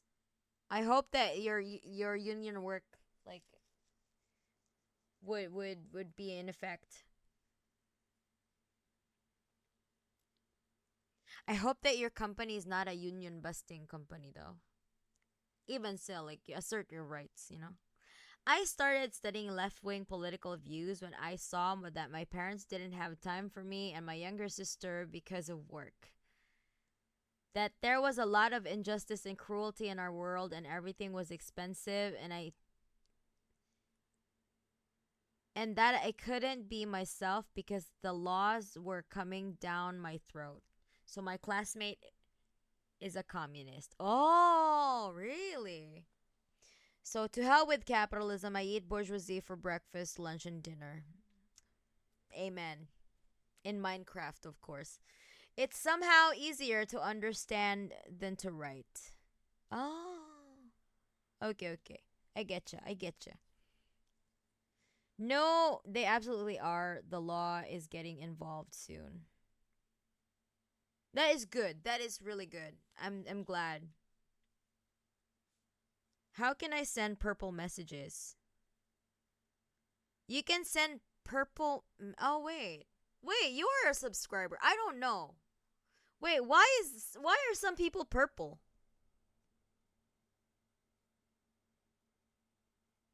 Oh, you mean the purple bubble? Wait, how do I do that?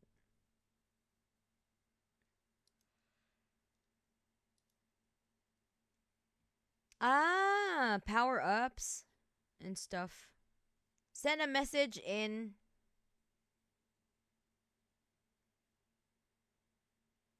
Oh, I don't know how Twitch works. I'm literally very new here. Bottom left, below the text box, there's this thing that says highlight message. Yeah, the company has nothing and most likely will lose. It's just a matter of getting enough signed cards to call a vote to form a union. That is good. Click on the button below of chat. It looks like a circle with a number to the right. Best of luck with unionizing. Exactly, yeah. More power to you though for working together with your coworkers to unionize your job. The company spreads misinformation about unions the same way capitalists about communism. So it's nothing new. Yeah, for real. Like they don't want workers to like talk to union workers too. To the organizers of the union. Forgive me though, cause like I think I'm starting to have like a tired brain because I got up super early yesterday, like at 7 a.m. and I had an 8 hour work shift, and then I came back to stream. I came back home to stream.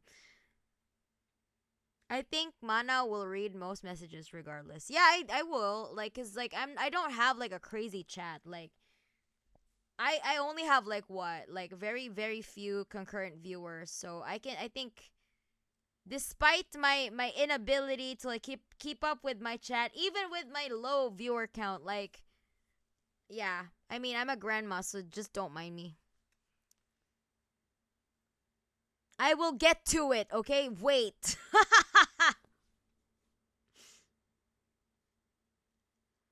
Eventually, I will be able to read your message. As long as there's not a lot, okay? I've been tempted to try and find union work even if it's being assault. What is assault?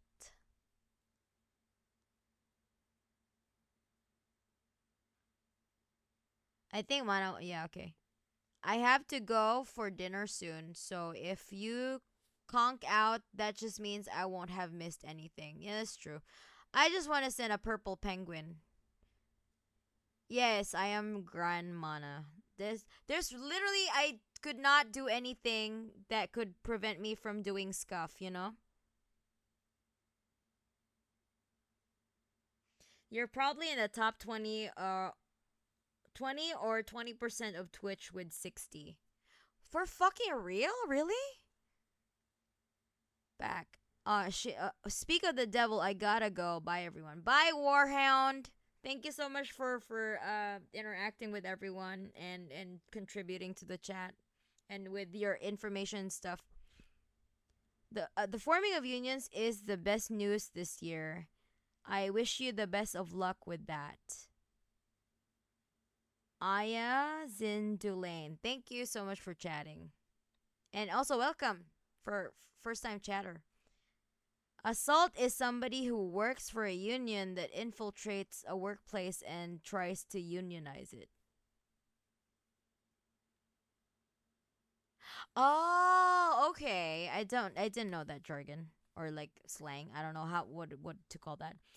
20 or 10%. Most streamers have few than 10%. Buy Warhound what? Really? Oh, also yes, buy Warhound. Damn, what? That is dire. No, fewer than 10 viewers. Whoa. Okay, yeah, okay. I thought like this is like, like a normal thing.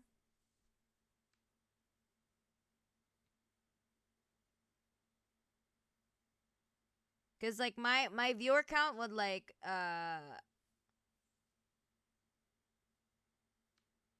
fluctuates between like 50 to 60 viewers, kind of like around that area, 40 to 60 somewhere.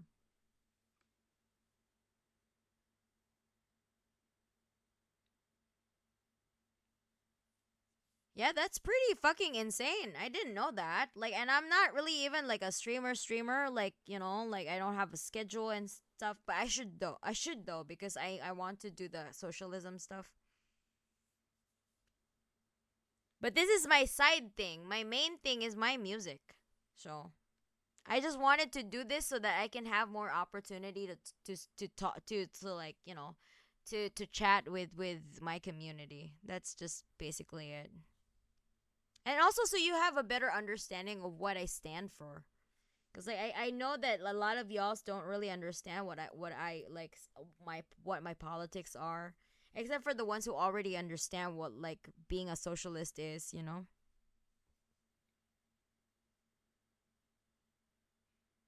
First time chat. Waist level hole in the wall. Welcome to the chat.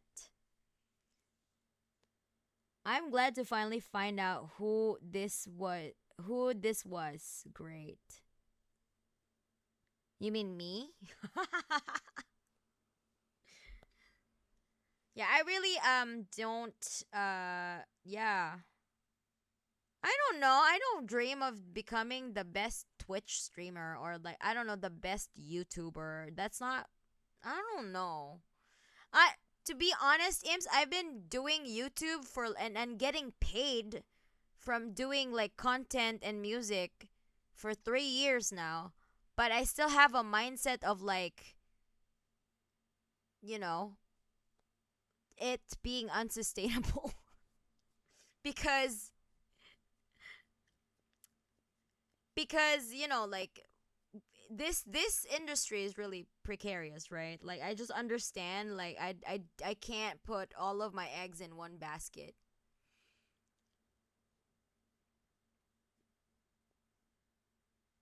Comrade Giga Chad Mana based. You're the best. Oh yeah, Giga Chad is from East Germany and is proud of it. Hell yeah. Oh really? Like the Giga Chad Giga Chad? It is very precarious, yeah. Yeah, it is. So that's why like I'm very realistic, right? Like I know that I need to work harder in order for me to have like Twitch as a viable source of income that I can rely on for me to pay my rent, to pay my bills, etc., right?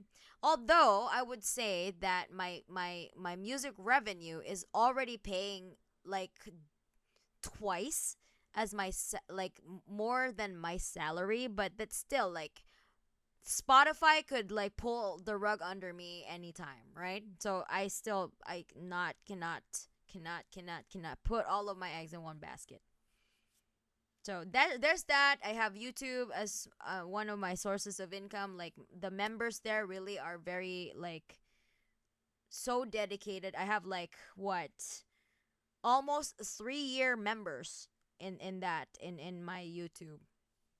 As soon as I have members who were my members, my YouTube members, as soon as I got monetized, and they're still there today. Like I really cannot fathom how like some people are just dedicated to like content creators like me. Like to me, I that's when I feel like I have like the worst. I get the worst I get the really worst bouts of imposter syndrome when I think about like the people that really are still there. Like I've seen these names. The constant people that are there. I'm still like, yo, this person is still here. Wow, damn. They really support me, and that's when like, it to me. It's not even the views that give me the worst bout of imposter syndrome. It's knowing that there are people there who are just giving like who are still my members for like 3 goddamn years. And now even now like when I yesterday I got monetized from Twitch, and I'm like, what the fuck? Why? You know? I really could not fathom that I could just like, my community would just speed run my monetization just like that. Like you guys are just willing to like dedicate your time to tune into my streams to help me out with like the follower counts, the viewer counts, the all that stuff that content creators need in order to be able to advance in their career. Like I just can't like, like I don't know. Like I'm just a person who's just willing to share stuff. But out of like all of the I don't really know, guys. Like I don't know. Internally I haven't really changed much. That like, principle wise, like it's still like my base personality is still the same. Like to me, the YouTube the none of these things really like change me fundamentally. I'm still the same person. Like not like this is why I could not relate to people who just like they change their personalities when they get famous. Like I don't really like, you're literally a fucking online celeb. Like who the fuck do you think you are? I don't get that. Man, I don't get like the celebrity hype either. Like even with like Hollywood, like I don't know. I don't get starstruck, or I don't get that. It's fucking weird.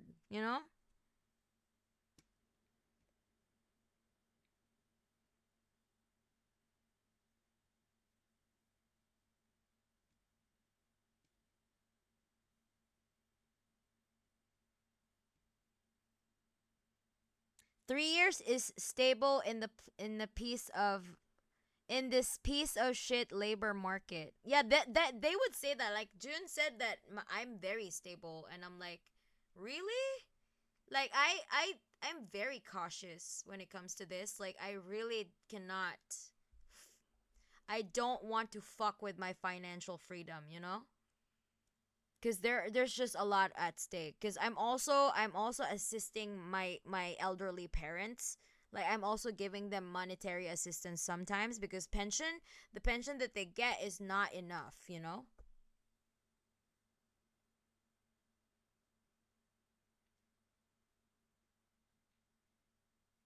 So I can't like bargain with my means of living. That could be a really good thing, to be honest. Yeah, he said one of his Insta posts, made in the GDR. Oh, interesting. I'm also from Germany, but I would also say I'm probably the most un-German German girl. What makes a German German in the first place? That could be a really good thing, to be honest. I want to be just like you, Katie and Zephy. You are my idols and the level I strive for. Do not idolize us. Do not. Just don't. No. Do your own thing. Be your own person. And just whatever you like. I don't know what kind of content you want to create, but whatever it is, learn your craft.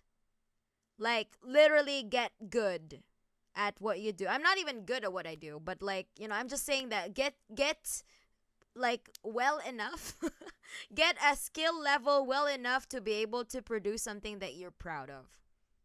Right? So like, yeah, I'm not saying like, oh, I'm already good, like blah. No, I'm still learning. I'm still literally building my skills to be able to write a song. I'm literally still like trying to improve my screams.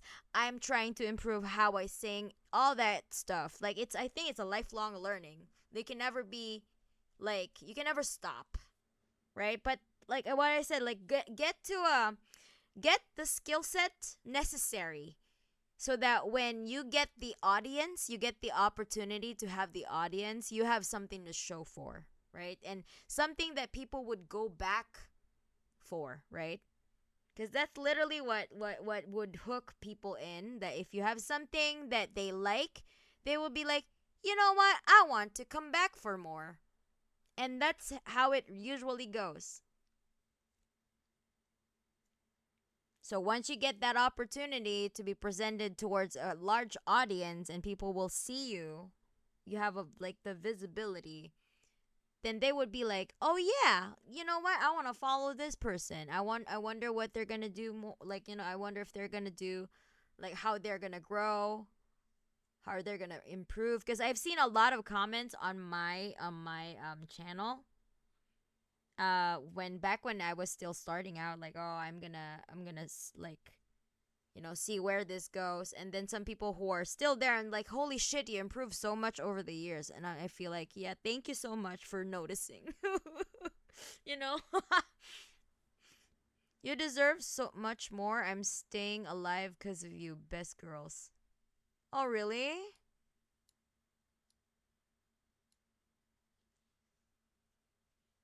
That's really good to know that you're inspired. So that's, I think that the only advice I can give is, if you want my advice, of course, you can take it or leave it. It's un- unsolicited advice. You can, if you want to take my unsolicited advice, just get the skill set that you need to be able to do the things that you love more efficiently, I would say. We recognize zeal, and personally, I believe in supporting people who stick to their ideals over and above pandering and selling out. Even more if you sacrifice your wealth to help others. Yeah, I wouldn't say that I'm sacrificing anything to help because I literally just like get paid to like sing or like be online and talk to people online and stuff like that, and once in a while be entertaining. But I don't think I feel like when I donate money to, like, to help others, I don't see that as sacrificing anything, because when you want to do something out of the goodness of your heart, you're not sacrificing anything.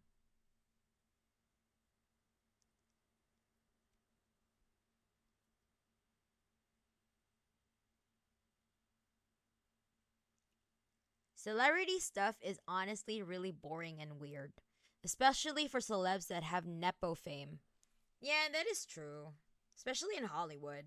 That's very good to support your folks like that. I mean, yeah, because they literally raised me. My parents are good people. Like, I love my parents. They are the best. I got my morals from them. Literally, they are the reason why I'm a generous person, because they are, like, there are some people that took advantage of their generosity, and still they do not generalize. They're still, like, they're still generous people. They're like, oh, okay, so what if they took advantage of us? That doesn't really take away anything from us. Sure, they can take our money, but they can't take our, they can't take our integrity away from us. So I'm like, oh yeah, okay, yeah. It's like you being taken advantage of for being generous is not a reflection of you. Like, it does not reflect poorly on you. It's on the people who take advantage of you. But you should also be able to, like, have boundaries to protect yourself. So, my parents are boomers, so they don't really have a concept of boundaries. Like, like, oh, they're always so, like, just generous to a fault. That's what I'm learning from them not to do in my own life. But overall, they're just really, like, good people. Um my dad is like a semi kind of, like, like, during his retirement, he just wants to farm, okay? So my parents would literally give, like, uh extra veggies to the neighbors. They're that old couple, that gives veggies. Yeah, the extra veggies that they harvested from their backyard. Also, sauerkraut and cars. I don't like any of them. Okay. Wait, I need to see what is a German. I've been following your YouTube for a while. I have to say here, you are a very beautiful person. That's all the reason to be here. You being an amazing artist on top of that makes it even better. Oh, thank you so much, Aya. I don't think I'm still a work of in progress. I don't think that I'd ever be like, oh, I'm already at the high the what do you pinnacle of my whatever the fuck. There's always gonna be, like, something to work on, something to improve. Like, I have, like, my own, like, personality improvements. My own insecurities that I need to deal with, my own kind of, like, unresolved traumas from, like, my my failed friendships or relationships, or general life stuff. Nobody is perfect, so I'm still, like, everybody's a work in progress, but the most important thing is we are working towards a better version of ourselves. We reckon, okay, anyway, sorry, I'm back reading like crazy because you guys type so fast. Please slow down. Hold on. Get good scrub. Always improving. Wait, well, hold on. I know that somebody in Russian is, like, saying "Privyet, mana." Something, something, something, moya oborona. I can't read the other ones. And then there's something about Russian, Ruski, whatever. Okay, wait. I need to translate this because I can't read, like, Cyrillic, and I can't understand Russian. I know some words, but not everything.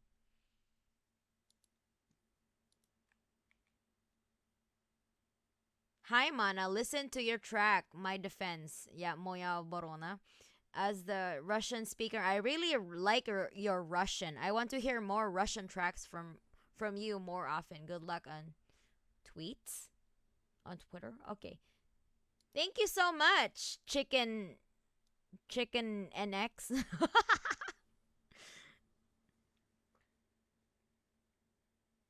Spasiba, Chicken NX.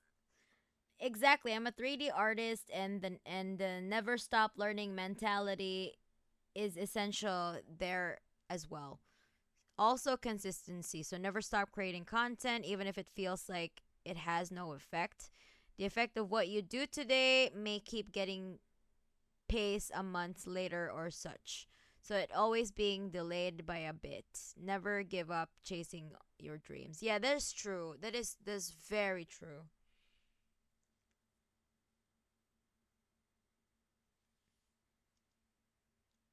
Wait, you're a 3D artist? Do you do like models? Like VTuber modeling?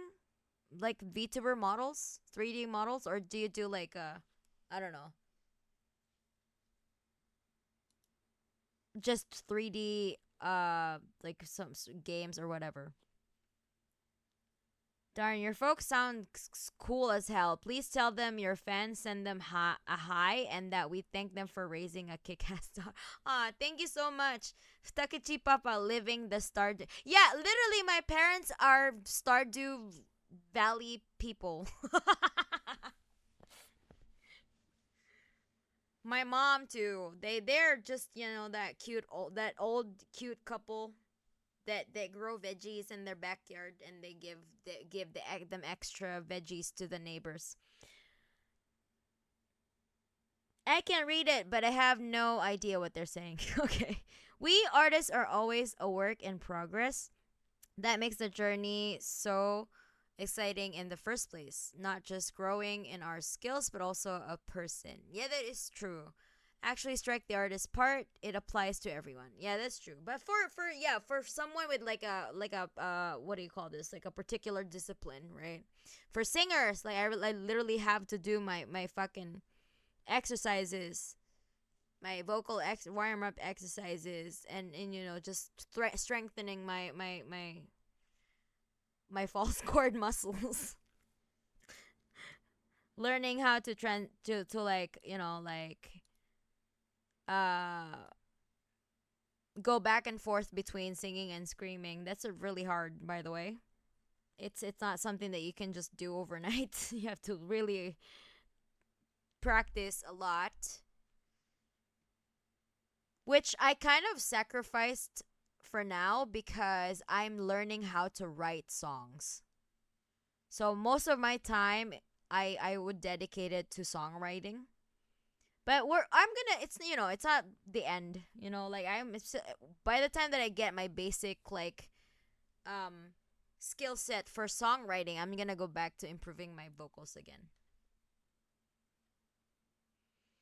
Also, to add one more to a previous conversation topic, I don't idolize you. I just think you're really cool. That's really nice. Yeah, that I think that I would want people to just see me as like, that person who introduced them to socialism. I literally don't like. I would probably be more like, kind of like, what do you call this? Um, I don't know. I'd be happier that you you got inspired because I introduced you to socialism than my actual like music stuff. I don't know. Be honestly, because I was already a communist way before I even became Takachimana, Comrade Nikki and I literally ran like a Facebook communist page, and it got a couple of thousands of like followers, and then we just abandoned that because I don't know, Meta like started shadow banning us. So I'm like, okay, this is stupid. Let's just think.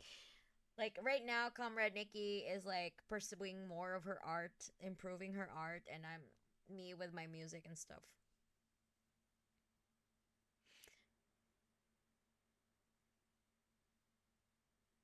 When I hear vocalists who go crazy on their vocals, I always think about how rough their vocal warm-ups can be. Well, it's not it shouldn't be rough. It should be more like opening the the air air passages, relaxing the muscles, because um the best vocal takes that I've ever done is from a place of relaxation. So I need to like get the tension out of my vocal cords, like, like my neck, my neck, my back, literally, seriously. I need to get all the tension out so that I can like relax and let my vocal cords do their thing. Like the dude from Archspire. Oh wait, you listen to Archspire? Okay, you listen to Tech Death. I haven't done a VTuber model yet, but my personal project is in a 3D non-photorealistic rendering, basically making 3D look like 2D. Oh, anime style. You could say similar to games like Genshin, Wuthering Waves, but technically yes, I could create 3D VTuber models as well. Oh, that's interesting. Speaking of which, I actually have a 3D model that I haven't really used yet because I don't know how to work the leap motion thingy. So maybe I would debut the 3D model, like, not a big one, because I have like an actual like yassified model 2D model in the coming months, but like I just want to like use that model too. Bye bye, my phone will die. Bye, Watcher. Thank you for dropping by. Okay. I hope you have a good day, Penguin. Yes, I love tech death. Oh, okay. Wait. So do you know like one of my favorite genres? I want to be a tech death drummer when I was a teenager. Do you still play the drums? Oh, in that case, do you know Naveen from the Copper Boys from like Entheos?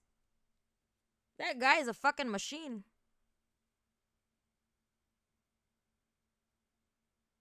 I mean, obviously, if you know Tech Death, you obviously know Entheos.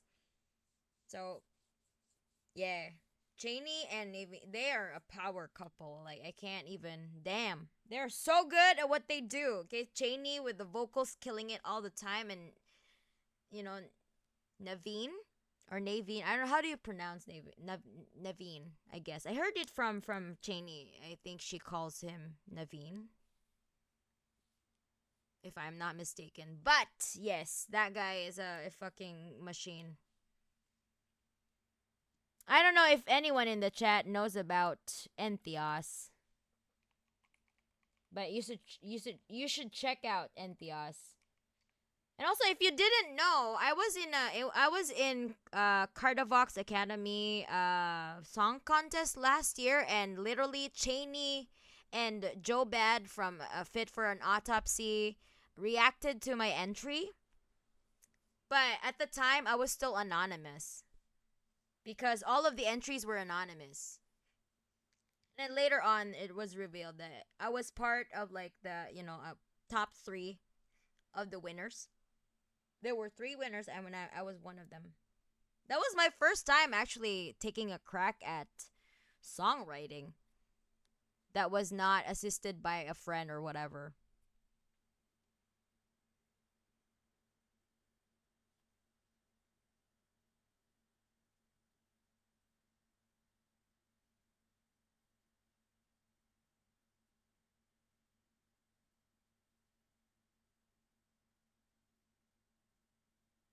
I did not drum, sadly. I can read drum sheets a bit and can recognize the techniques they use, like gravity blast, but haven't done anything yet. Oh, okay. Would you like to take up, drum lessons? Or, I don't know, like, would you like to kind of engage in that hobby?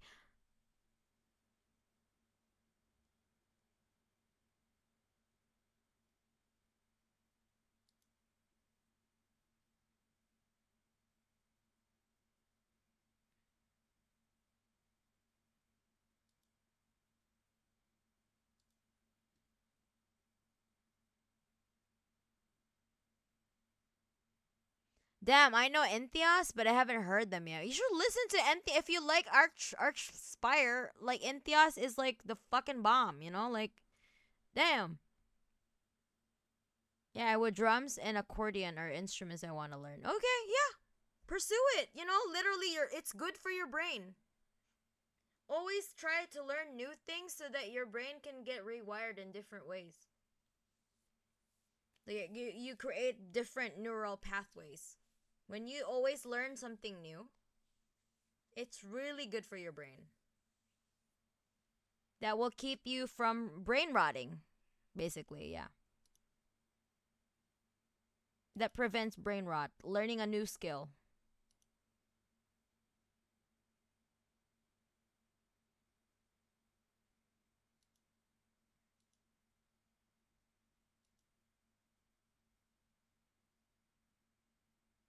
I know Enthias has members from the Faceless, so that, yeah, yeah. Just literally, hold on, let me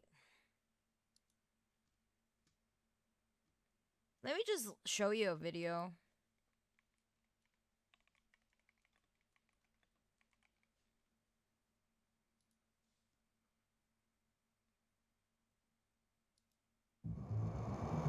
And also Cheney, they're like Enthias is fucking amazing live. Like they just killed the performance. I want to see them live because they like all their recorded live videos are just so fucking insane. They're so good at what they do. And also Cheney and Naveen are married. Much like Courtney LaPlante and Mike Stringer are married in Spirit Box. I also I also love Rivers of Nihil.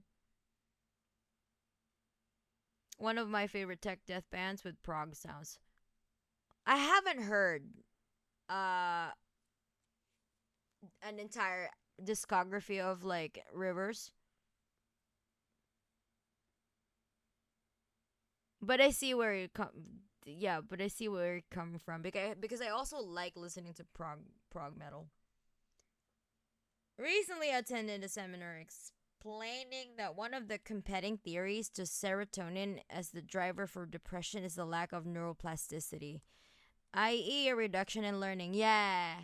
So keep learning, imps. Exactly. That's why, like, I think I mentioned it in my last stream. Like, in old folks' homes, they always have, like, enrichment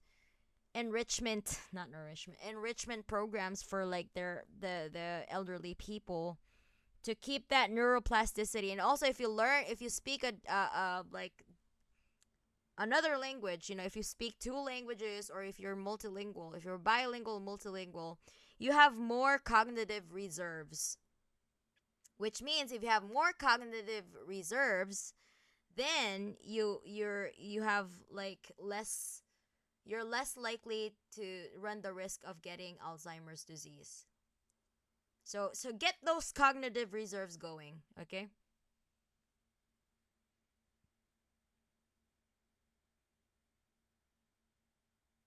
Thank God I speak like four languages then.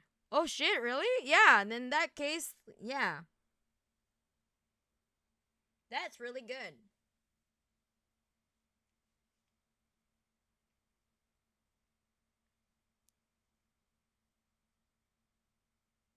I guess that's a good reason to keep learning Mandarin. Oh yeah, oh shit, you're learning Mandarin? Holy fuck, that's a yeah. Literally Arabic, Chinese and Russian are like fucking so damn hard to learn. That's hella impressive. Four languages? Damn. Yeah, English, German, Swedish, and some Japanese. Yeah. Gotta learn Thai for family too. Oh, okay. So you have Thai like heritage? That's awesome.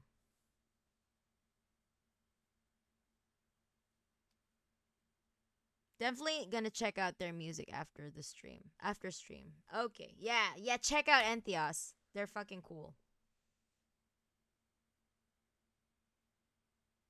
Dinner consume. We still going. Yeah, we were just talking about like random stuff. Like it's not really like communist related anymore. Also, I have 998 followers. I literally just need 2 followers more to get to 1,000 on stream.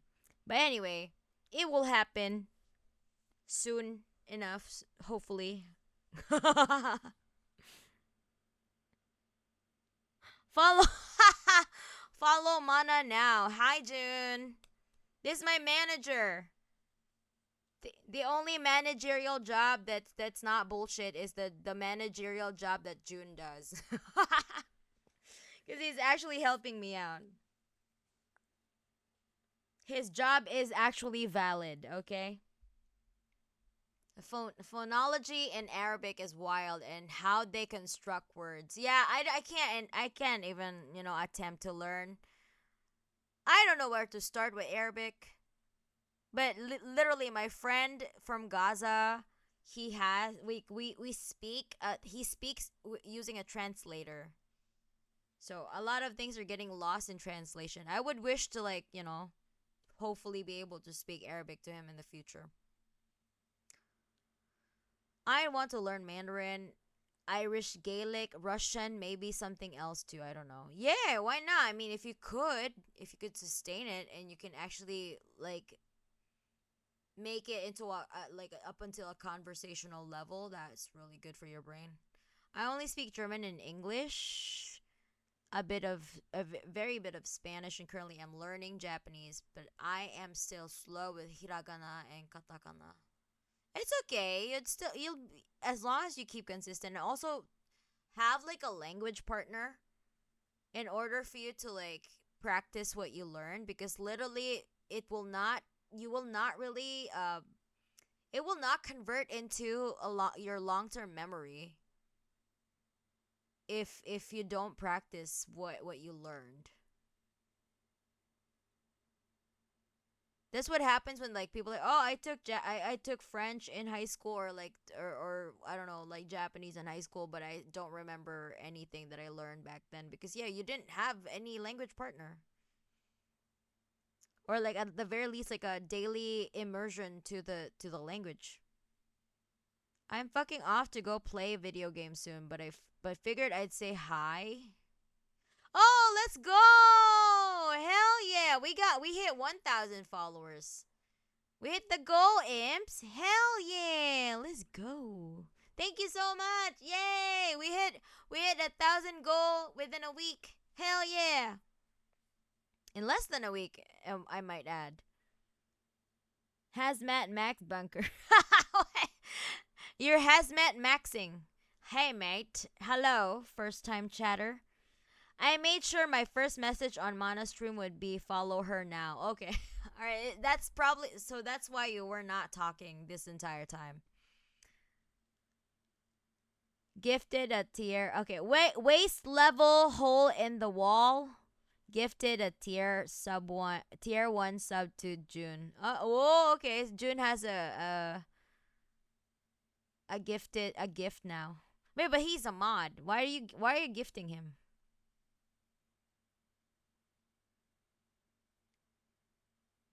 Is that like it? Can mods not access what the members have? Or what? Not members, but like subscribers. I get confused. Okay, because in YouTube it's members. Some parts are, but still pretty complex, and is a very nuanced language. Oh. Wait, how is this 11 out of 10? What is going on with my counter? What?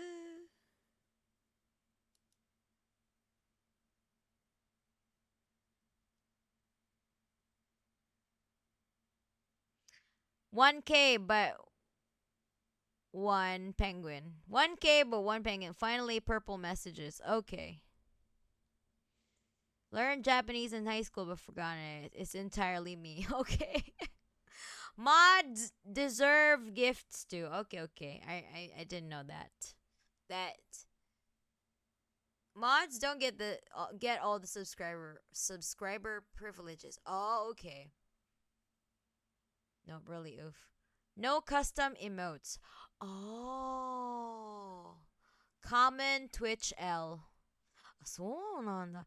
Subs save mods from ads and let them use the emotes. Oh. Damn, okay. Man, I think like on YouTube you can like select whether you want to like run an ad, but on Twitch you don't have a choice, right? You have to run an ad. Whether you like it or not, you're forced to run an ad. At least that's from what I understand. I don't know.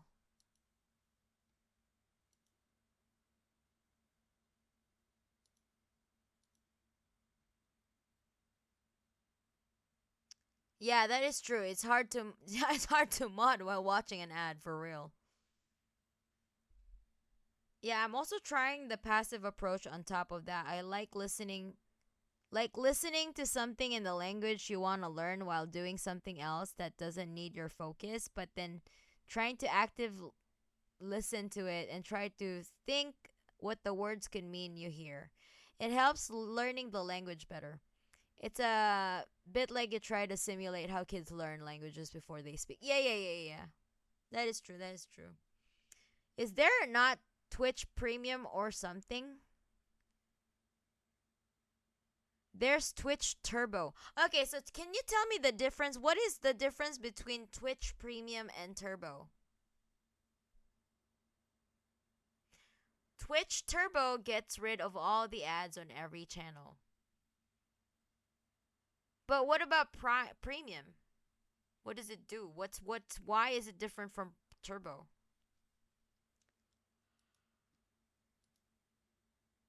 Man, but damn, like Twitch do be like inventing shit, all kinds of shit that to earn money.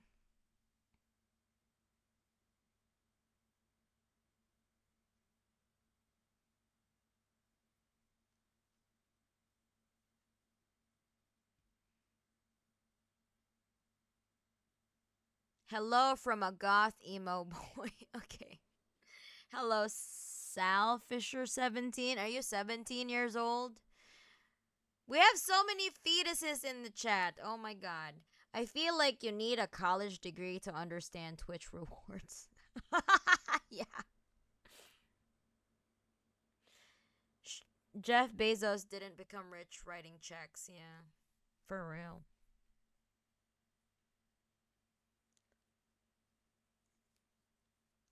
I'm not 17. Okay, alright. How old are you?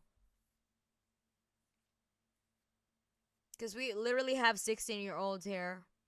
Same in my YouTube too. Like before, there were like 13, 16-year-old kids.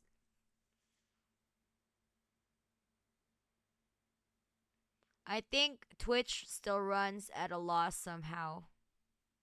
Are they? Turbo is just to bypass ads, but it doesn't let you use custom emotes. Oh. 18. Wait. Let me raise the bar with my 35 then.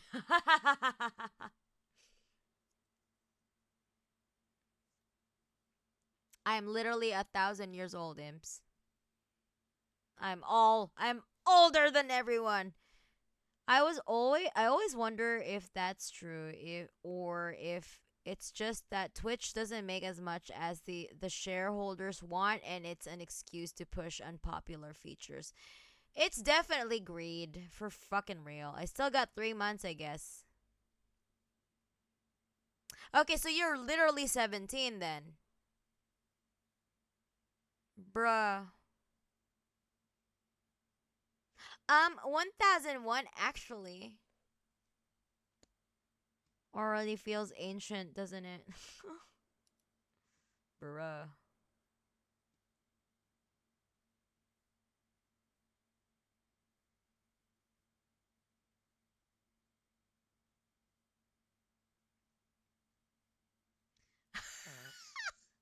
Meh. I gotta go, I guess. All right, this guy feels like he's. I feel like he's cosplaying a teenager, like a nonchalant teenager. Meh, I guess. You know, like those like the really like meme versions of teenager, like how people portray teenagers on like um television shows, or I don't know, like God, Dad, like you're so annoying. Meh. I'm not 17, but like I guess I need to go. I guess. God, like I always the voice that always plays in my head, like with the perpetually annoyed teenager kind of like attitude, is like, what's his name? Uh, Napoleon Dynamite.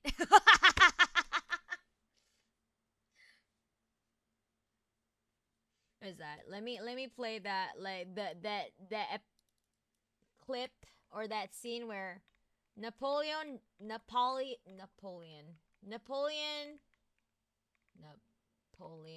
Dynamite feeds Tina. Okay, feeding Tina. Tina the llama. Alright, so it literally, this is how I hear your voice when you were like, meh, I'm not 17. Meh, I got 3 months, I guess. Meh, I think I need to go. This is this is how I hear it.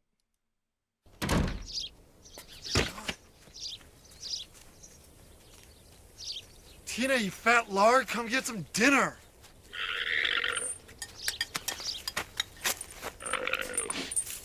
Tina, eat. Eat the food. Eat the food!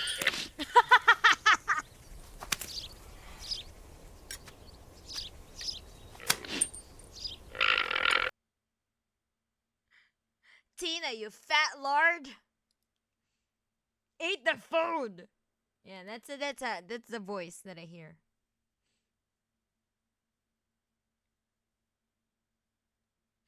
Yeah, I feel like this guy's like cosplaying a teenager. Unless they're actually a teenager. I'm disappointed I'm not yet old enough to grow tentacles from my face and drive people insane with the revelation of my true form. This isn't an 18 plus community, so as long as you're not cringe. Yeah, that's true. Like I'm not saying that you should go. Like I'm just really like I'm just fascinated by how you type. Meh. Tina, come eat your you fat lord. Come eat your fucking food. I'm not caught. Okay, all right, bro. All right. Wait, how do I know that you're an actual teenager though? What if you're an actual like a 50-year-old guy, you know? Who knows? And and with that same logic, how do you know that I am not some 50-year-old guy with a voice changer, you know? You'll never know, imps. You'll never know.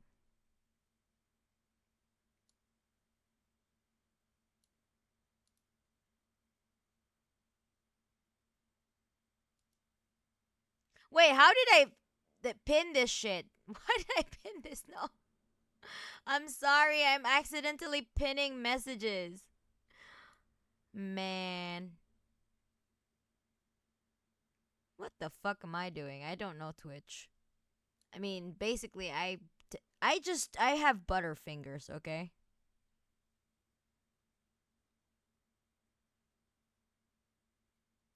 Ah, nonchalant dreadhead. Yeah, that's true. Don't say the Breakfast Club, Mana. That's super boomer. No, I was thinking Napoleon Dynamite. Teenagers played by people who aren't teenagers. Yeah, that's the Breakfast Club. I haven't seen that movie, by the way. I should get going. This was super fun, and I'd love to see these types of streams return. Take care, comrades. Bye, Solaris. Bye. Thank you so much for contributing earlier.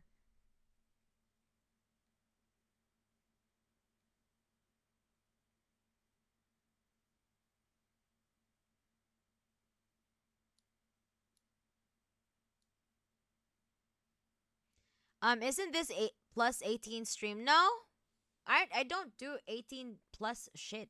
I mean, unless you consider socialism 18 plus. I'm literally just doing politics. I'm pretty sure that some kids won't like it, you know? Unless you're the type of kid who's into fucking history, politics, all that shit.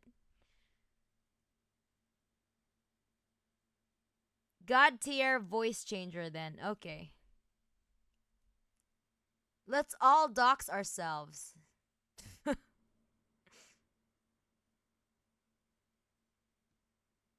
I'm 17 too, but I will turn 18 in April.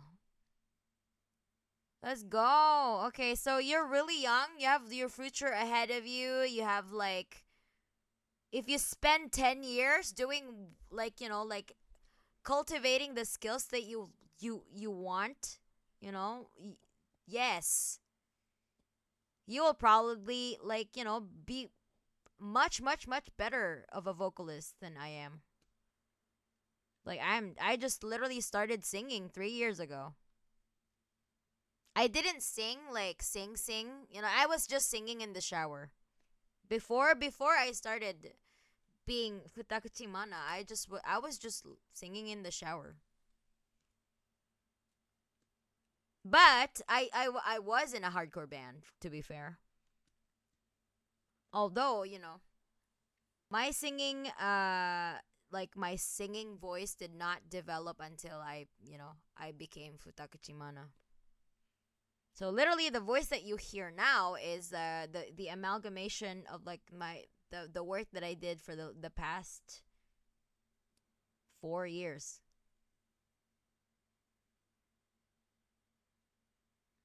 Was it 3? Hold on. I started 2021, 2020. Okay, all right, yeah, 4 years.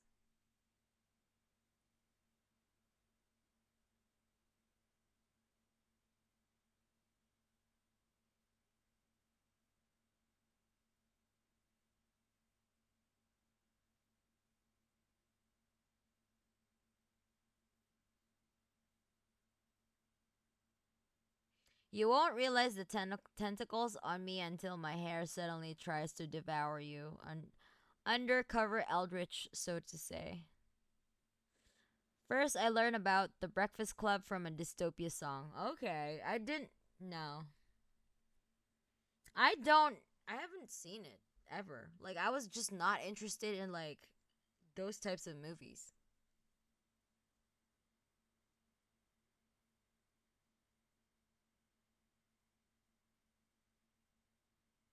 The dot above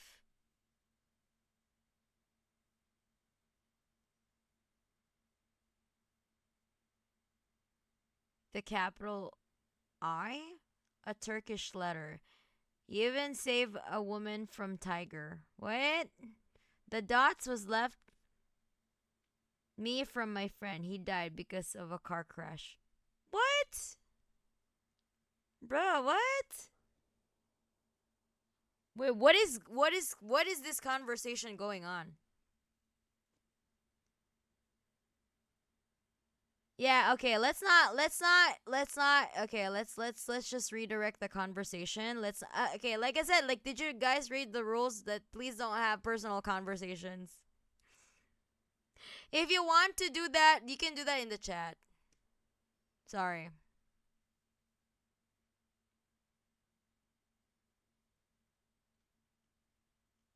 Take it into the whispers.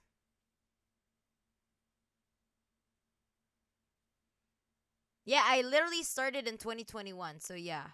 Waist level, hole in the wall. You're correct. 2021, 2022, 2023, 2024. 2024 is almost done. Almost over.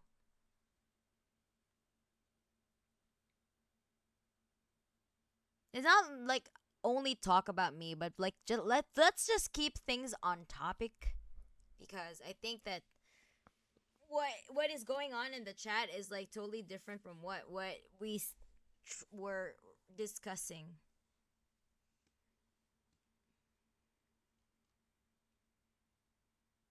Like also it's not the kind of tangent that I want, you know.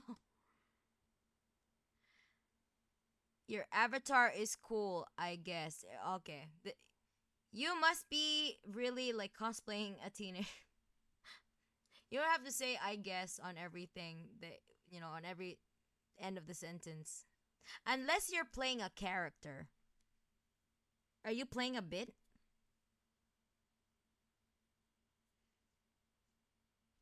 Are you playing like a tsundere bit?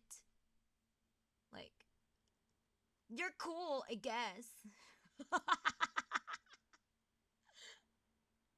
I'm sorry. I literally can't like I can't get over that sentence structure or like, style of saying words.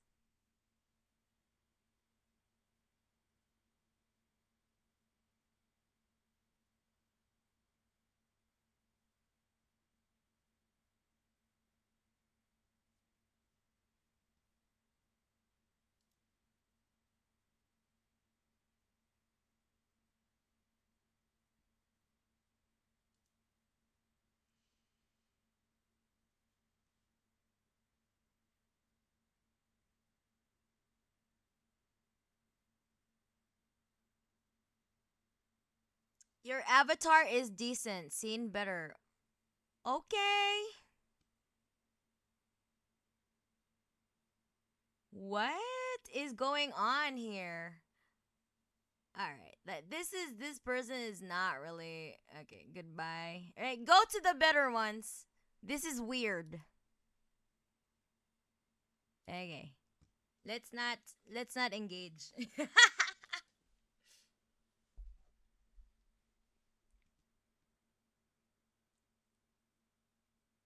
Hold up. I just now saw you're doing a Socialism 101 stream. Yeah, but Comrade Nikki had to leave because she had to go to bed. So we're just like hanging now. We're just hanging out.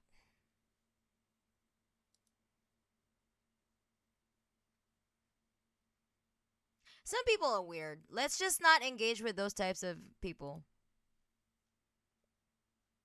Like they're obviously trying to like I really do not understand backhanded comments. Like why even say something positive when you're just gonna undermine the person, you know? Like your avatar is decent. I've seen better. Okay. Thank you, I guess.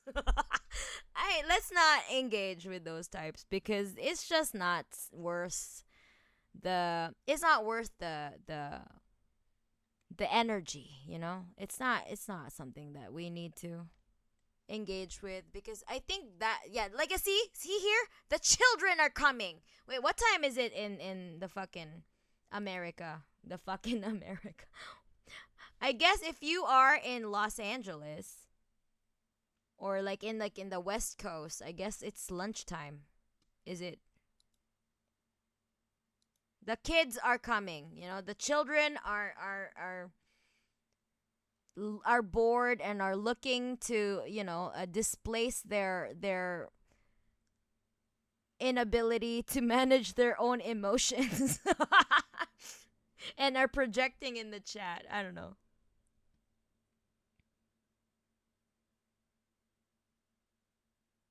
Yeah, it's lunchtime. Around lunchtime, post lunchtime. Some children are looking to want to like do something, you know?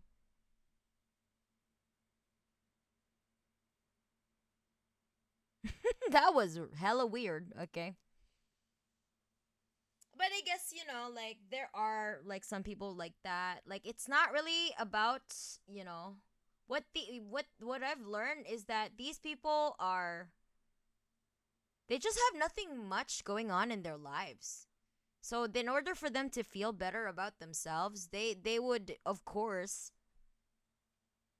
Like, especially if they don't really understand that what the power of the words, and they just want to say something hurtful to get a rise out of others. It's because they don't like themselves. So I've never seen anyone genuinely happy that would like do things like that. It's always the miserable people that are they're doing this. So it's not much about like if you're dealing with these types of people in your own life, it's not you. It's them. They're projecting.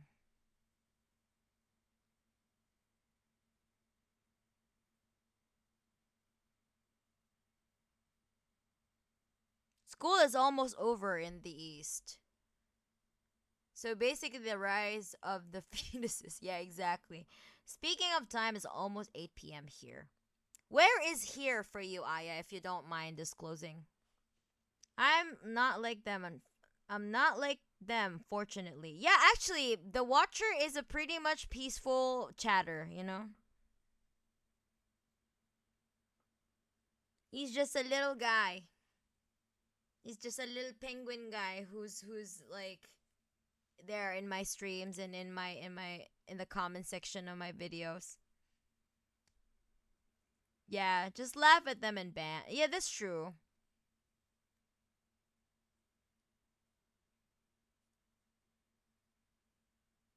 Oh, okay. Wait, yeah, you did say you're German, but yeah, like just don't know where you like. Maybe you're living somewhere else. Okay, good to know. What got you into political philosophy? Basically, when I was in college,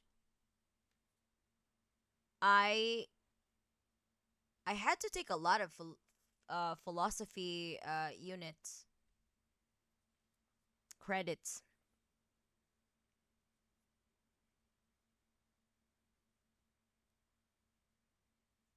because I also wanted to like I don't know, I just wanted to kind of explore, but also because I was already like exposed to a lot of politics in the hardcore punk scene. I just wanted to like confirm if there's like a formal education route to like what I'm seeing in my scene.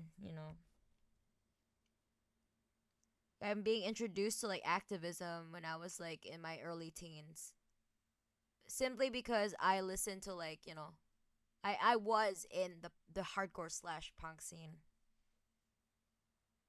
I'm glad though that I got my I was in the really like political side of hardcore, cuz I can't imagine like having been in like a fucking like the really like apolitical metal scene. I don't think. But there are a lot of those though. I'm just thankful that I am on the political side of things. I'm still in this country, but if work would demand me to be anywhere else, I would never mind. I'm kind of a vagabond at heart, and even though I don't travel, okay, that's really fair. And also, I heard that in Germany, it's not really a good place for. One of my friends who is who lives in Germany, she is a streamer, and she said that she's a streamer and does that for a living. It's not a good Germany is not really a friendly place for streamers because of the taxes they have to pay. Punk during my teens tendered me up for radicalization. Exactly, that's the same thing that happened to me.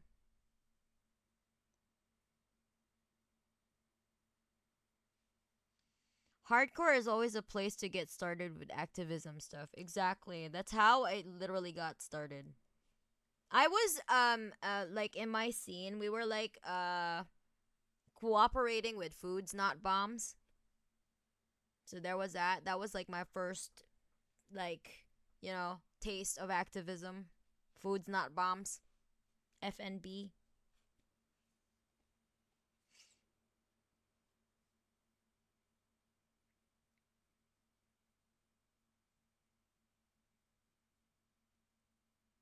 Same here, minus the college. 2020 didn't help when it came to being exposed to even more politics. Yeah. I mean, like, and also just living and also paying taxes. I'm like, where are my taxes going? Man, I need to, like, understand why the system is how the way it is, you know? So I can critique it better. If you're not interested in politics, you're not interested in life, and she will definitely be interested in you. She will not be interested in you. After all, there's a difference. There's a difference? Where's that? To be free or a slave, yeah. I went from liberal to apolitical to anarchist to apolitical again to conservative. What? To conservative to conservatarian to finally being a socialist. Don't ask. I can't really. Yeah, that's a wild roller coaster, my dog. A queen rooster. Also, Eliando, hello.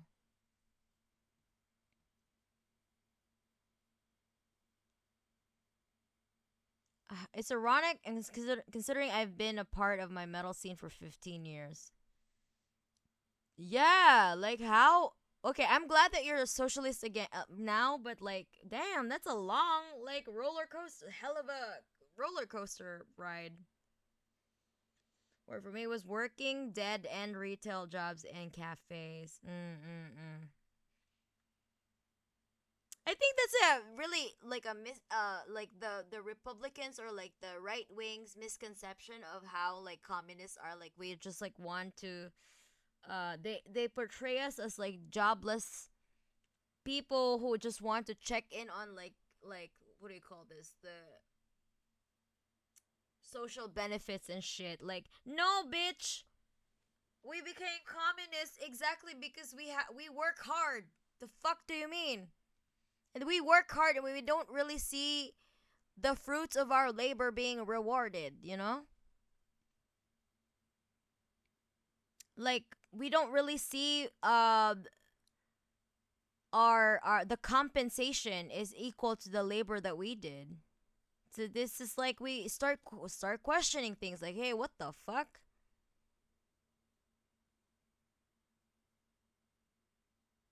I think a lot of leftists took a right detour at some point. Same for me.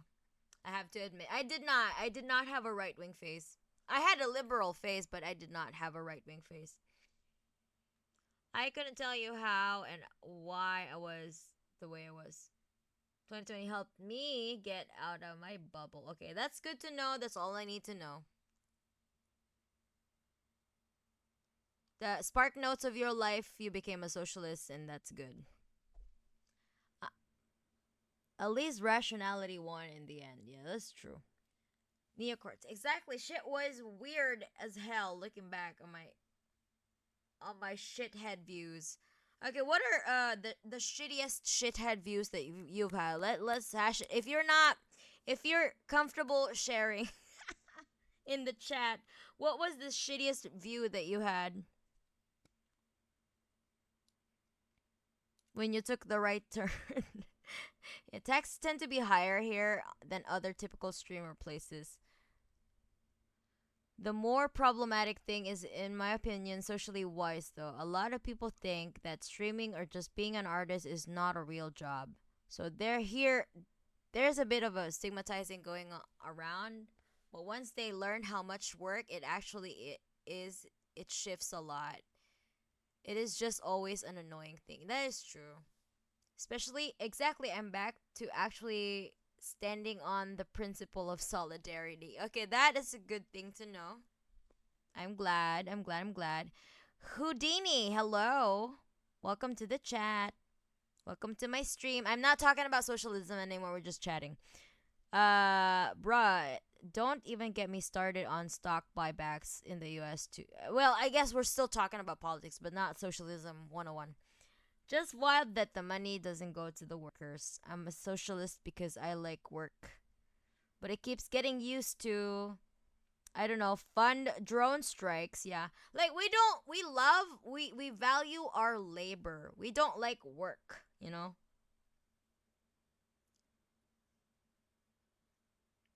Work implies that it's we're selling our labor power to the capitalist. Our labor is creating wealth, okay? Ironic since right wingers like this usually work in white collar jobs. Exactly. I want my money to go back to my community and that's all that matters. Yeah, for fucking real. That's also what I want. Chat, do not flame me. I was one of those red pill bootstrap people, so here goes. Alright, yeah, I mean, I think that's very typical. That's very typical right wing view. I know I was a shithead, trust me. Yeah, yeah. It's okay. I mean, that's why I ask, you know. I'm just glad that you're back, you're back with us now. But I just don't understand how you could become an anarchist and then you go back to fucking being a conservative. That shit is wild. For me, it was my bout as an anti-feminist back during the whole new atheist thing in the early mid 2010s. Oh, like the amazing atheist kind of movement, like the Sargon of Akkad kind of thing. Damn, that goes like way back. The 2010s is them's the times. The Anita Sarkeesian kind of issue thing.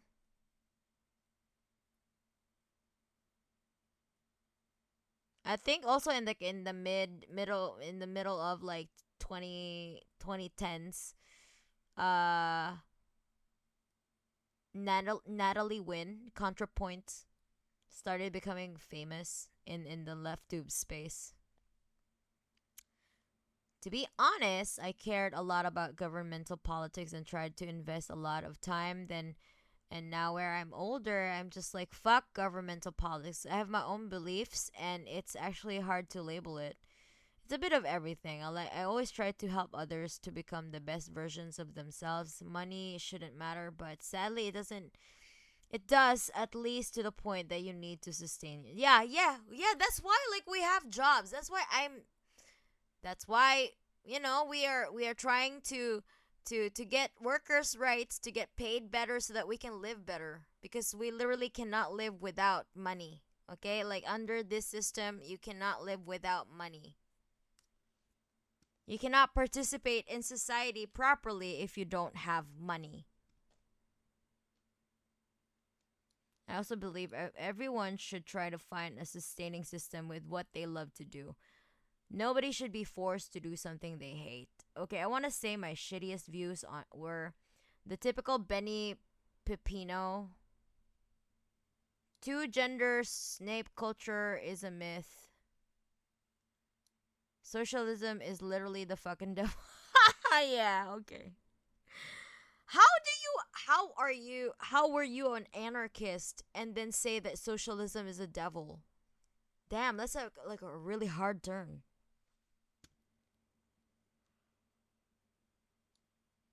How did you go back? Like there's like an ANCOM to socialist pipeline, you know? But never like anarchist to like fucking conservative pipeline? Like what the fuck happened? I used to be a capitalist who didn't think racism or sexism was a thing. Oh. Wait, you can't be a capitalist if you don't have the means of production, you know? Are you a factory owner?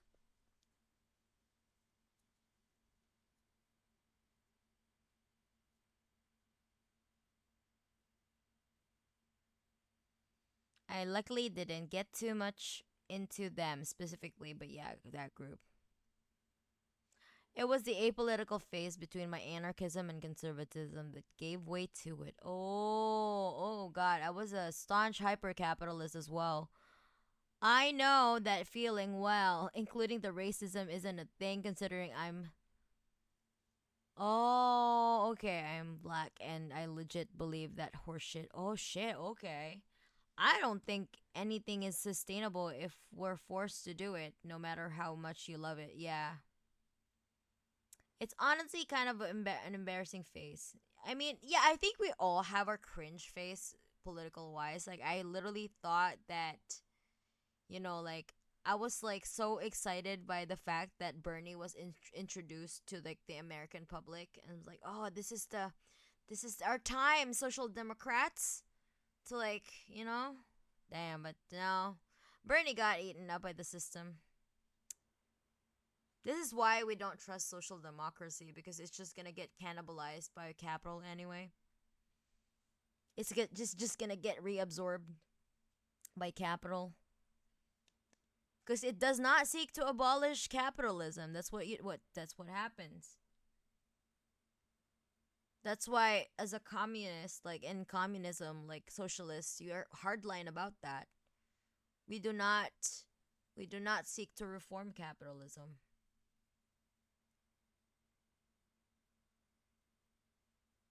I don't think anything is sustainable if we're. Yeah, okay. Oh, you were an ANCAP. Okay, that's probably the reason why. I don't know. God damn it. I literally couldn't tell you how the fuck I wound up being that ass backwards regarding my political takes. Which is a whole other can of worms. Yeah, trust me, I hate it as well. I was one of those libertarian house cat capitalists back in 2015 to 2019. Oh god, I had a social democrat phase too. Yeah. It's embarrassing. Yeah, we all had that. But the most important thing is we know how to better assess the world now. Now that we are in we had the right tools to study and assess objective reality with dialectical materialism, historical materialism. Dialectical and historical materialism.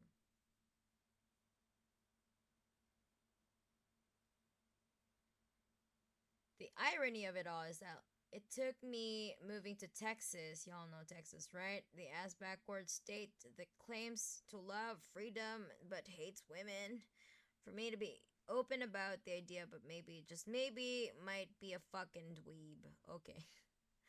For the people who did have one of those phases, do you know what got you out of it?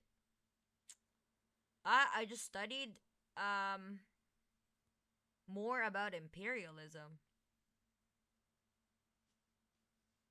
When I read like capitalism, the highest stage of imperialism, the highest stage of capitalism, that's what made me kind of like, oh shit, hold up.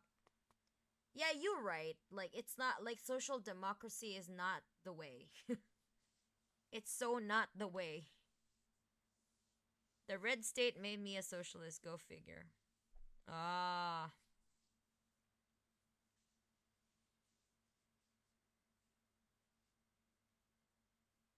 Yeah.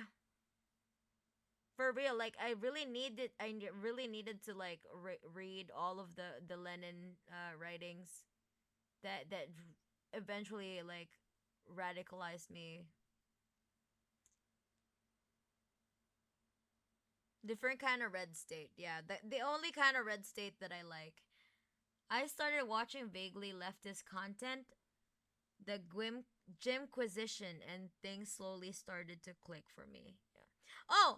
Like when it comes to like YouTubers, I've always watched I don't know, Hakim helped really, like his videos helped me understand like which how to approach my studies in communism, in like studying, socialist concepts. Also, studying history helped me radicalize. That is true. Me too. Same thing. That is why like we always need to put like theory in context, you know? Like nothing ever exists in a vacuum. Everything is a product of history and the material conditions at the time. I love Hakim. Like him and JT. I've only learned about Ugopnik when he teamed up with the you know, like the Deprogram podcast. Studying history helped me to hate Europe. Well, you know, yeah, I mean, like, fucking Western imperialism, am I right?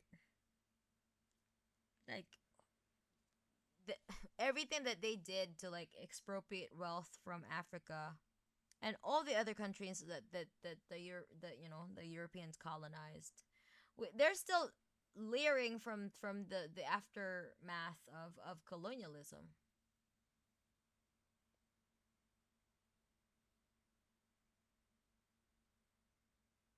Studying history helped me hate Europe and America. Yeah, because literally you would see like how these fucking places were built, especially the U.S. Jesus.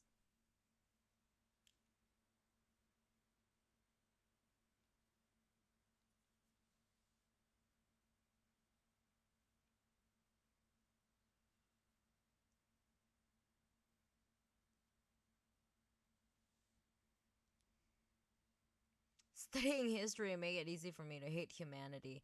Well, you know, we don't hate humanity. We otherwise, you know, we would lose our like literally that's what we're fighting for. We are fighting for our humanity. Like we're socialists. We want a better future for the planet, right?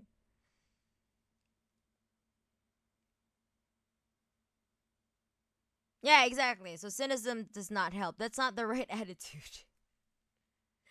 Although sometimes yes, it's not easy to deal with this planet, you know? I get my moments too, like everybody gets their moments too, but like let's not lose hope. I hate people but love humanity. Yeah, let's take humanity back. What's crazy is that countries that weren't directly colonized still suffer from the effects of imperialism. Yeah, yeah, for fucking real, yeah.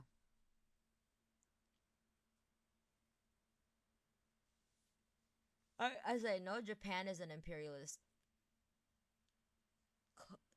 too, cause G7. I mean, well, not just that. Do you know Japan's history? Like they literally invaded China. My fucking forefathers.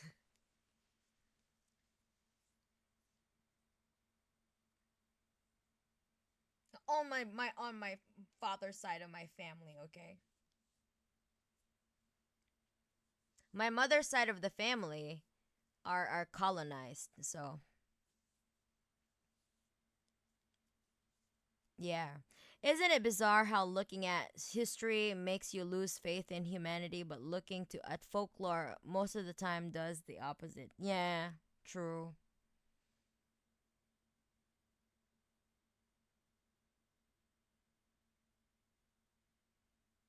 I want to live in Japan. I mean, Japan is definitely a good place to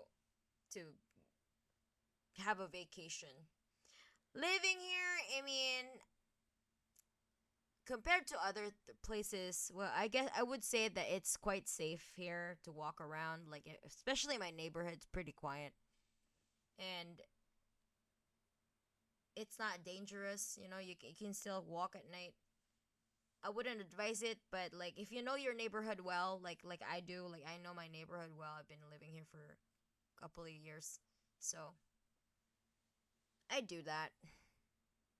But it's a privilege for apparently in some places you can't even do that, isn't it? Okay. I don't blame humanity. I blame a certain few humans who work to make things worse for everyone else. Exactly. Honestly, it makes sense despite the whole we laugh to keep from crying aspect of it. Nah, for real. Sounds like good. Wow, sounds good. In Russia, it's dangerous to walk alone at night because crimes. Yeah, criminals. I think every place has its own problems. For real.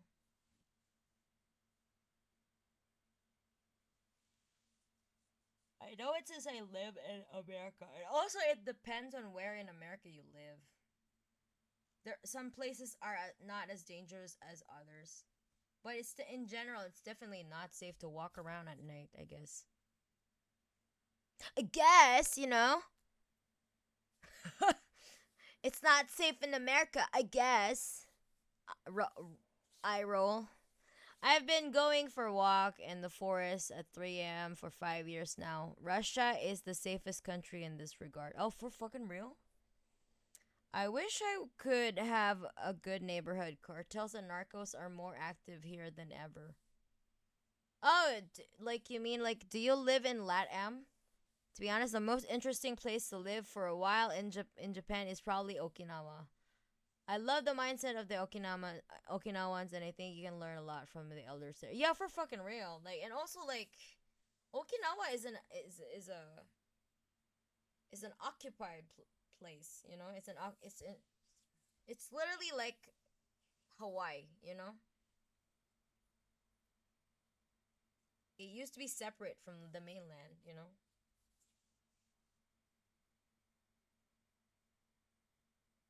I'm from the second most violent state of Mexico, Tamaulipas. Oh, damn, really? Wait, the Watcher P is from there? What? You're both from the same state?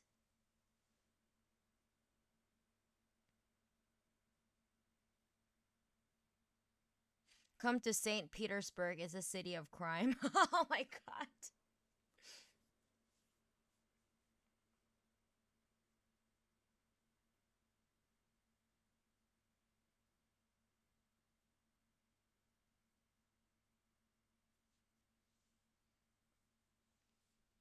I'm like I think Haruna, you said that you're only 17 but you can speak English pretty well already. So that's really good. Unless you're bilingual since birth.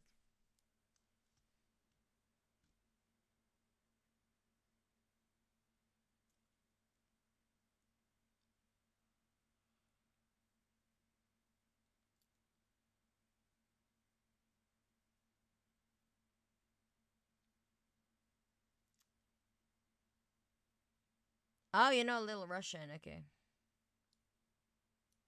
Also, Imps, it's already like 3 a.m. here. I guess I need to go to bed too because I also want to like be able to record tomorrow.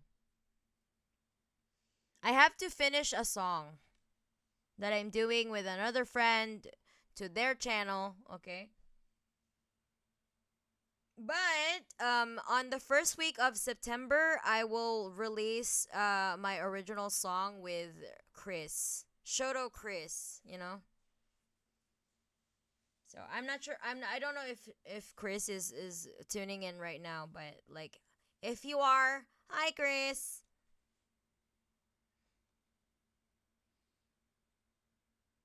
It's tomorrow. Like for him, like he has to do uh he does the mixing on the weekend, so he's probably gonna be finished, hopefully soon ish. Well, I'm excited to hear the collab with Chris. Yeah, yeah. And if you want to check the song that we actually released the 1 minute version last year. So if you haven't seen it yet, here it is. So we're gonna be releasing the full version of this.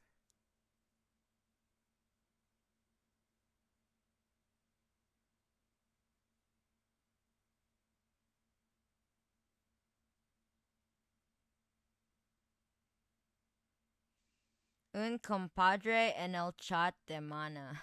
What? What is going on in the name of the new guitar of Chris Mana? What? Yes.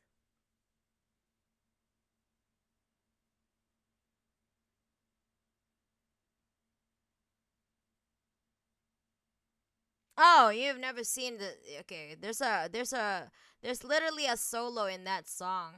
The complete version has a solo, okay? So wait for that. If you think this is already shredding, wait until he does the solo. Okay, so Chris actually his foundation is from Tech Death. Okay, so that guy is a big fan of the Faceless, Archspire, and what else was it? Like, yeah, I forgot. But like he likes Tech Death music, and that's his foundation. He can play Tech Death stuff, but now he's composing more like, I don't know, melodic stuff. Yeah, Vildrata. Yeah. Yeah, math course supremacy. Yeah, for real. Master Noodle subscribed with Prime. Oh, let's go.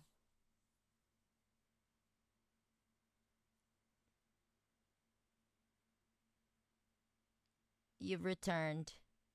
Mellow Tech Death. Yeah, I guess we could do that. We've been experimenting a lot. Like we are combining so many other like subgenres and for fun. Anyone dig some Psyopas? Hell yeah! I listened to Psyopas when I was in college. Damn, I didn't know anyone like anyone in the chat would ever bring up Psyopas. Like them and like Discord what do you call this? Ion Dissonance. But the thing is, I was really disappointed to see that Ion Dissonance, their vocalist is apparently, or I don't know if it was their vocalist but someone in their Twitter was retweeting anti-immigrant stuff. So that was an L. Not yeah, I also know Discordance Axis.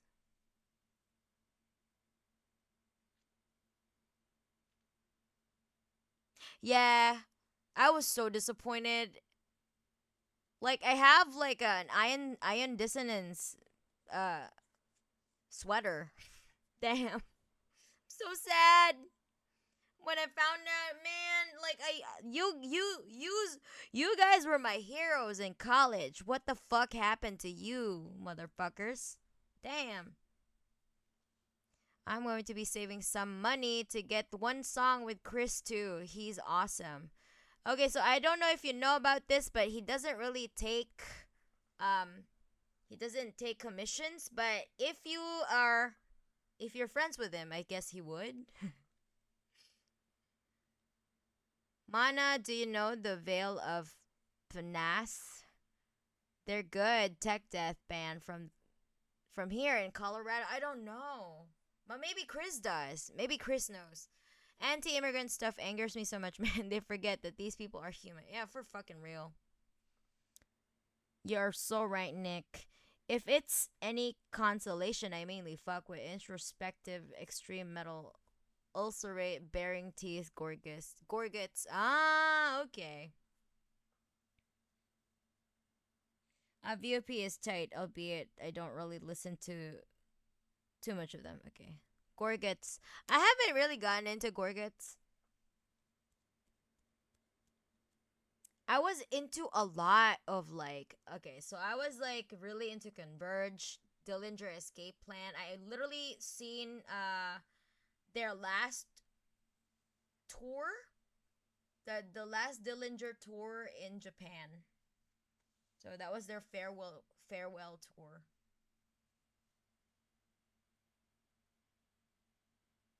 Psychroptic rules too. Oh yeah. Damn, a lot of y'alls are fucking nerds in the chat. That's really fucking cool. That opening riff from Initiate, the Dillinger Escape Plan. I know one of their songs with Mike Patton in it. Oh, okay. Listen to Calculating Infinity. Anyone fuck with atheists? Yeah, I know atheists too. Damn. Are we from the same generation? I feel like I went to college with you, dude. I recently started to get interested in bands in the band System of a Down. Their songs are cool and they are Armenians. It's cool and seems like the indie and are also left wing based guys. Yeah, I think Serge is a has a good head on his shoulders. I'm just not really into like the music that, you know, that's not the music that I grew up listening to. I'm more on the extreme side of things. But objectively, yeah, they make good music. It's just like not something that I would listen to, like my go to. I never will be able to understand people who get violent opinions about other people they haven't exchanged a word with and judge them for their background. It makes you yourself sometimes feel like an alien. Think what the fuck is hum- think what the fuck is humanity? Yeah, it depends though. Like I wouldn't want to have a dialogue with a fucking Nazi. But if we just have like slight differences in like, like preferences, opinions, and stuff like that, I would engage with them. Like, like slight differences in opinions, but not on the fundamental things. I'm sorry. I don't engage with fascists or people who are actively just wanting to harm like minorities. Like that's not something that I would want to like, I would want near me.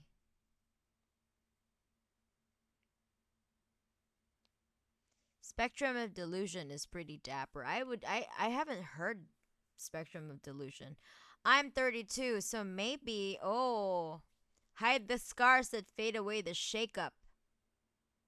I grew up with Dima Borger, if that helps. Oh.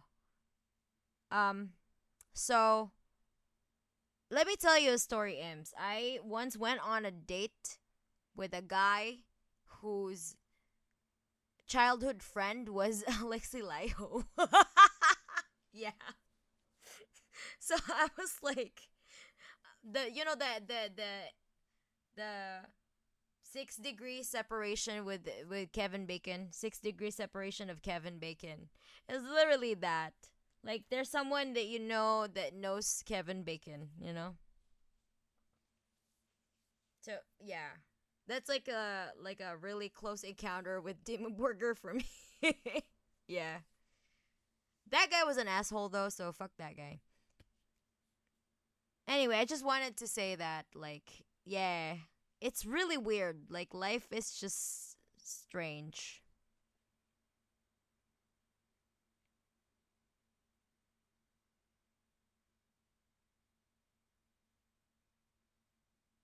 Yeah. I'm not gonna elaborate on it, but that's what happened.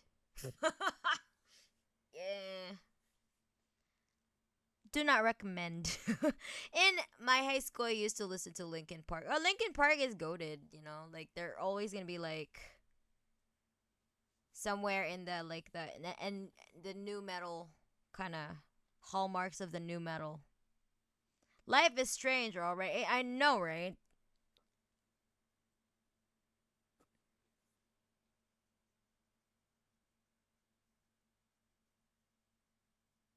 But yeah, that guy was childhood friends with Alexi. I agree about the not engaging with fascists. My issue is that so many people in my area are fascist adjacent.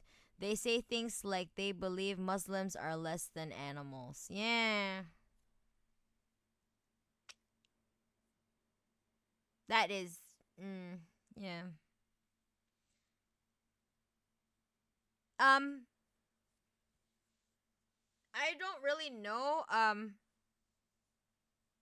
how to approach that because I've never been around such people. So I guess like some people who work specifically with those de-radicalizing, like Islamophobia type of shit. Like you can learn something from them, but not from me. I don't know how to deal with these people.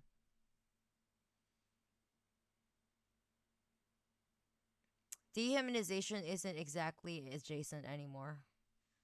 But sorry to hear that's such a common view in your environment. Yeah, that's true. Hell's in a handbasket. I didn't know you streamed. Um, well, I didn't stream for a long time, like, for a couple, like I used to just stream once a month, but now I kind of just want to give Twitch a try because I want to do political stuff in here. Okay, if you don't want to listen to my politics, do not engage.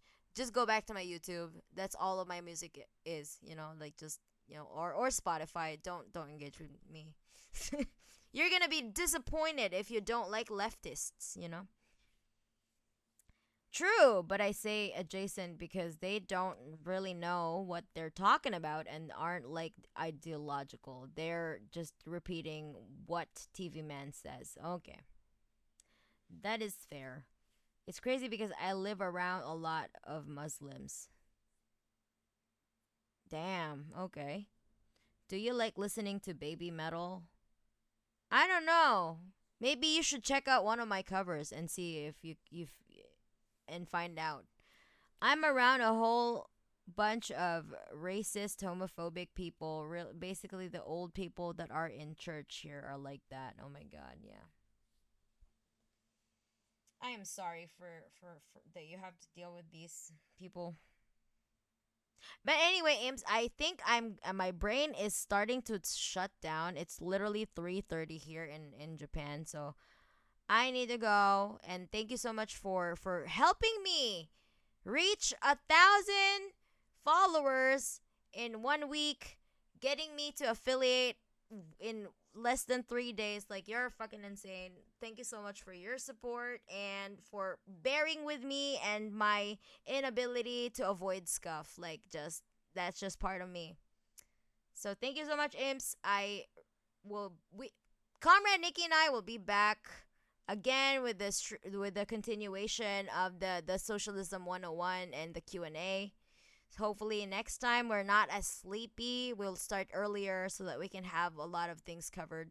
And so she won't, like, be sleepy on stream. Because she sleeps at 10 p.m. Have a nice sleep, man.